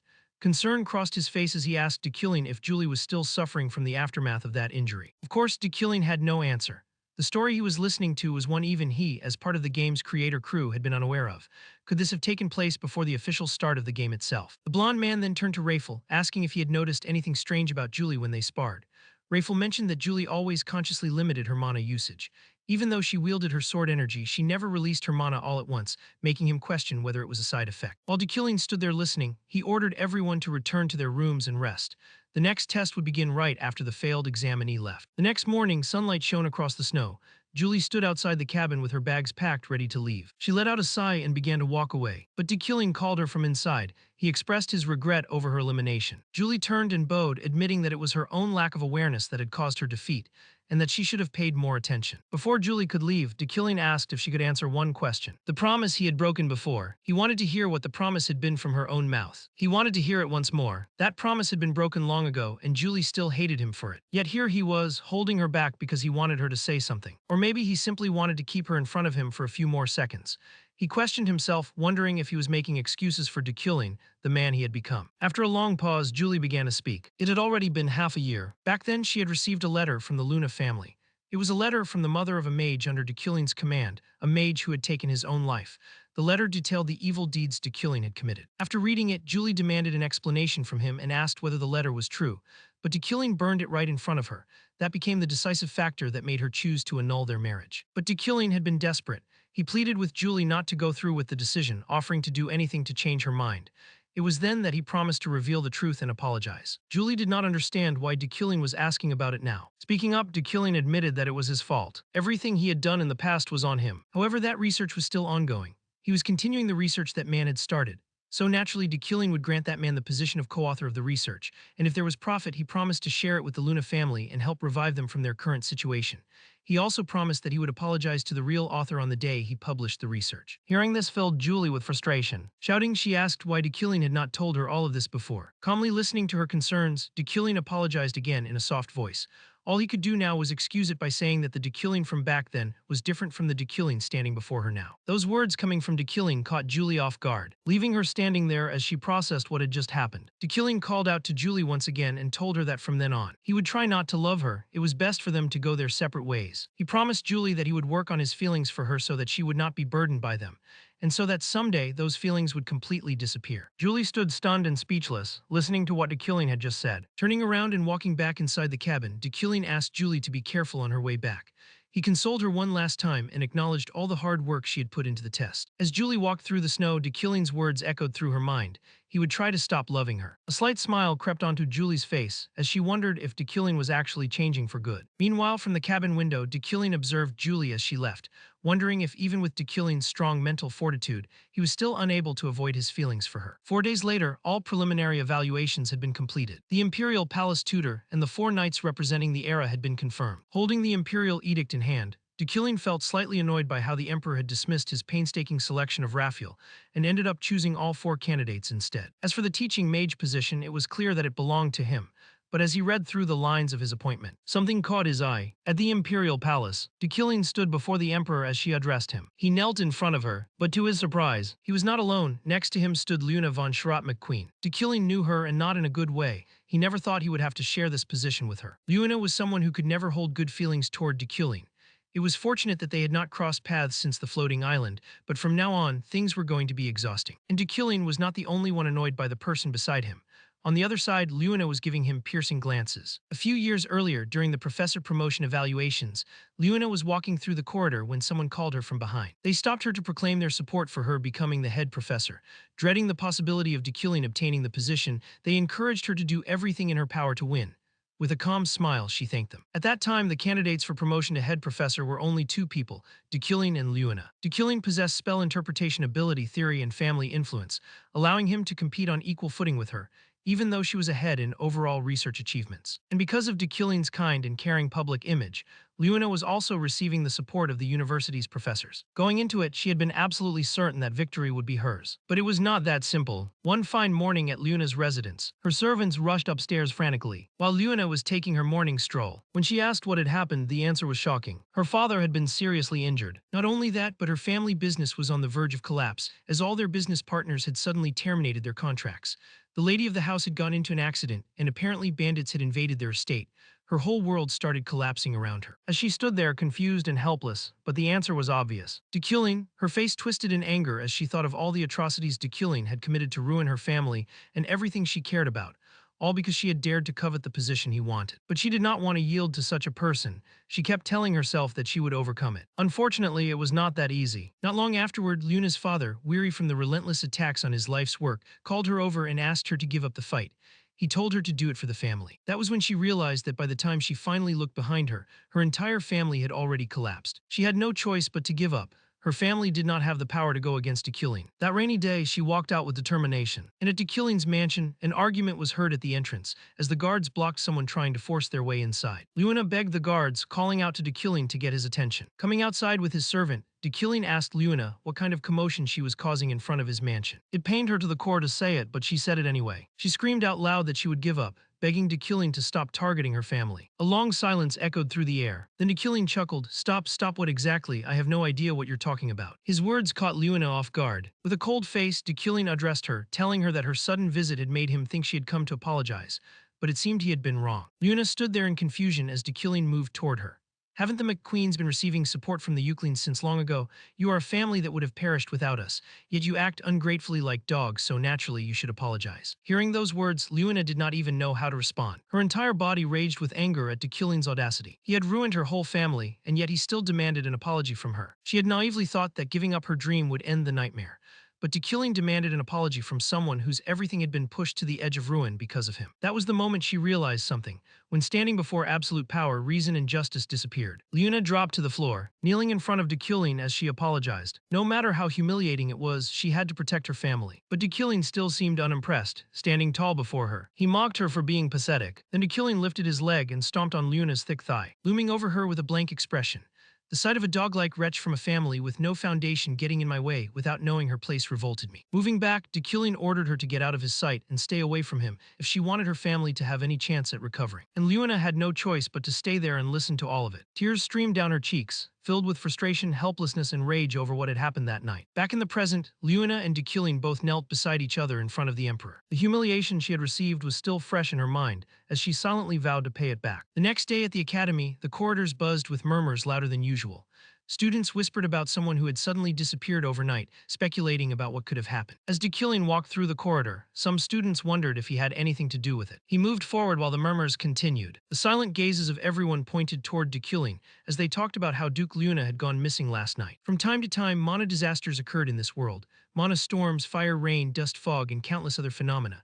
But as a mage, one should not view these events merely as disasters. They were all combinations of pure elements. While Dekilin was conducting his regular class, his mind was focused on a completely different matter. Luna's disappearance. Ever since that incident, everyone had been stabbing him with suspicious gazes. He would have preferred dealing with the stupidity of clueless debutantes any day over this kind of headache. Still, there was no point in worrying about it. The disappearance had nothing to do with him. The next day at Dekilin's residence, the butler called out to him, informing him that someone from the security bureau had arrived to see him. It was Deputy Director Lilia Fremian, the same woman who had investigated the train incident. Hearing this, Dekilin went to the entrance to greet her and asked the reason for her visit. Lilia responded by saying she was investigating Luna's disappearance. Keeping calm, Dekilin asked if she suspected him of having a hand in it. But Lilia dismissed the idea, saying this was merely an investigation. After all, the last time anyone had seen Luna, she had been with Dekilin in front of the Emperor. After the tutoring session Luna and Dekilin had with the Emperor, nobody had seen her again. Looking up at Dekilin with her sharp eyes, Lilia asked if he had any suspicious incidents to report. He responded with a firm no. After asking a few more routine questions, Lilia left the residence, and Dekilin walked back inside. The constant suspicion and investigation were beginning to weigh on him. It was definitely not a pleasant feeling. Even though the Bureau claimed they did not suspect him, those were just empty words. Judging by his past, they would be idiots not to suspect him. Opening the doors to his room, Dekilin was suddenly caught off guard. Inside, a blue aura surrounded the entire place, flowing around him as a faint voice echoed out. It asked if Dekilin had forgotten his followers, saying they were waiting for further orders from him. Touching the table, which seemed to be the origin of the mana, he immediately understood that this was a message left for him. But what order was this person talking about? Judging by the contents, there was a high chance it came from Dekilin's original connections.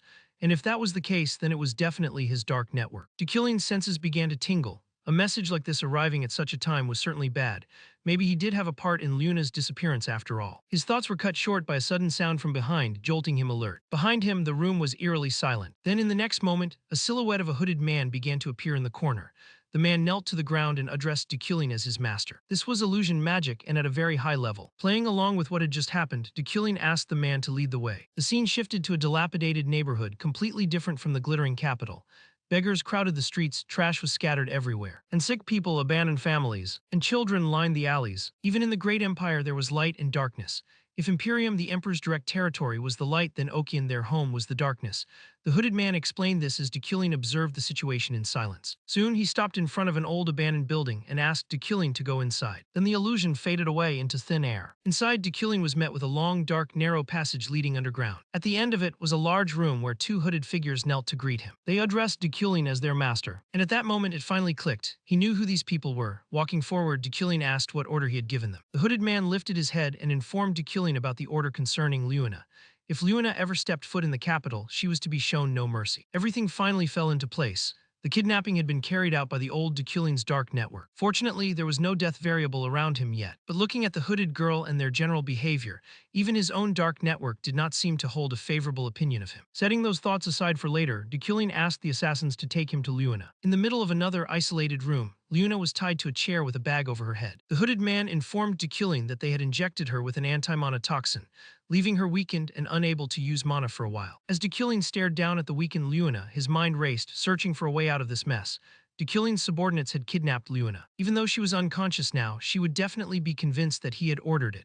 And already, Villain's fate was pouring out from her body as the death variable filled the room. He had to find a way to clear this misunderstanding before it was too late. Disrupting his thoughts, the hooded man extended a piece of paper and said it was something important Dekilin needed to see. Dekilin received the paper and began reading through it, wondering what it could be, but the contents shocked him to the core. His eyes widened as he continued reading. This was clearly not what he had expected. Sweat poured down his face as he silently read to the end. After finishing the paper, he handed it back to the man, thanked him, and asked both assassins to leave the room. There was something Dekilin needed to discuss with Luna. The assassins looked at each other nervously, but they obeyed his words and left. Dekilin's face was filled with tension and determination as he looked at Luna, still tied up before him. The next moment, the bag over her head and the ropes restraining her came loose. Luna opened her eyes and saw Dekilin standing in front of her. She screamed his name in a fit of rage. This proved her suspicions. With anger in her voice, she demanded to know what his plan was. She was now the Emperor's tutor, and if she reported this to the Emperor, he could easily imagine how things would unfold. But Dekilin was not intimidated. He advised Liuna to choose her words carefully since she was the one tied up and helpless in front of him. Even though this frustrated her, she had to accept the current situation and calm herself down, but she still wanted to know what this was for. So once again, she tried to reason with him. She asked if this was a continuation of the past. Was it not enough for him to have watched her family fall? Was he still planning to hunt her at every turn? Her voice slowly rose with every word she spoke, but before she could finish, Dekilling's words caught her completely off guard. Liuna, you will become the head professor. Confused by his statement, Liuna asked why he had kidnapped her if that was the case. For Dekilling, there was no other way. This was the only way he could eliminate the death variable. Not long ago, while reading the papers given to him by the assassin, Dekilling was shocked to see every evil deed the original Dekilling had committed written down in order, everything from small beatings to kidnappings. Dekilling gave the orders, and his subordinates carried them out. At that moment, he realized something. There was no peaceful way out of this mess. No matter what he said, he would not lighten Liuna's grudge. But killing Liuna because of that was not an option either. Considering the positive impact Liuna had on the main quest, losing her would be a serious mistake. He could not afford to lose Liuna. So Dekilling decided to use what he had stolen from her to make her listen to him somehow. Moving closer to Liuna, he chose to play the part of the old Dekilling. He asked why she had decided to step foot in the capital after the warning he had given her. But Liuna was prepared. She struck back, bringing up their old agreement. She had already paid back her debt to the Euclid family, so why did that matter? Hearing this, Dekilling sighed. With an annoyed expression, he looked at Liuna and asked why she believed she had paid off her debt. Then he insisted that she stop being so irresponsible. Liuna was only confused listening to him. Leaning toward her confused face, Dekilling doubled down. With a serious expression, he finally revealed the truth. Compound interest existed in this world. House Euclid had lent House McQueen 100 million elni 15 years ago. If the annual interest rate was 20%, then she needed to repay more than 15 million elni. She had not paid the debt back, and she had broken the promise. He even threatened to seize the property she had bought the next day. Dekilling had become the final boss of loan sharks. Hearing the absurdity of his claims, Liuna lashed out, threatening to sue the family and insisting that such a law did not exist. It was called the Poison Clause. The clauses Dekilling had drafted were essentially designed to hide cumulative effects, meaning compound interest. He had written them that way on purpose so they would be easy to misunderstand. Even though the technique the old Dekilling had used was evil, the current Dekilling had no choice but to use it against her. Because there was a far more important reason, he needed Liuna to obey him. Looking back at Liuna, Dekilling offered her a way out, catching her off guard. If she helped him become the director, he would consider reducing her debt as head professor. That only annoyed Liuna further, but Dekilling was still not sure if he wanted to give her that deal, since she had already proven herself capable of breaking promises, even though she had no clue what he meant. Throwing a ledger onto Liuna's lap, Dekilling told her to read it. All the conditions were written inside. First, she would remain silent about today's affairs. Second, she would adhere to this contract for 5 years. If she failed to follow the contract, her inner core would be destroyed. Reading such an unreasonable request, Liuna lashed out at Dekilling, cursing him for still playing the same old games. But Dekilling remained unaffected and began walking out. Before he left, he turned around to clarify one more thing. If she kept her part of the contract, he would return House McQueen's secret technique. Past memories flowed through Liuna's mind. She had not expected this. House McQueen's secret technique. It was the family heirloom that Dekilling had forcibly seized when he destroyed the McQueen family. That was the root of Liuna's grudge and the thing she wanted to retrieve most. As Dekilling walked out of the room, he told Liuna to think seriously about it. Leaving her alone in stunned silence, Dekilling walked up the narrow, twisting stairs as his mind wandered. He had threatened her with the heirloom, but would it be successful? If this did not get rid of the death variable, he would have to use his last resort. But before he could finish the thought, a notification appeared informing him that the death variable had been removed. As a reward, he received 2 store currency units. Seeing this, a wicked grin crept onto his face as he continued walking upward. In the upstairs room, the 2 assassins were waiting for him. Dekilling looked at them, commended them for a job well done, and was about to leave. But this irritated the girl. She screamed at Dekilling for leaving just like that. Her anger was palpable as she demanded that he keep his side of the promise now that they had done the dirty work. He had promised that he would repay them. But before she could finish, the hooded man struck the girl hard, silencing her and sending her to the ground. Lying there in pain, the girl called out to her brother, asking why he had done that. But the man only turned to Dekilling and apologized. Brushing it aside, Dekilling asked what the promise had been. The man's expression changed instantly as a dark aura flowed through him. Freedom and enormous wealth, he replied. This amused Dekilling. The man had disciplined his sister, but he also clearly held a grudge against Dekilling. They were the ones who had done Dekilling's dirty work in the past, and it was uncomfortable knowing they resented him. But he could not remove them because wealthy magnate was glowing brightly around both of them. There was money to be made here. He simply had to avoid making them do dirty work from then on, which was doable. Finally breaking the silence, Dekilling reassured them. He offered to hire them from that point onward in addition to giving them what had been promised. The offer stunned both of them. Hearing that Dekilling would employ them, they immediately filled with gratitude, bowing down before him and thanking him. There was one more thing, Decillion asked them. To stop executing all orders he had given them in the past. They agreed. After dismissing them, Decillion finally had some time alone amid all the chaos. Because of all the sudden issues, he was starting to feel tired, but at least it was finally over. Back at the Magic Tower dorms, Ephraim and her friend walked through the corridor in a terrible mood. But suddenly, Ephraim heard somebody mention a magic circle. She looked up and saw a small crowd gathered in front of a door surrounded by a dark aura. This felt familiar. It was the same place where the unknown magic circle had appeared at the beginning of the term. Wondering if it still had not been removed, she stared at it. Then in the next second, a sudden surge of dark aura erupted from the circle. It engulfed the students standing nearby and sucked them in. Only Ephraim and her friend, who had been standing far away, remained. As the sole witnesses to the insane incident,